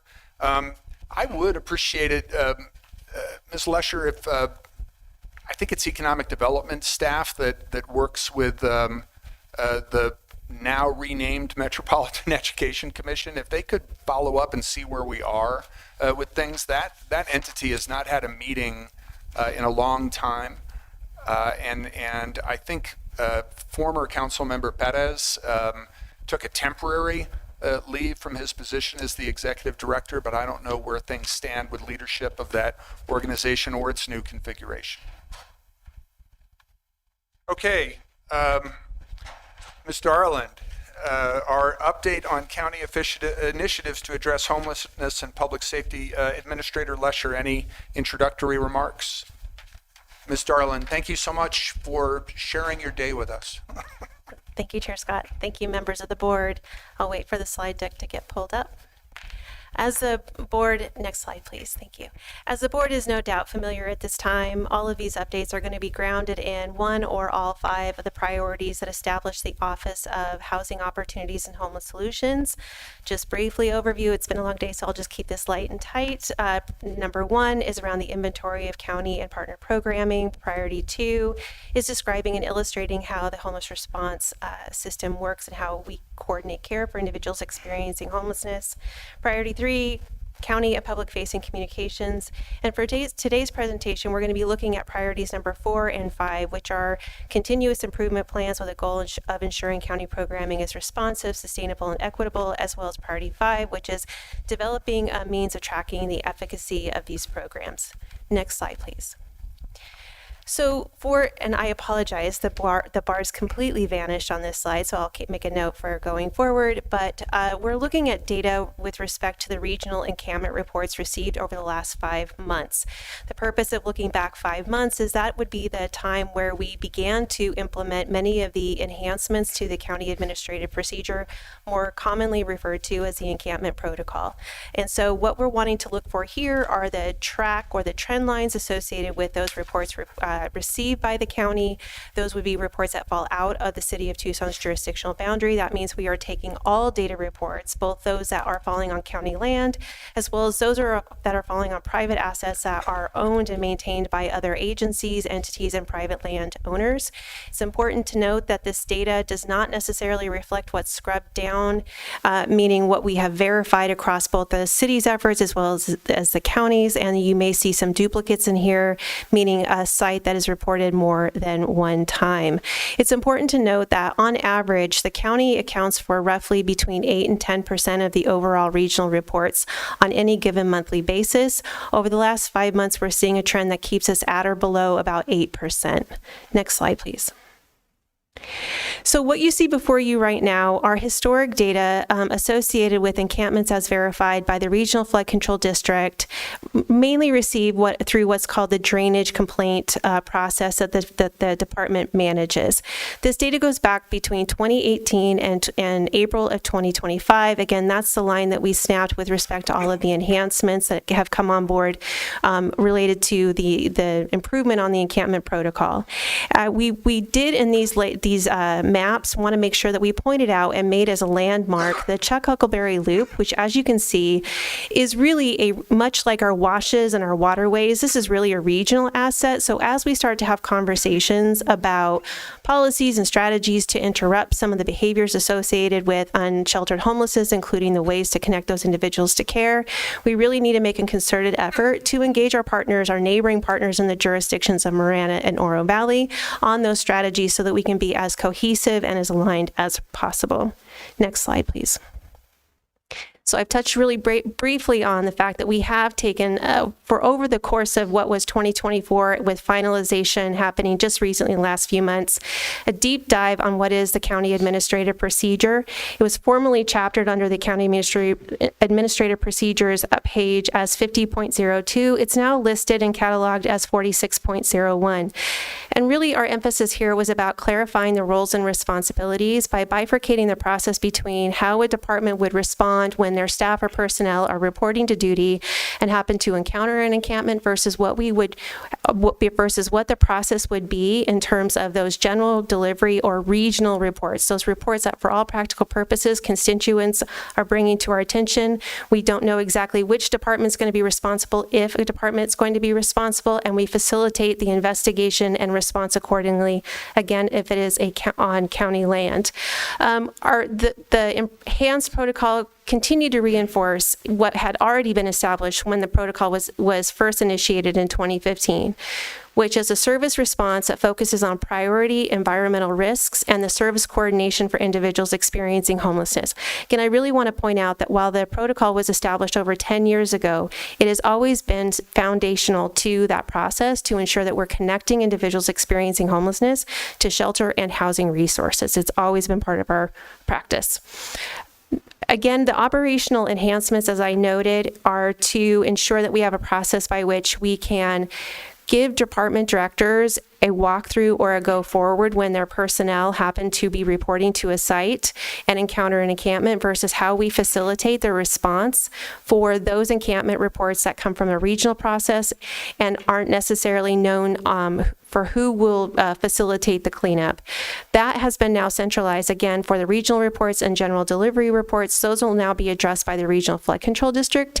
The district has added 2 additional personnel to be able to facilitate that response on behalf of Pima County. They've also centralized their operations to be much more responsive when they to the areas and jurisdiction to the areas throughout the jurisdiction where these encampments may be reported. As you may recall, and in the materials provided, you'll know that map shows you pretty predictably where this is going to occur. Their new location allows them to get to those locations pretty efficiently. And as the board approved earlier this month, the hotshot vendor, which will allow for the district to be able to have cleanup services on site within 72 business hours following the initial investigation and or outreach services being offered to those individuals. And finally, we have used GIS to further we've already used existing GIS data layers, but we're incorporating enhanced survey tools to be able to tell a more complete and comprehensive data story around what is occurring on county land and throughout the region. Next slide, please. So by the numbers since May of 2025, over 83% of the camp reports that we've received have been verified as being active encampments, meaning there is evidence of individuals having resided in that space within the last 12 to 24 hours. Of those reports, about 70% are not active encampments, so that means it could be an encampment that has been abandoned, or it may just be wildcat dumping or debris that may sort of settle after a weather event. Within the 83%, the team has counted a total of 207 structures within the waterways and channels and other areas on county assets. And of those active sites, approximately 58% of them have evidence of campfire or cooking fire. This would mean some sort of space that would show that something had been burning within to either warm themselves, like a fire pit or something to cook a meal. But these would be spaces that I want to state and restate that staff are not encountering active encampment fires at the time of the field inspection. They're simply encountering active encampments where it is clear that the individuals in that space have lit some sort of fire to either A, warm themselves and or B, prepare food. Next slide, please. So again, using that data point as a verified spaces, plus with those spaces where we have evidence of some sort of campfire having occurred. This is where that data is populating the map. Again, using the Chuck Huckleberry loops as a land asset, you can see where some of this activity is being recorded through the field inspection. This map helps to facilitate the discussion that we are having with law enforcement, including fire. Working with Senior Advisor Mari Vasquez and her work with the Office of Emergency Management and all of their work with respect to the wildland-urban fire interface. And we want to make sure that what we're doing with this information is we're bringing it back to those agencies to say, how can we connect your response with service providers so that we can more efficiently connect individuals experiencing homelessness to some sort of shelter so that we can further reduce or mitigate the risk that those types of activities may possess or present to the individuals themselves as well as the surrounding community. Next slide, please. So on the demographic data with the individuals, what we have for the last few months is that over 182 reports were submitted. These are outreach reports submitted by our outreach services provider, which is staff out of the Community and Workforce Development Department's Homeless Services Division. A total of 166 individuals were encountered. It's important to note that they may come to an encampment. It may be active with individuals in that space, but individuals we count as encountered would be those individuals who choose to engage and talk with our outreach team. Of those, a total of 2 persons were identified. It's important to note that older persons are usually categorized by HUD's definition of older person, which is anybody who's age 55 and older, while we do note that that may be older in other agency efforts as well. Over 83 pets have been counted, and in total, 33 individuals have accepted services. It's important to note here that we are always looking at this as ways to better connect individuals to true services. What we do find more often than not is that individuals will accept what we call support services, meaning they will accept maybe bottles of water, maybe some hygiene items that our staff have, maybe they'll take pet care, but very rarely are they vocalizing that they want to be connected with either a case manager, behavioral health support, treatment support, or shelter. They will sometimes ask that their housing assessment be updated in the homeless management information system, and also that they will also give permission for the team to look them up in the homeless management information system to see if they've been matched with a housing provider. Next slide, please. So landing the update here, just to give a few high-level updates on one Pima as approved by the board in November of this year. The action plan is underway on efforts associated with all 5 of the priorities. The first progress report is due to the board in February of 2026. Just real briefly, this presentation really sort of did touch a little bit on priority number 1. Priorities 2 and 3, staff have participated in meetings with the Arizona Complete Health provider, and we've also been in a meeting with Access as well for opportunities to enhance our legislative advocacy on efforts to connect individuals to treatment supports. With respect to priority number 4 for stabilizing housing and preventing homelessness, Community and Workforce Development received a total of, I believe, 15 applications for fiscal year 25 GAP funding for housing development and preservation. So the team over at CWD has impaneled an evaluation committee. Those recommendations will be going before the Housing Commission in January for later presentation to the board in February. Similarly, the Community and Workforce Development, as well as Development Services and the City of Tucson and our regional partners are finalizing what is the 10-year housing strategy and funding plan. That too will be going before the commission in January, it's estimated, with presentation to the board in February. Also want to point out on this priority number 4, we've had really good conversations with the representatives from the Tucson Pima Collaboration to End Homelessness on the development of a dashboard related to for shelter coordination to be able to provide information on available shelter beds. So that's positive, and that's moving in a good direction. Also a very positive conversation with the director of the Pima Animal Care Center on ways to really, on strategies to connect low barrier shelter or any shelter to pet supports as provided by that department.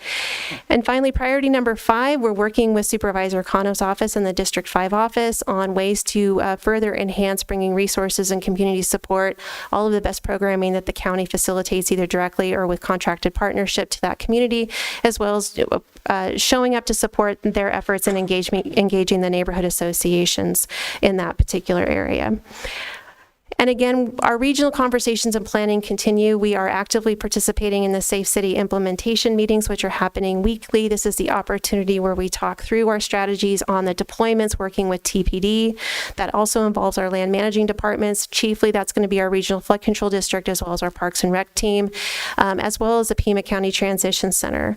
As previously noted, we're talking with Marana and Oro Valley on that regional coordination with respect to how do we work and liaise when we have unsheltered homeless activity on or adjacent to the loop, as well as how can we ensure that our responses are streamlined when we know that there are maybe some risk factors associated with unsheltered homelessness and encampments. Also want to make sure that the board's aware that the 2026 point in time count, the call for volunteers is out. That will be occurring in January of, sorry, I seem to have missed my slide. That's wild. Okay, so Wednesday, January, I believe 28th. You can obviously reach out to me if you'd like some more information. Happy to have you join my team. And also the fiscal year 25 HUD Notice of Funding Opportunity. HUD had released this back in November 13th. And then last week we got notification that HUD had withdrawn the Notice of Funding Opportunity. HUD is due in U.S. court on Friday, December 19th, where they have to go before the judge with any changes to the Notice of Funding Opportunity. So this is sort of in a little bit of a holding pattern.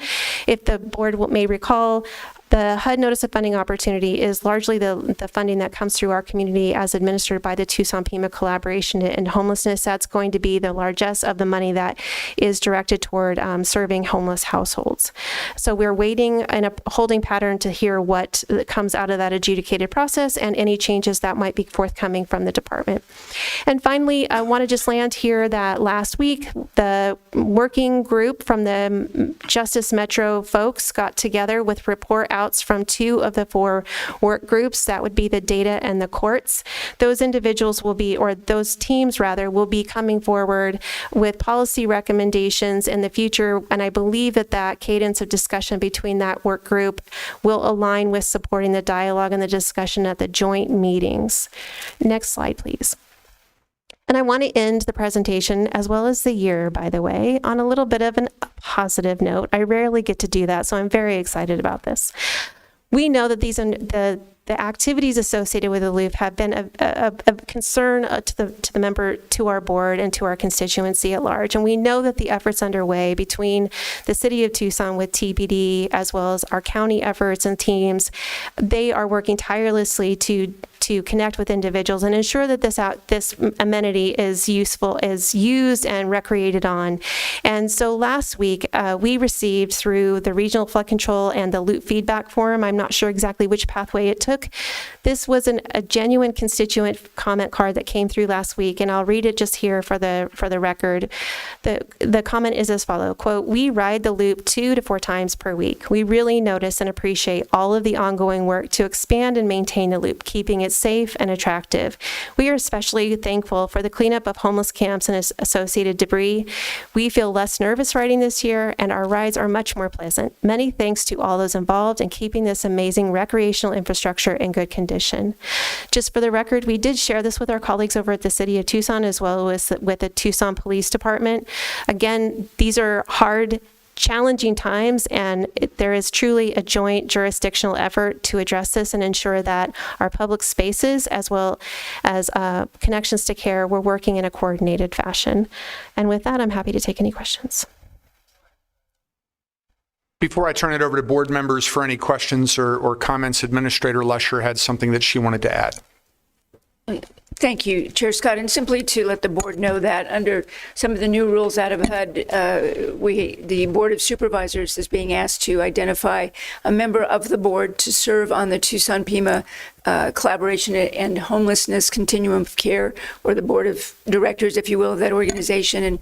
And we've asked that item be placed on the January 6th agenda when you have the list of organizations to which you make appointments. So just wanted to let people know about that. That's a new one, and begin to think about it as you prepare for the new year. Thank you, ma'am.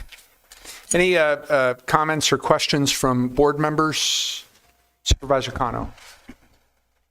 Chair Scott, always appreciate Ms. Darland's reports. Excited to see the One Pima initiative start to really to become reality. I just wanted to reiterate to staff that I look forward to participating in one of the cleanups. I'd like to be there when that's happening, and look forward to hearing more information from your office about when that schedule is going to be happening, and particularly, obviously, in District 5.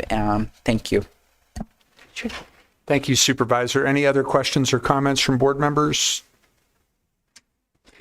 I just wanted to ask, and I don't know if I should direct this to you, Ms. Darland, or to Ms. Lesher, or anybody she would want to designate, the 2 additional FTE in the Regional Flood Control District that are dealing with encampment reports. What are their main tasks?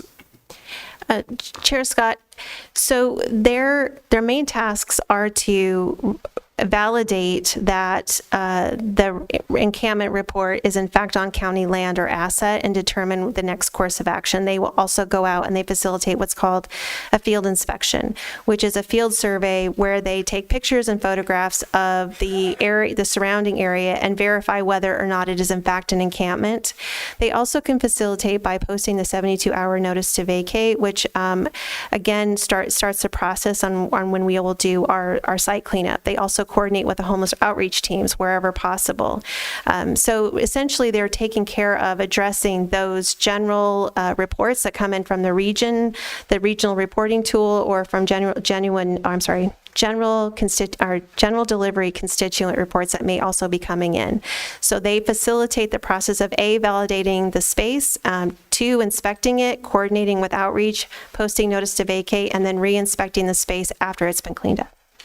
And, we're fond of using acronyms in government, and FTE stands for full-time equivalent. So these are 2 full-time, 40-hour-a-week employees, and the focus of their responsibilities is on dealing with the enhanced encampment protocol. Chair Scott, correct. And I would also say that they are also being utilized, their talents are being utilized by the department in other ways. Both FTEs came from internal hires, one from Conservation Land and Resources, and the other, I believe, came from Department of Environmental Quality. So these two individuals have a great deal of understanding about the public lands that are managed by the county. They understand the systems, and the Regional Flood Control District also uses their talents and their expertise in other ways that benefit the department and the department's objectives, not just the encampment itself. I appreciate that. And given the increased attention to the needs brought about by the revisions to the encampment protocol, it would be great if we could get updates from time to time on the insights and experiences of these 2 employees. Chair Scott, absolutely. And furthermore, just in case I was remiss in not mentioning it, since the board's approval of the hotshot vendor contract, right, the 72-hour business hours rather, there will be some data associated with that, but that likely won't come in until toward the end of December is what the team has made me aware of. So we'll be able to share with you the number of sites remediated, the tonnage removed, as well as, to your point, any of the other experiences that the team has had. I can absolutely communicate that with Director Shep. And could we get in the January report a breakdown of the costs and any other pertinent data associated with encampment removal from lands that are the responsibility of the county? Chair Scott, yes. Thank you. We can put that together. Thank you. Any other comments or questions from board members? All right. Ms. Darling, thank you very much. Let's go to item number 17, medical and dental insurance for county employees, fiscal year 26-27. Administrator Lesher, any comments to add to your recommendations? Just highlight it, if I may, for our employees. To be quick, thank you, Chair Scott and members of the board. What we are proposing is that the board adopt the medical insurance rates for next year. There's 3 elements to that. The first is the amount that we charge the employee, which is only about 13% of the overall cost of health benefits. But I think the good news for next year is that we are asking that we not increase rates to our employees for next year. It would be maintained at the current rate. Just as an example, for an employee only, that's $59.93 a pay period. But the second element we're also asking the board to approve is the continuation of our healthy lifestyle premium discounts.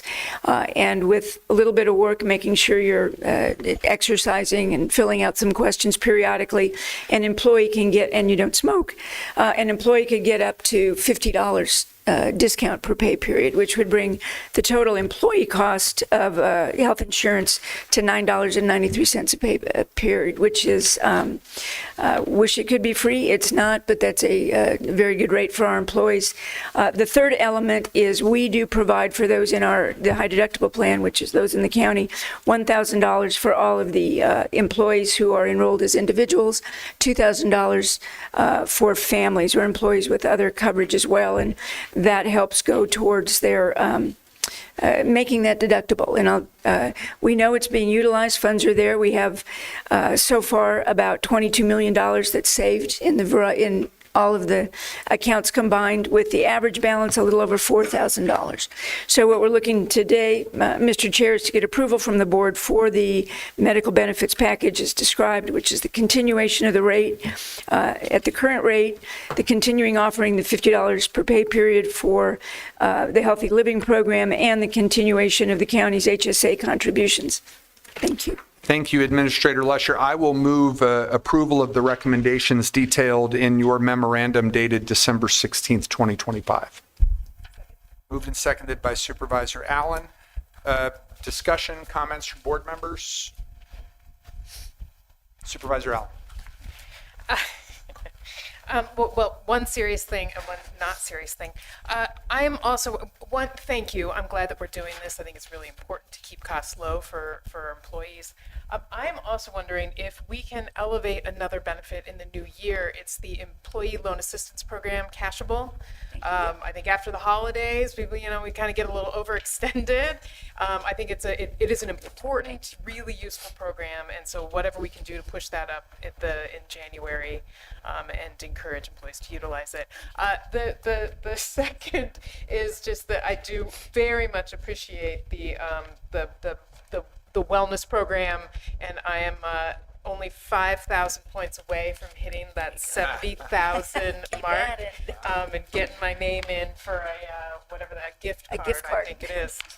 Gonna get there. Thank you. Thank you, Supervisor, and congratulations. Any other comments or questions from board members? All right. All in favor of the item indicate by saying aye. Aye. Aye. Any opposed? That item passes unanimously. Let's go to item number 23 under real property. This is a staff request to sell surplus property. It's in District 5. Supervisor Kano, would you like to make the motion? Yes, I'll move the item, Mr. Chair. And I will second. Any discussion? All those in favor indicate by saying aye. Aye. Any opposed? And that did get the unanimous approval that it is required to have under state statute.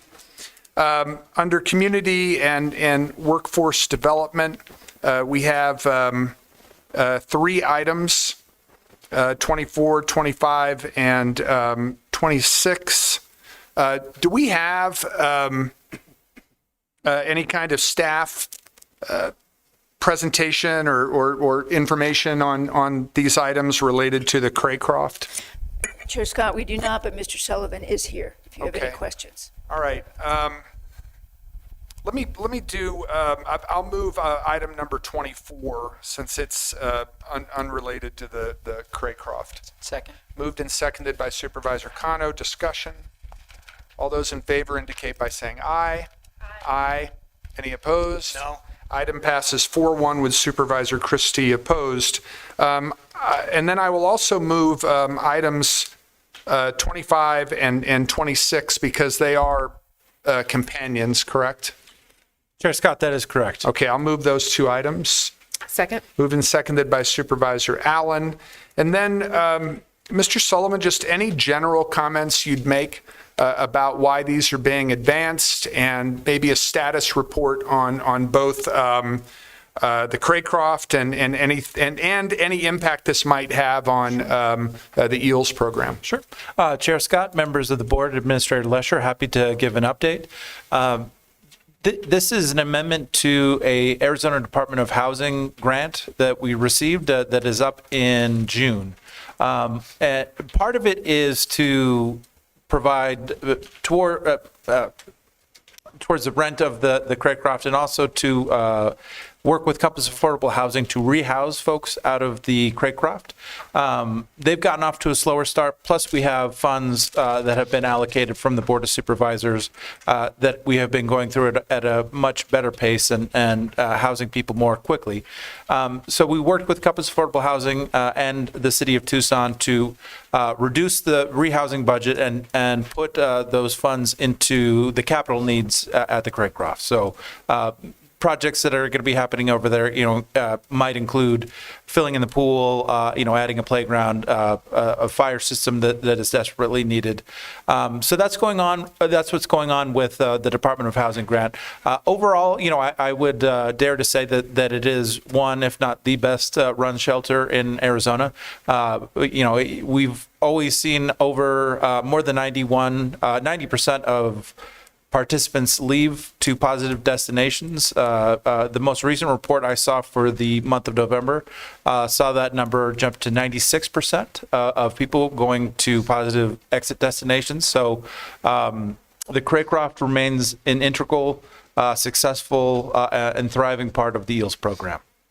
And the Craycroft mostly deals with families, correct? That is true. A lot of families, but also those who are elderly or don't fit into traditional congregate settings very well, and those who have been referred by constables. Okay. Thank you. Any other questions for Mr. Sullivan or comments from board members on either of these two items? Okay, all those in favor of approving items 25 and 26 indicate by saying aye. Aye. Any opposed? No. Items pass 4-1 with Supervisor Christie opposed.